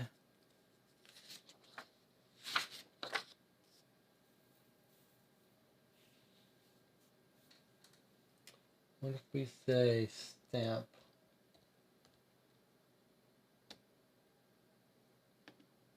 That was it. Okay. So we did get it right, but it wanted the stamp as the evidence. Well, I don't know if we got it right. I guess we have to read this. But it didn't like brother's alibi, but it wants stamp. All right. All right. Let's read it and see what we got here. Congratulations, you have solved the case and found the real criminal. Justice was served. Below, you see all the details of the case. So, it asked for the name. We got the right murderer. It didn't want us to pick brother's alibi. It wanted us to pick stamp as the evidence. And it was Tangut that they were from. So we're going to read it now and see. Bao was at first the prime suspect for the organization of the murder. This changed when his body was found amongst the ruins of the area destroyed by an earthquake on the same day as the murder. According to the letter from Lian, Bao was commissioned to buy a child for her. That's what we guessed. In light of these facts, he had neither the time, because the location of the earthquake was too far from the capital, Kaifeng, nor the motive to commit the murder. Okay, the wife. According to historical records combined with the wedding letter, Lian was born into a prestigious, wealthy family. Her husband, the vice chancellor Zhao Lai, owed her much, but despite this decided to divorce her. According to the Wikipedia article, this would have publicly humiliated her and forced her to return to her family without the privileges that she had enjoyed while married. Because of this, she had a clear motive to kill her husband, but only after she was able to secure her position. Lian needed a child, preferably a son. She was aware of Chinese birth card that her husband was expecting a son from one of his concubines, the Yiji, and she intended to purchase this child. She would buy the child to maintain her position and its benefits and would murder Lai afterwards. Okay, well, that makes sense. We figured it all out. I mean, I considered whether she was actually buying the Yiji, the actual concubine Rushi, or not, but it's not important for us. Without a child in her care, Lian's situation would greatly deteriorate. However, Bao could not accomplish what she had instructed him to do, as he was killed near his destination on August 15th with both the letter and the money on him. I guess if we had looked where he met her, we could see that that's where the guy was going specifically, but it didn't matter for us either way. He couldn't accomplish what she instructed him to do. He was killed near his destination on August 15th with both the letter and the money on him. Therefore, Lian had no reason to order the murder at that time. She would have had to be patient until she had a child. Also, look closely at the coins. The coin that Lian gave to Bao are authentic, unlike the coins found on the murderer. Yeah, that's fine. I think we knew that too. Okay, the rebel Toba. According to historical records, Toba the rebel planned the ambush and killed the leader of the imperial army, winning him the battle. The strategy for the ambush was revealed in the coded letter Toba sent confirming the plan with an unnamed conspirator. In the letter, Toba expressed his intention of killing Zhao Lai in front of his army. There is no logical reason why Toba would have abandoned this idea and killed Lai before the army left, as that could have jeopardized his chance of winning the battle. Vice Chancellor Fang Daozhang. According to both reports from the Town Watch, there are at least 2 people sent by Toba who arrived in the capital at almost the same time. One was a messenger who was found with a letter including the encoded name, and the other was the preacher with the forged coin. The messenger had the encoded name, and the preacher had the key to decode it. Upon close examination of the coin, we can see 2 dragons. If we match the coin with the 2 dragons facing north, with the letter, we get the Chinese letters which spell the name Fang Duang, historical record, or stamp. Yes. Okay, we got that. Or on the stamp. It was also on the stamp. Interesting. That would have been harder if it was only on the stamp, because we didn't think to look at that. All right, Jonathan got that part right. This reveals that the encoded letter was addressed to Fang Daozhang, and that he and Toba were planning to kill Zhao Lai in front of his army, but each with their own motives. Toba changed the ambush plan and sent Fang a message detailing the new plan. Unfortunately, the messenger was delayed by a week because of a collapsed bridge over the Yellow River, and was then captured upon reaching the city, so that letter never reached its intended recipient. When Zhao Lai was murdered and succeeded by Fang Daozhang as the leader of the army, Daozhang was unaware of the change of plans and was killed in battle. He was also caught off guard by Toba moving his army to the east with the intention of meeting Zhao earlier. For conclusion, Toba and Fang planned the murder together, but neither had any reason to kill Zhao Lai the day before they were to leave for Tangut to carry out their ambush. Yes, we got that all. Okay, here we go. The brother. When you look at the drawing of the village with the mountains of Kilian Shan and then cross-reference this with the map, you will discover that Zhao Lai and his brother are from Tangut. All right, well, Jonathan got that from the message, but I'm not sure I would have... It's saying that you should have known to look at where they were born, but when did we hear where they were born? This just says mountains of Kilian Shan. Like, I don't know. I don't understand. That's a stretch. That's a real stretch. Examining Zhao Lai's behavior towards his own country, a reason presents itself as to why the brothers had been estranged. Well, it was good that Jonathan figured out that he got the hint about the country in the north. Given their vastly different political views and the fact that Zhao had a strained relationship with his country, as seen in historical records, I guess we could have searched more on the internet about Zhao Lang and where he was from. It is possible that his brother Kilian Lan had motive to kill him just before the military operation against their homeland. However, Kilian was able to prove to the guards during his interrogation that he was not involved in the murder. How is this possible?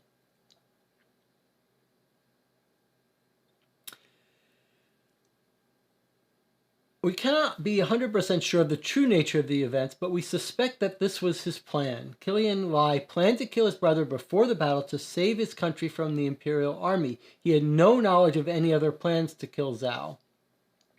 He made the stamp with the word traitor and put his personal mark on it to avoid an investigation into who had produced it. He made it appear to be an official item commissioned by a customer by creating a false order. This made the city guard believe that Kilian was being completely transparent with them, and so they suspected nothing. He paid the killer with fake Tangut coins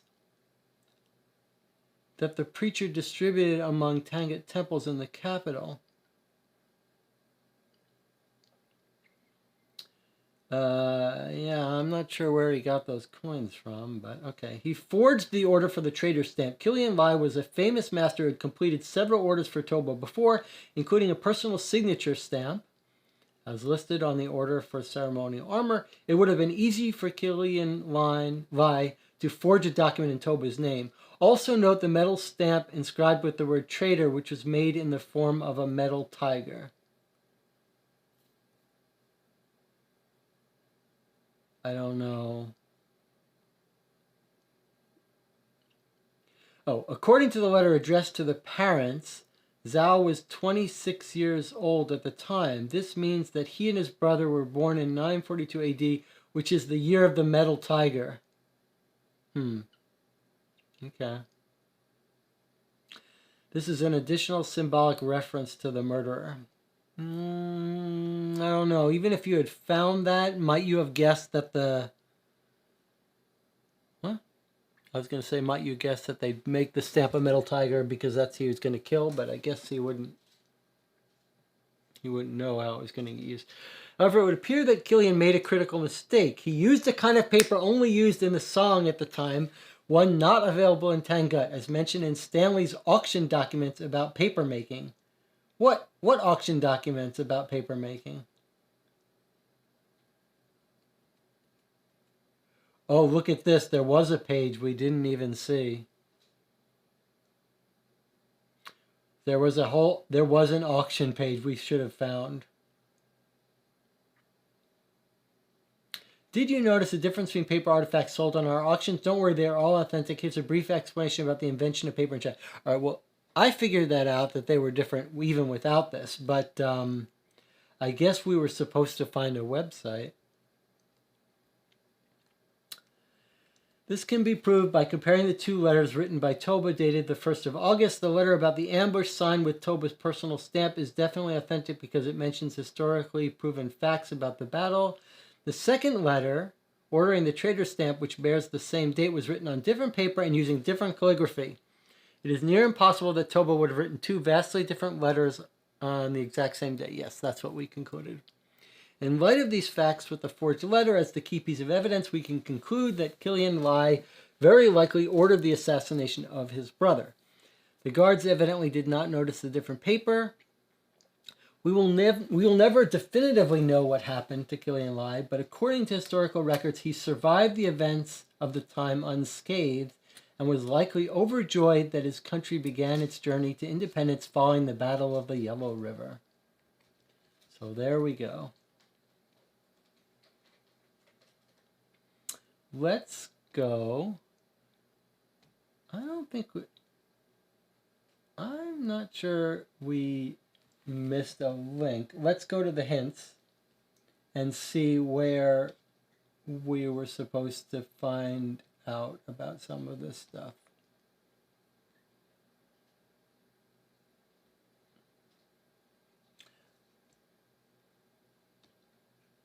I'm going to find where we're told key evidence.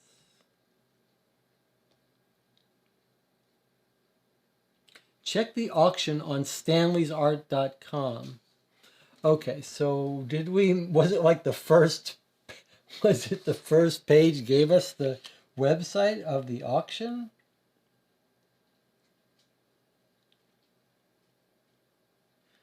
I don't see it listed. It just says an auction operated by Treasure Hunt. It did occur to me that we should find that website, but somehow in the thrill of thinking that we got it solved, I never came up again. Where were we supposed to find out about Stanley's Stanley'sArt.com?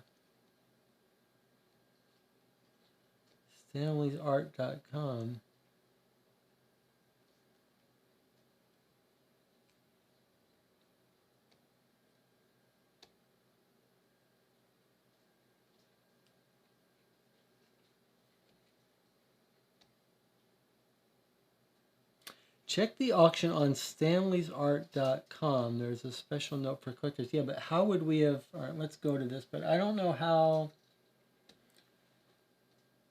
Let's see what's on that page. Stanley'sArt.com.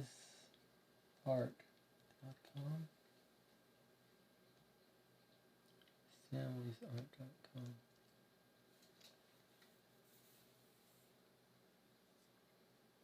Look, there's the coins. Top lots, sell, contact. Top lots from coming auctions. A rare painting by Chancellor Zhao. Why? All right, so there's a lot more information we could have seen. Okay, here's a rare painting. Oh, I wonder if this is where we would have found his... this is where we would have found where they were from. Painting Kilian Shan, Holy Mountains of My Childhood. How did we solve this without finding this webpage? Chinese vase.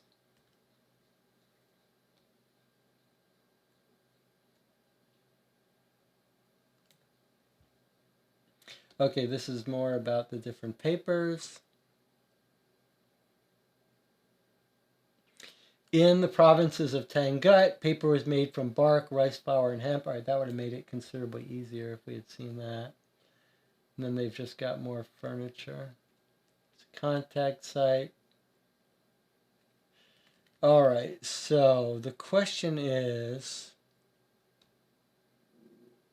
where would we have found Stanley's art? Where would we have been told about this? Just if we searched for it? Let's look at these again, and then we'll talk about this case a little more. Let me just look at these. So this says, Mark discovered the artifacts belonging to the suspected mastermind. They were listed on a private online auction website operated by a group of treasure hunters. I don't see anything about Stanley's art site. What about on this page? Or this envelope? Archivist? No.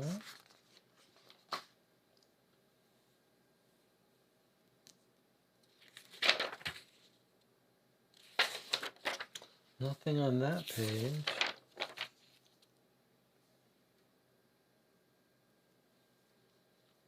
I don't see anything on the coin card about an auction house or here. I don't see anything about the auction house.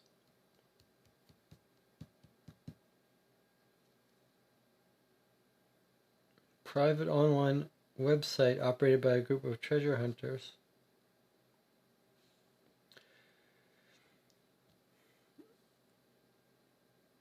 I guess maybe if we had searched for, what was the secretary's name? Bow Secretary Auction. If we had searched for that. No. That doesn't get it.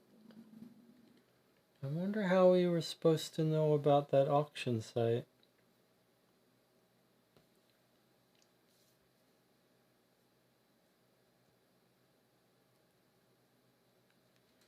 Maybe if we search for thou what? No.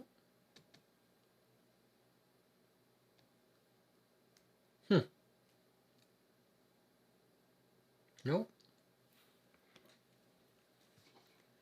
Email or Twitter feed. Okay, maybe it was. Let's take a look. Here's the Twitter page.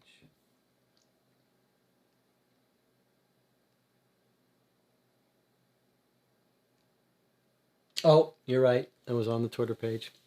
We have found gold coins from the Song Emperor Zhao Jiang. Recent auctions from Stanley'sArt.com suggest we could become millionaires.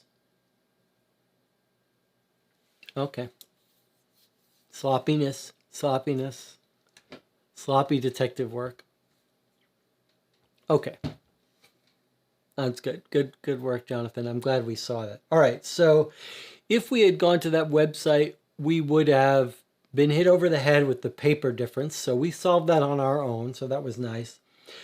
But we would have gotten another cool clue if we had spotted it about where the guy was born. I'm not sure I would have picked up on that. But between the two of us, we didn't need the extra hint for the paper, and Jonathan was very perceptive picking up the note about the village in the north being the Tangut region, which just really further underlines why it was the brother and the political difference. The brother had some allegiance to the Tangut region. Okay.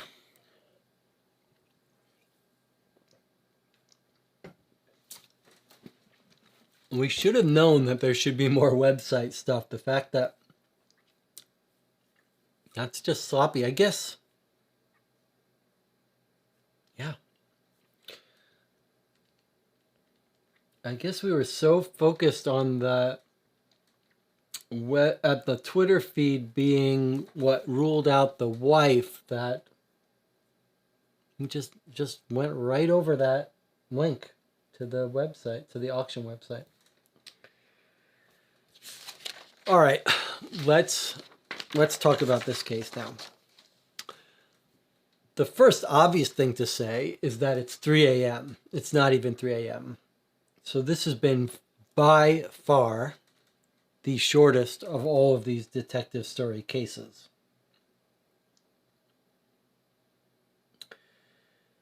So I guess I have a little bit of mixed feelings about it. On one hand, I think they completely pulled off the setting and the experience of solving this historical mystery. I mean, like, it completely worked. And it worked it motivated us, like this idea that here's this past case that's important, and that the wrong person was accused, and the fact that we could go back in history and uncover the truth was highly motivating, and it worked. And it was very fun. This is sort of a return to the letters. Working with these letters, there's something compelling about working with these letters from people. Like, because first of all, the letters are like an unreliable narrator. You're reading this letter, which is told from someone's perspective. You're not sure if they're lying. You're not sure why they're saying what they're saying. In this case, we had a letter that was forged. And you're getting like a little peek into someone else's personal life. The letter strategy is good. These games should make more use of letters. And just being in this different time, in this different place where stamps are important and the different social structures, all of that worked.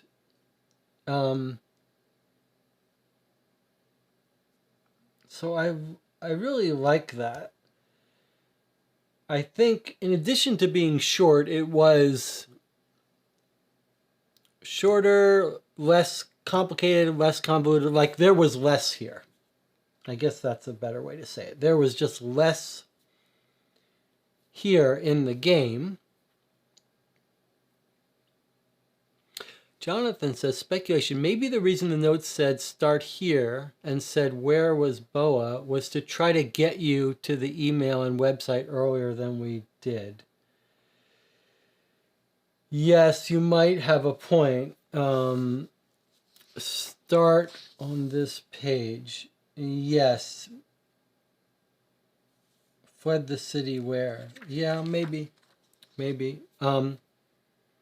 You could see where some people might not think to email that if you weren't used to this game. But it kind of stands out at you when the game says, here's his email. But it was nice that this was a case they did something a little bit different where you actually have to email that address and get a reply back. That was fun. And it was fun that that didn't occur to us till later. And this thing where you could see the illustrations of the people. There's the real guilty party. And just as it's phrased as like, this is the police report and the police stamped and what the conclusion they came to. So yeah, very cool.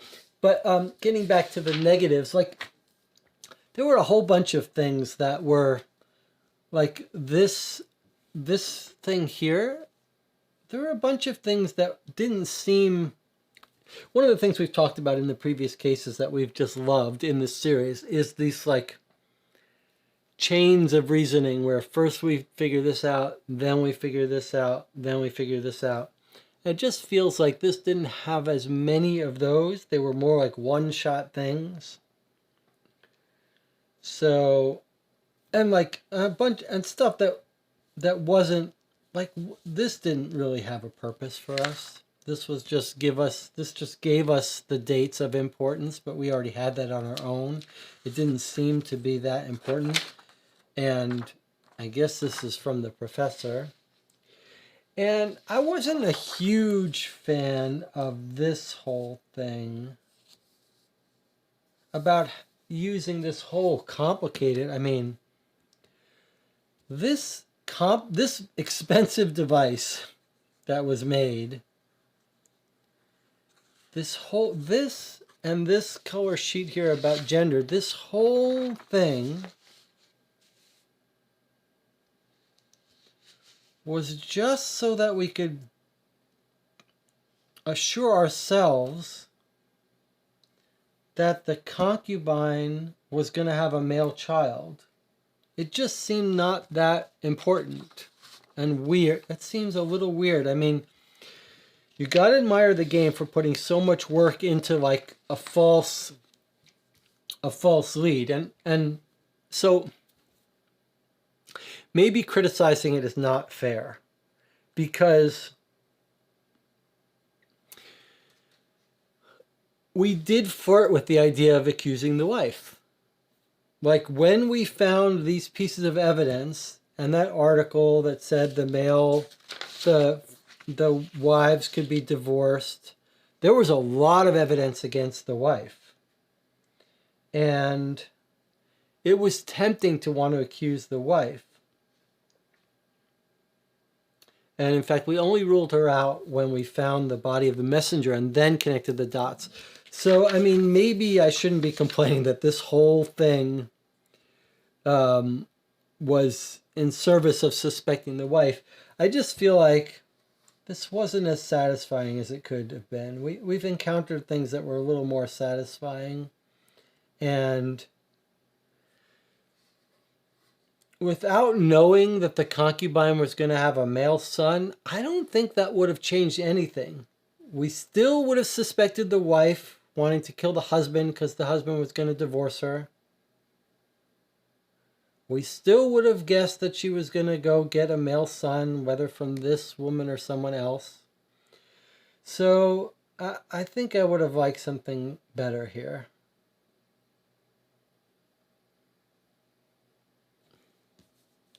But I did very much like that we suspected the wife and then had to realize that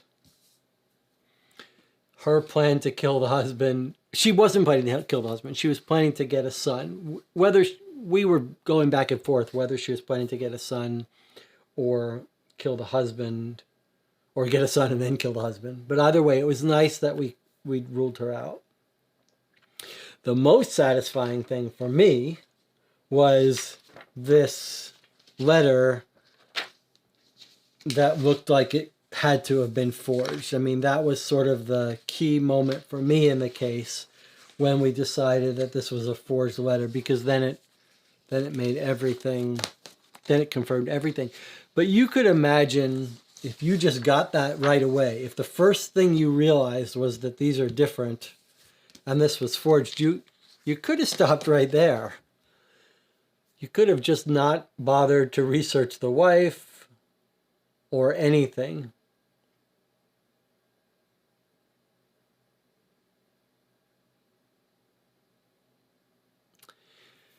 Jonathan says, this one really didn't seem to have a twist. I almost think it would be the best place to start the series. Yeah, that's interesting. I mean, I do agree that of the 4 cases, would you agree this one feels lighter too? I mean, the fact that we finished it so much faster than the others lends credence to that. There's nothing wrong with it, but it feels like a less complicated mystery, a less involved, less compelling twist, as you say. Although I thought the setting and the premise of the game was quite satisfying. I liked dealing with these historical documents, and I was motivated to solve this case.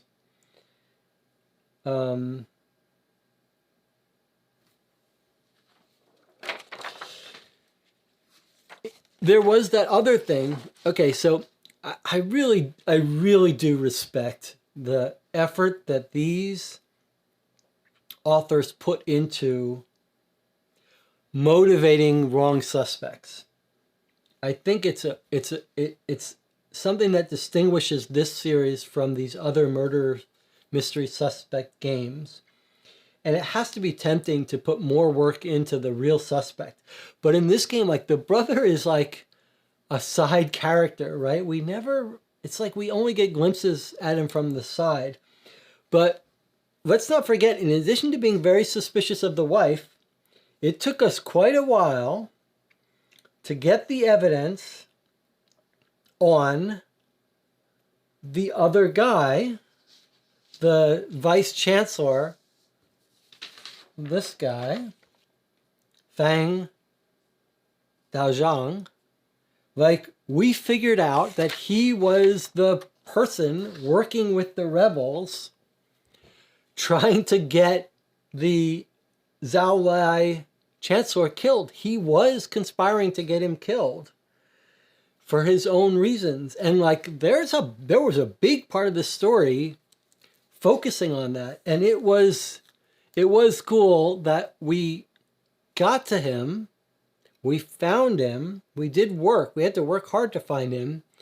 And then we correctly concluded that it would not have made sense for him to kill him earlier. Jonathan says, yeah, I feel like how to solve the puzzles was pretty obvious, so I'm not sure how long that was supposed to take, the zodiac wheel and the coin. Yeah. I mean, you had the coin one fairly early. That is something that everyone's going to get eventually. But my problem wasn't, I mean, I agree. It would have been more satisfying. It was more work. But here's a good example. For me, this zodiac thing was a real miss. Just because we used it to work with this chart and her date to prove, and we needed to figure out the date they met and when she got pregnant, to find the gender, the sex of the baby. But that just seemed like if you never figured that out, that would not impede you. If you never figured this part out, which would let you guarantee that it was a son, that would have not pushed you one way or the other to solve the case. If I told you that the concubine's child was going to be a girl, that would just lead you to the same conclusion, that the wife wouldn't have killed it, or maybe you'd say the wife didn't know, whatever. It just would not have shifted you in your solution of the case. The coin was a little different.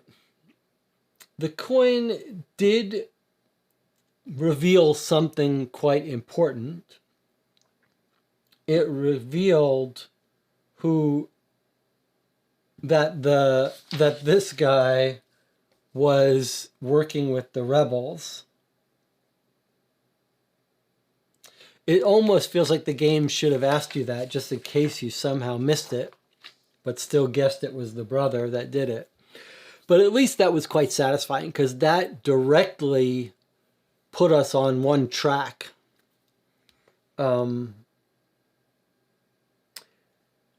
Though I guess you could make the case that even if you didn't solve that coin, you would have come to the same conclusion about the letters, that whoever was organizing the ambush and was talking back and forth with the rebel would not have killed him. So maybe you come to the same conclusion even if you don't decode the coin and figure out who it's from. But it was still quite fun to find that it was him. But it would have been nice if that information helped you a bit.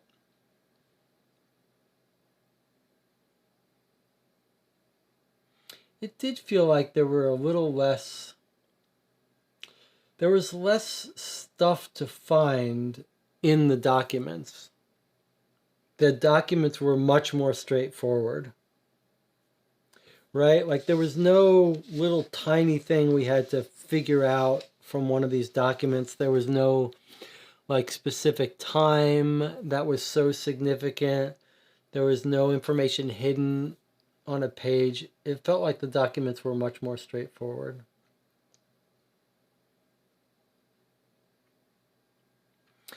The coins being, some being counterfeit, some being real, that didn't seem to be significant.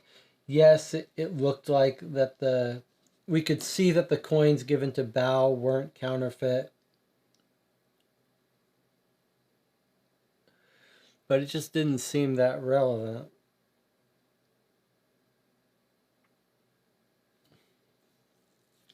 However, still good. I mean, I would still put this one. I would say this is the least satisfying, definitely not the most challenging of the cases. So I'm not sure why they will mark them in this order. But even if you put this at the bottom, which I'm not sure I would put this at the bottom. If you were to rank the detective stories cases, I'm not sure this would be at the bottom. I'm not sure that I wouldn't put this above Fire and Adlerstein. Although that may just be because we struggled with Fire and Adlerstein a little more than we should have. And I didn't love well, we won't get into that. We don't want to spoil it. This was still very good. It's just, I would say, not as involved, not as long, not as engaging in terms of time, not as hard a case. But I would still put this above all of the other mystery suspect games outside of this series. Like, I would put this as more enjoyable, more satisfying, more involved than the cold case games, the unsolved case files games, whatever. I would still put this, every game in this series, as better than every game in all the other series. I just think maybe it was the weaker of them. Jonathan says, I'm not sure it's better than Fire and Adlerstein, but probably a better place to start. Yeah, maybe. Probably Fire and Adlerstein is better, but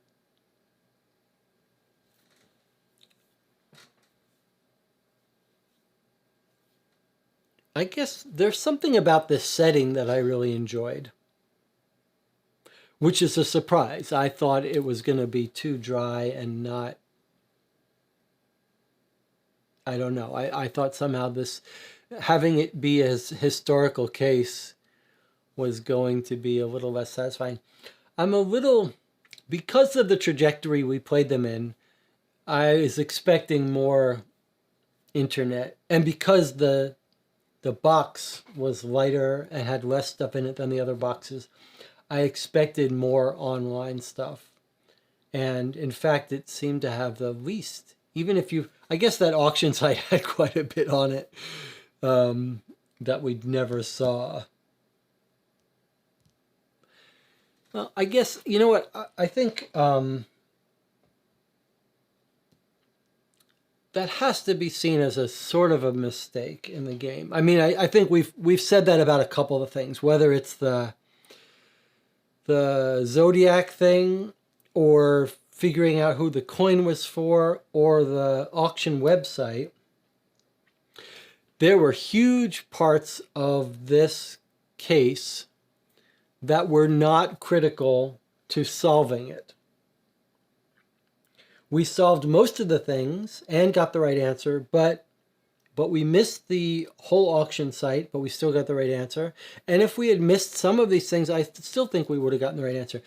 And I think in that way it differs from the other detective story games. I feel like the other detective story games, it wasn't until we unlocked all of these different important pieces that we were able to really pick our answer. And so there's something weird about this, that the game could have led us so clearly to know who did it without finding that stuff.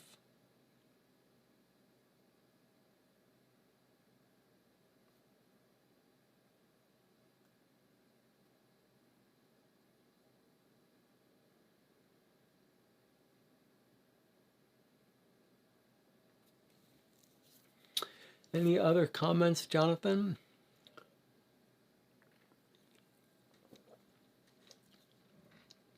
I really have enjoyed this entire series, though. And if they make more of these History Edition ones, then I would absolutely play them. Jonathan says, I agree. I think if everything looked like the same paper, but then on the website you could see a difference, it would feel better. Well, that's a great point. That's exactly the kind of thing you might expect. Like, if we got on that website and that discussion of differences in paper told us how to look for one small difference between pages, and then we looked it up, that would have been something where without that we would have been much less sure. That would have been a great idea. Make it so that that website told us a way to distinguish pages. Yeah, I mean, like, ideally, you want your players to miss that website in the Twitter posts, but then be forced to go through their evidence and find it because they should get stuck without finding it. That's a very interesting way to think about the design of these games. You've got this auction website. It should be very important. So how do you make it so that until the players figure out that they overlooked and find the website, the auction site, how can you make it so that they can't solve it? Can't be confident of their solution? And Jonathan came up with a great one. Make it so the pages can't be distinguished without that. I mean, the auction thing also held the clue to the fact that they were born in Tangut, but Jonathan figured that out from that one mention about being born in the north. Jonathan says, in other cases, the websites mattered more and maybe were hidden a little more in documents. Yep, I think you said it well. It's both things are true. In other of these cases, the websites have mattered more. They've been more interesting, but also they were hidden a little better. This one told us right on that first page, here is his email address, and it was sort of like in your face, this is going to be important. Like giving us his email address seemed weird. So it was very clear that was going to be useful for something. It was cool how it worked, how we had to email him, but you're right. It was sort of, we didn't have to find it. And that was true with all of these documents. We didn't really have to go through them with a fine-tooth comb to find important information. Jonathan says, although we did miss an entire website. We did, but yeah, it's a little disappointing that we didn't need it. But on the other hand, you could, if one group didn't make the connection between these papers, maybe the website was there to help you solve that. But since sometimes the website is the interaction on the internet part is the thing that you look forward to in these games, it's kind of sad that it didn't require us to get to it.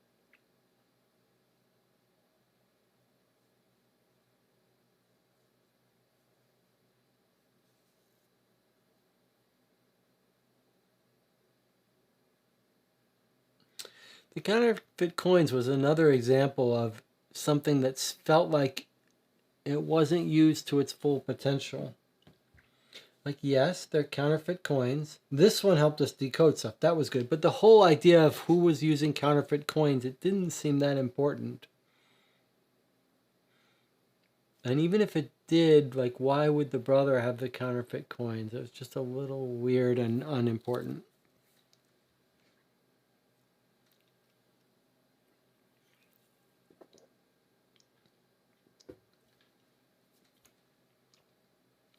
More letters, more stuff hidden in information.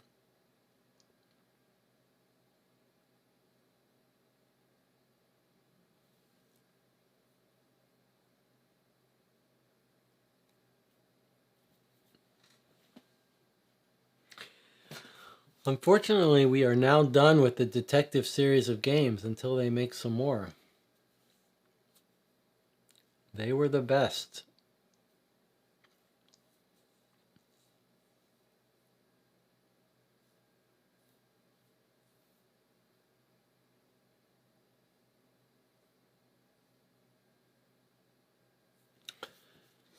Jonathan says, I'm a little mixed.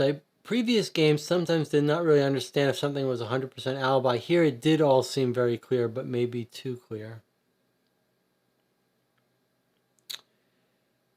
Yeah, these alibis were more cut and dried once we found them.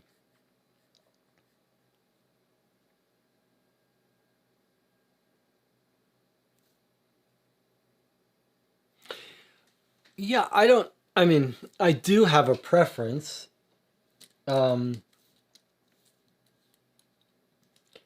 I do, I would be in favor as a design system that when you find the alibi for someone, it is a hard alibi that really eliminates them. So I'm I'm in favor of that. I talked a little bit about this to Dave Neal, who did the Baker Street Irregular Sherlock Holmes Consulting Detective box, and he said that in the initial cases he wrote, which are not the first cases he played, not the first cases in the series, the solutions were a little more ambiguous that required more guessing. And then he eventually came to appreciate the idea that when you really understand the case, you really do eliminate people and know what happened. So, from my perspective, I like the idea that if you really found everything and understood it, then you really have hard evidence to exclude people and you really are pinpointing your culprit. But the counterpoint of that is it has to be hard to find that proof. So, compared to some of the other cases, I do agree with you that this case was much more definitive about who had alibis that wouldn't be real suspects once we ruled them out. And I like that. I just wish it was a little harder to lock down all those alibis and maybe a little harder to lock down the proof of the real culprit. I mean, once we decided that once we were convinced that this note was a forged letter asking for the traitor stamp, then we were pretty sure we knew who did it and who the murderer was. And it would have been nice if that was a little harder to lock down. But still satisfying. I'm not complaining about, because we didn't get that until near the end. If you had played this game as a group, I'll tell you what, if you had played this game, different groups are going to come at different things, and you had immediately said, whoa, he's writing, the rebel guy's writing everything on this, but he's writing this on this, I think it's a forgery. You could have, after 10 minutes into this game, half hour in, you could be fairly convinced you know who the suspect is. That would be deflating. We got lucky in that we didn't make that leap until near the end of the game. But as soon as you saw that, as soon as you convinced yourself that that was significant, you'd basically know your suspect. Jonathan had the fix for that, though, and it was an easy fix, which was don't make it obvious that the paper is different. Make it look almost the same, and then have the auction website be the site that teaches you how to differentiate paper from the song area from the other area. So Jonathan, you found the one fix they could do to make this game better. But fortunately, we did not figure it out from the first time we looked at it. It took a while to see it.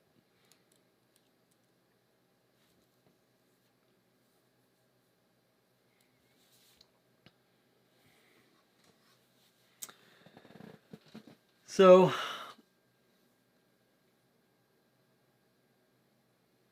I think the next games to play is going to be Gaslight, Adventures by Gaslight Sherlock Holmes. I don't know if I'll be ready to start that next week.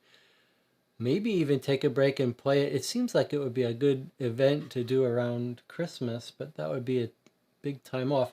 I do also have a couple of these hidden game series, which looks like it was inspired by detective stories that make some use of the internet. Two of those, I'm tempted to try playing some of those. But I am also interested in Adventures by Gaslight. The other thing, as I said, I'll be doing is recording a whole bunch of videos, a series on making a YouTube channel for board games. So dealing with multiple camera angles and talking about equipment, mostly talking about equipment. I don't know why that would be of interest to anyone who would watch the channel, but I just feel like it's time to get to spew out everything I've learned, and then while it's still fresh in my mind.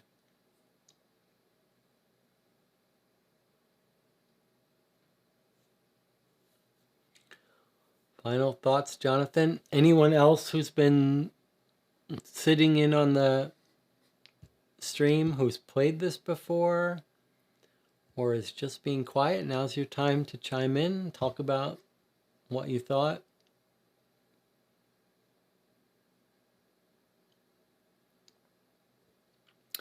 Jonathan says, with other games, is there more of a focus on looking at lots of interviews, statements, and finding contradictions? Absolutely. You're talking about the other mystery suspects types of games, like the cold case and the unsolved case files.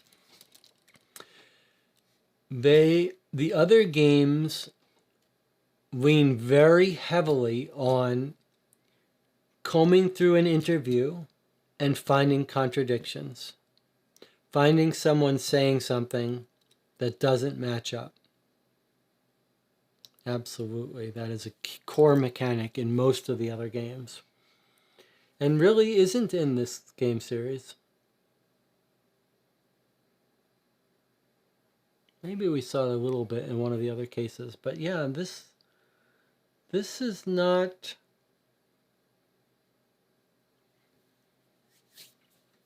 This series is a little more clever than that. The other series lean on that like a crutch. Like you're reading the interviews of the detectives and you're seeing who is given an alibi that is slightly contradicted by the facts. And that gives them away. Here we've got a much more sophisticated way that they're given away. But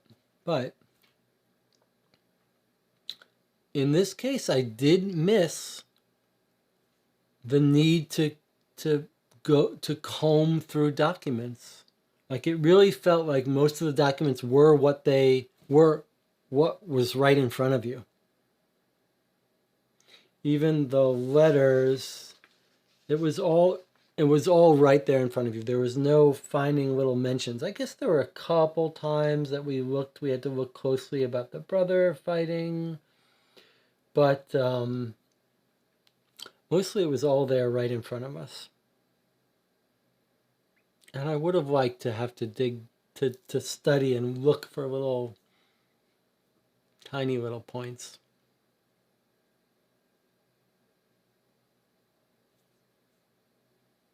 I feel like we didn't need our notes either.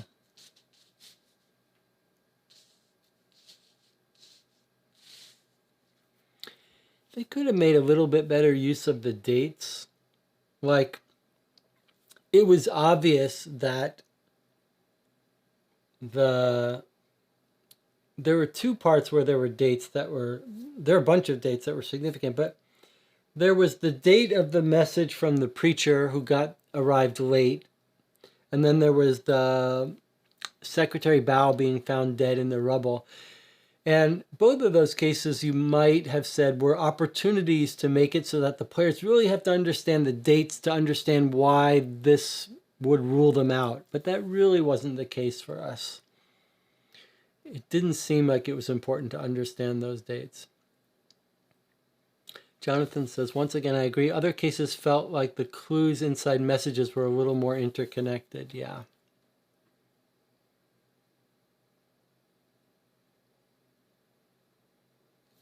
Same design team, I believe.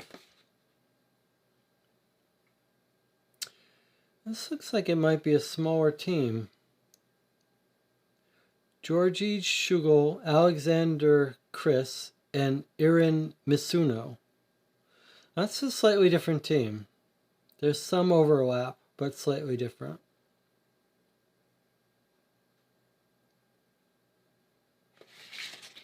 The series does still continue to impress, though. I mean, the work that went into providing the Chinese symbols for every letter, the stamps,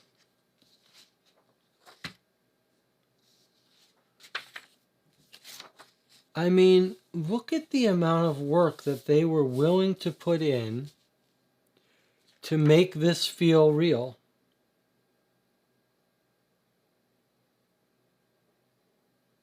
This is not wasted work. This is important. This makes a difference.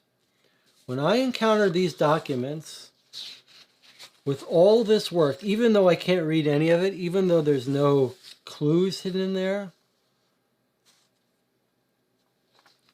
that makes a difference in experience. I want to, like, these designers need to be commended for that.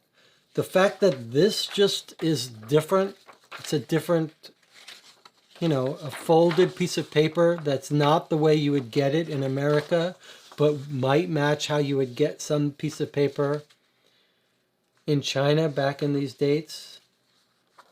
Like, that extra work is really appreciated, and it changes the tone when you approach a game like this, when you know that that much effort has been put into making things feel real, and that much effort has been put into all these stamps.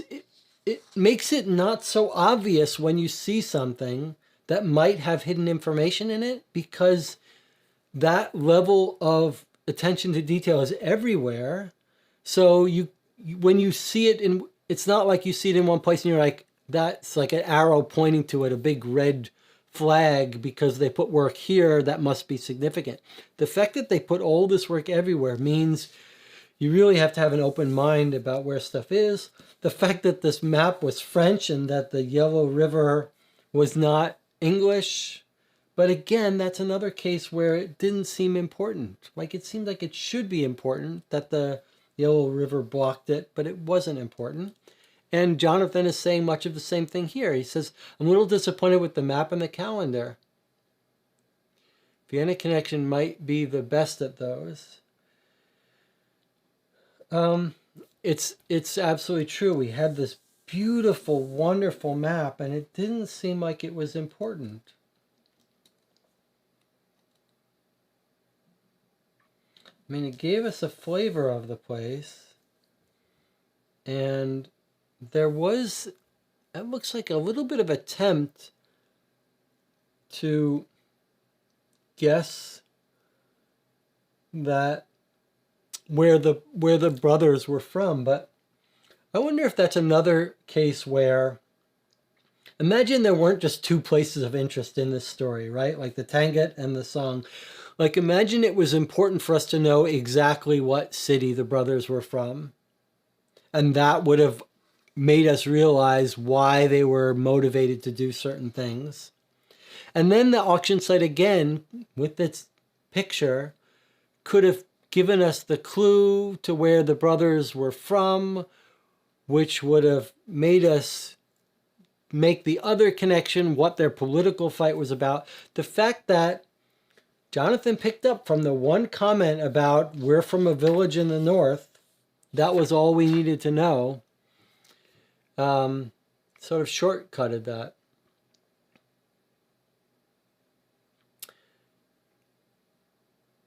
Jonathan says, probably tied with Gumshoe with coolest looking map. Yeah, Gumshoe was a crazy map. They just used real maps, and those were super dense. But that was an and they were huge, right? They were interesting. But yeah, it would have been nice for the map to be more important. And the calendar. The calendar was a total throwaway. It almost feels like this was designed as an easier case, even though the website seems to suggest that this is a hard case, and we thought it would be the hardest of the cases. This almost feels like it's the easiest of the cases, which is why Jonathan's been saying this would be a good place to start.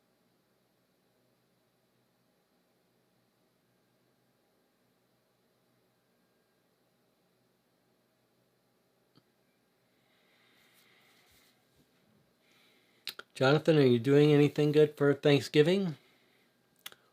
I will be going over to a friend's house for Friendsgiving. My family's all in New York State. So I made some ice cream. I made coffee, mint chocolate chip with Oreo, black cherry, and strawberry. So the ice cream is made. I'm ready to go over and hang out with friends. Jonathan says, I think the idea of clues from the present, Twitter with the past is really cool. Maybe the next time can develop it a little more. Also wanted 2 parallel cases.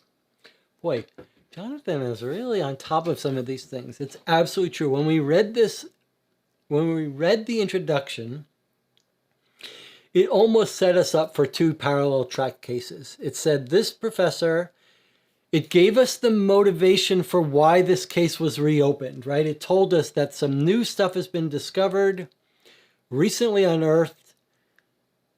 It was being auctioned off. There's another clue that there was an auction site. And then our professor rushed down to try to solve this case that was just unearthed by the discovery of this stuff. And then it said the professor was sort of out of context. So it almost looked like what was going to happen is that we were going to get some descendants from the first case that were killing off our professor in the present. And it was a little bit of a letdown that didn't happen. But Jonathan makes a good point that that was a fun system. The fact that we had current day stuff. We had some involvement with people who were investigating in current day. And it might have been nice to see more of that. And maybe a little bit of mystery involving the present. Like maybe we could have discovered something about the artifacts that were found and which ones might be real and which ones might. And maybe we would have some descendants involved in a little bit of a mystery in the current day. Jonathan says, I'm having Thanksgiving with family, but will still be smaller than most years. Reduced traveling.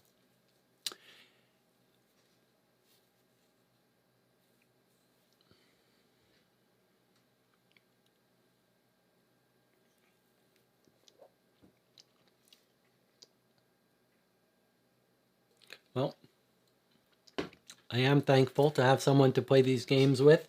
I don't know how well I would have done without Jonathan. Jonathan really helped out in this one. Although, when you got to those guessing, if you had guessed the wrong person, you might have guessed. If you guessed song, then maybe you would have tried the other one. I do think this series has a great website. The hints are really nice how they're laid out. The solution is really nice. There is no reason that answer should not have accepted the answer of the key evidence, brother's alibi. There is no reason that when it asks you what the key evidence, that when we typed in the metal stamp, it accepted it, but if you type brother's alibi, it didn't. That makes no sense. This is really the key piece of evidence. So there's no reason that website couldn't accept both.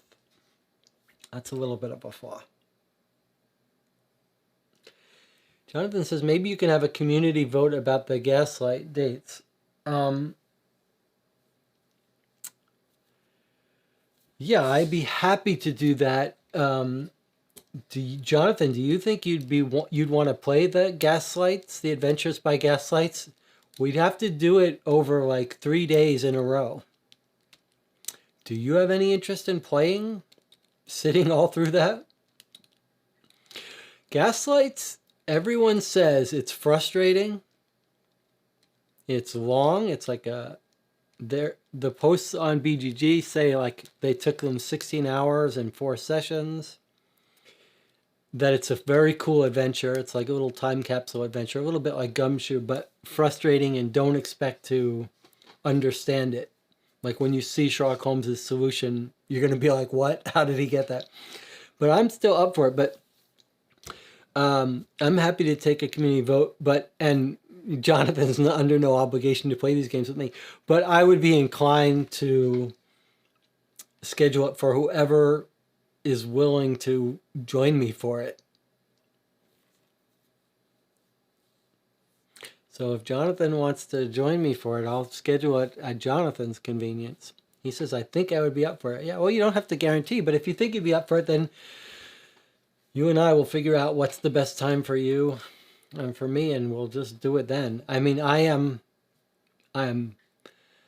there is something about playing this game, especially it's like wrapped in its box from 1986, right? So what? That's 20 years plus 20 years. It's 30 whatever years.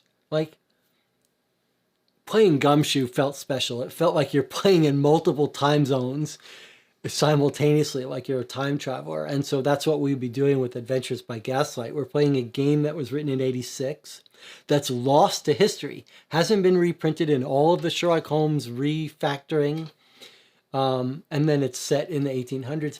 Not only that, but it was actually released originally, or at least, yeah, it was released as a contest. They didn't give you the solution.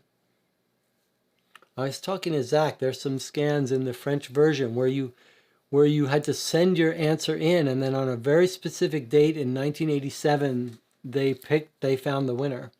So it does feel like we're going to be traveling back in time.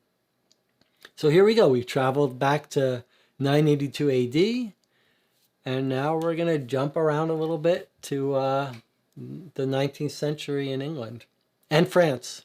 France is Adventures in Gaslight. You travel to France. So it's all coming full circle.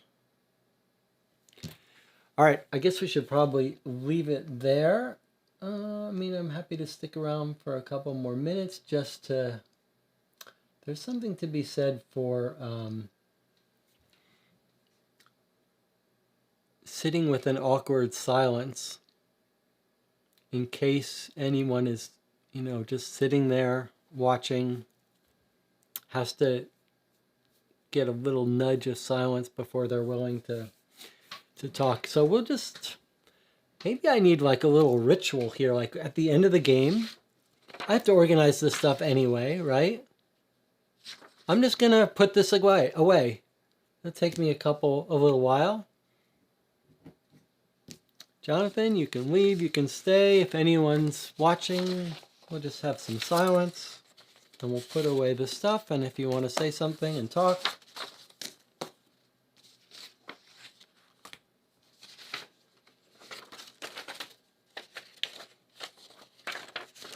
I like this idea. Do any other YouTube board game channels do this? At the end of the playthrough or the review, you just pack up the game in silence and get 10 minutes while you're putting away the game to sort of relax, wind down.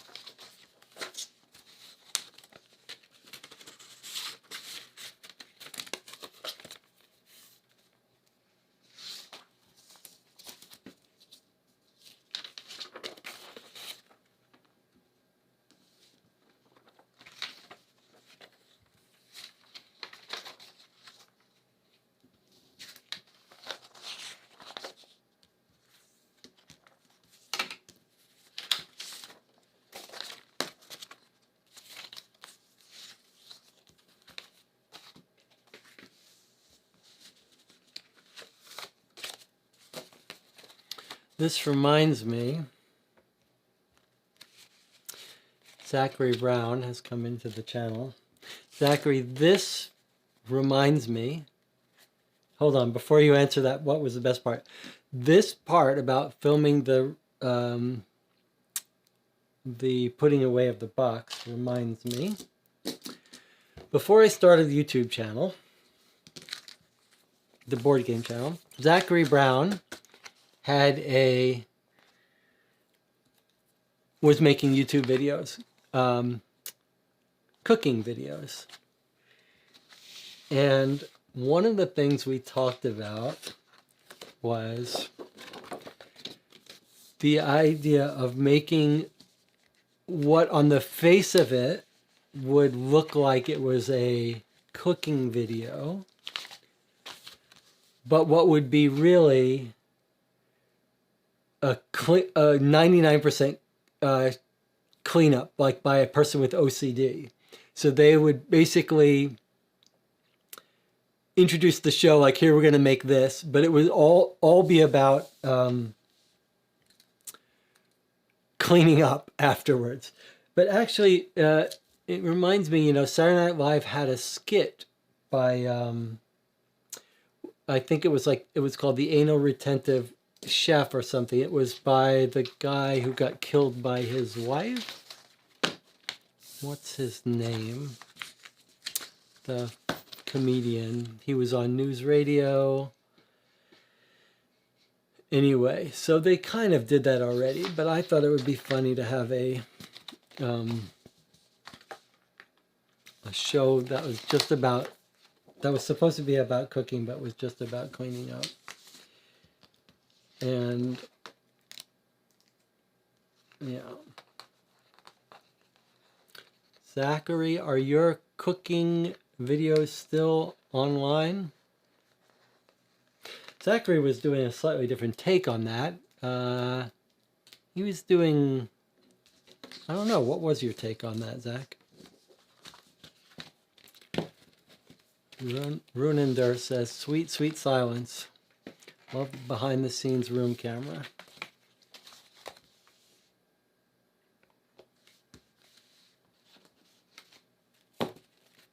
That's a little camcorder I put in the corner just for fun, to try it out and to help me make my video on making on the equipment and stuff. But it's not meant to actually be up for any period of time. It's just like a little fun thing.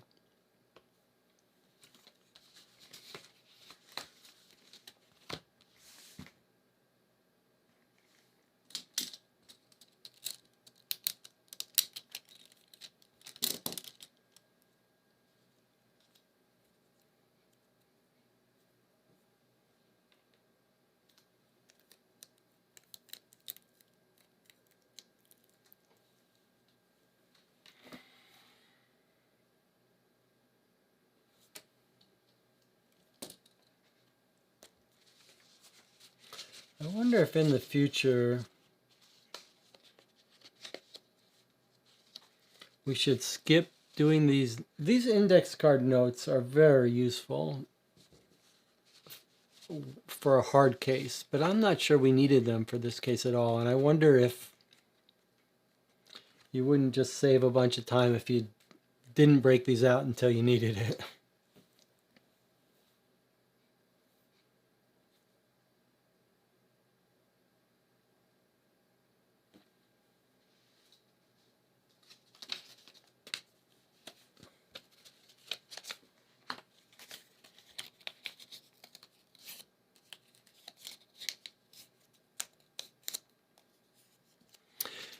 There were parts in the previous games in this series where there were moments that were super fun. They involved website in some cases that were just like brought a huge smile to your face. This didn't really have that. But it was more straightforward. But there were some satisfying moments when we ruled certain people out. That was satisfying. And I think the most satisfying part to me was the figuring out that one of the letters was forged. And then things just clicked into place.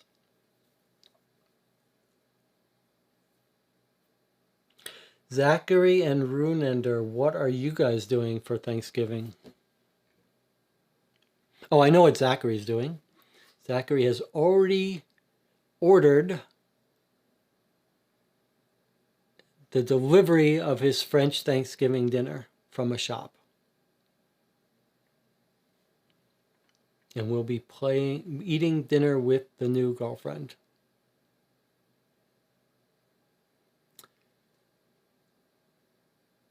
Zach says, I ordered a full Thanksgiving meal from The Real McCoy. The Real McCoy, is that a translation of the French name, or are you saying you ordered from an American restaurant in Paris? American junk food in Paris. I see, okay. So that's how you're celebrating American Thanksgiving in Paris. You're ordering from an American place. Runender says, doesn't have Thanksgiving in Sweden.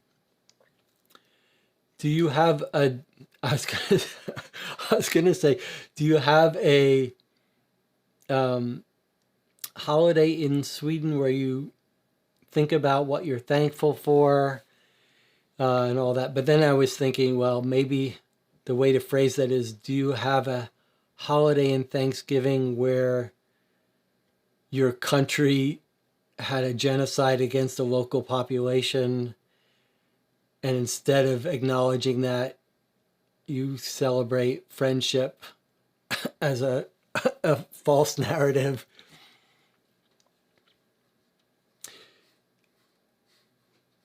Jonathan says, if you want to just keep amassing detective games, might want to look at Postmortem LA.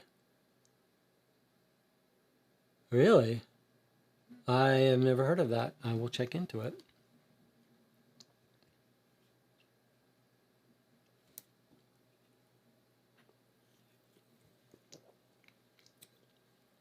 When we used to celebrate Thanksgiving at my mother's house, yeah, everyone brings food, but the other part is just we used to go around and say what you're thankful for. And I think, you know, it's definitely appropriate to have one day a year where you think about and talk about what you're thankful for.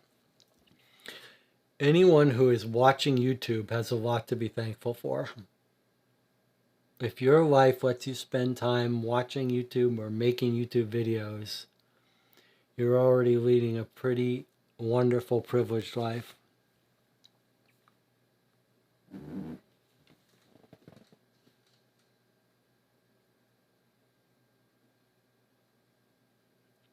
Runender says in Sweden they do that at Christmas, kind of. Yeah, that makes sense. I've got on my list here to talk about the First 48. That's my favorite detective show on TV. Real life detective work. The First 48, an amazing series. If you haven't watched it and you're curious about real detective work, it's just phenomenal. And it's phenomenal over multiple seasons, many episodes. It's just really well done. Zach Brown says, in France, it's July 14th. July 14th is where you say, oh, Bastille Day. Oh, Bastille Day is a celebration of what, Zach? What's the real story of Bastille Day? We should also be pretty thankful for our health during this time. Absolutely true.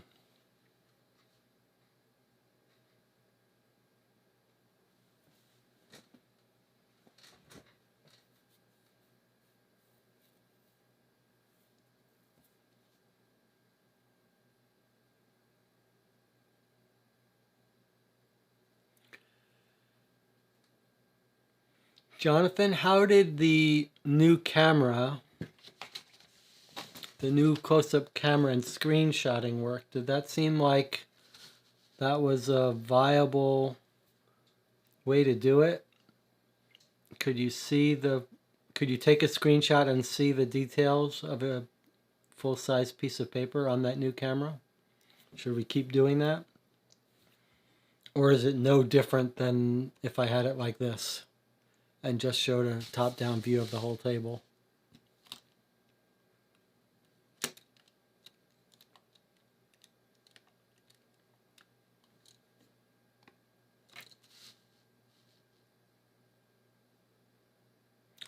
The only time this hurt us is when there were things like the coin or the fingerprint. That would be nice to get a really zoomed. Jonathan says, yeah, it's better. Okay, so I guess we'll stick with that.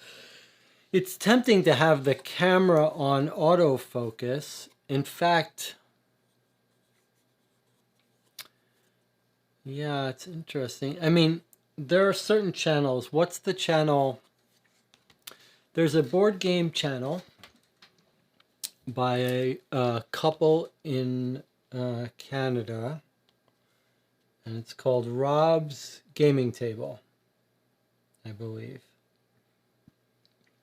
They film with a green screen and they play Descent and Arkham. They play huge numbers of games. He's got a top-down camera, but when he wants to show something close up, he goes to the top-down camera and he just holds it up. He's very good at it. He knows exactly where to put it. And his camera is an autofocus, and it quickly focuses on what he holds up. So if he wants to show you something that you can read it, he holds it up like this. But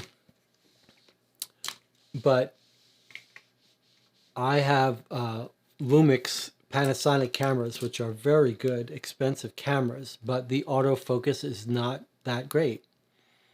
If you want to know about technical stuff, it's focused by contrast detection, whatever. So I'm guessing he's got some Sony camera with some great autofocus. And if I tried to have the top-down camera autofocus, when I went on the top-down view, it would be pulsing, and when I held it up, it would take some time. But it's conceivable that I could turn it on to this angle, since I almost never now go to this angle with these games. I very rarely show the full table. It's either super close up or front. So maybe I could turn this camera, turn on the autofocus, and then when I really wanted to show something close up, I could hold it up and then you'd be able to see it. So maybe we'll try that next time.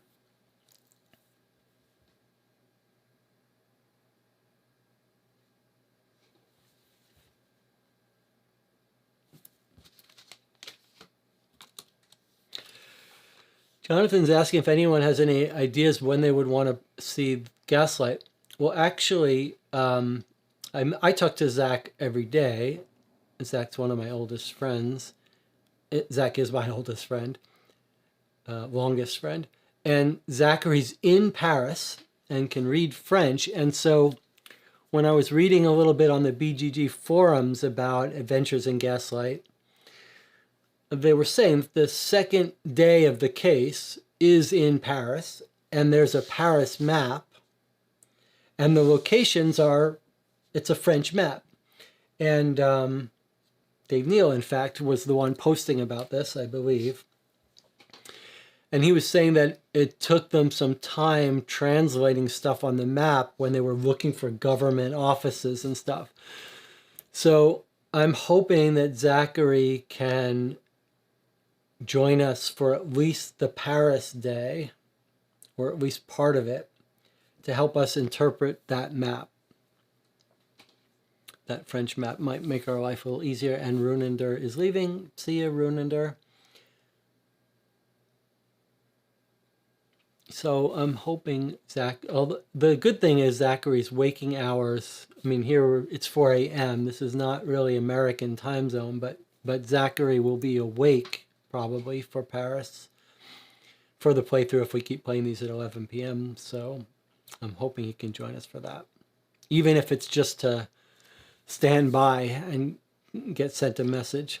All right, Zach, we'll see you.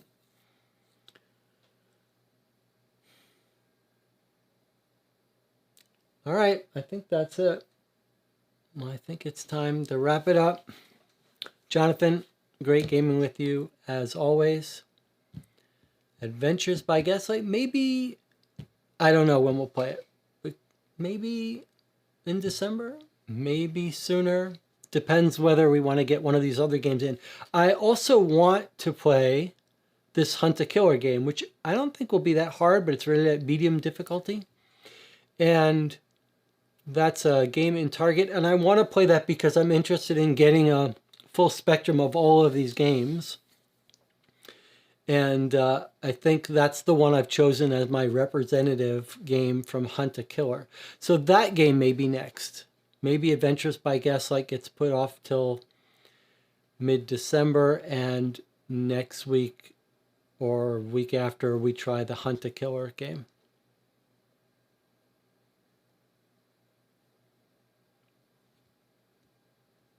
Jonathan says, have a good Thanksgiving. And yeah, everyone who's watching this, if it's not Thanksgiving yet, have a good Thanksgiving. I guess we'll sign off there. I guess I have to do my thing. Where's my thing? Okay, right. I gotta switch back to the laptop for fading out. All right, Jonathan, thanks again. Anyone else who may have watched this, probably no one ever in the span of the universe, 10 people will watch this video before YouTube collapses. But it was fun. I'm glad we solved the case from 982 AD. I will see you next time.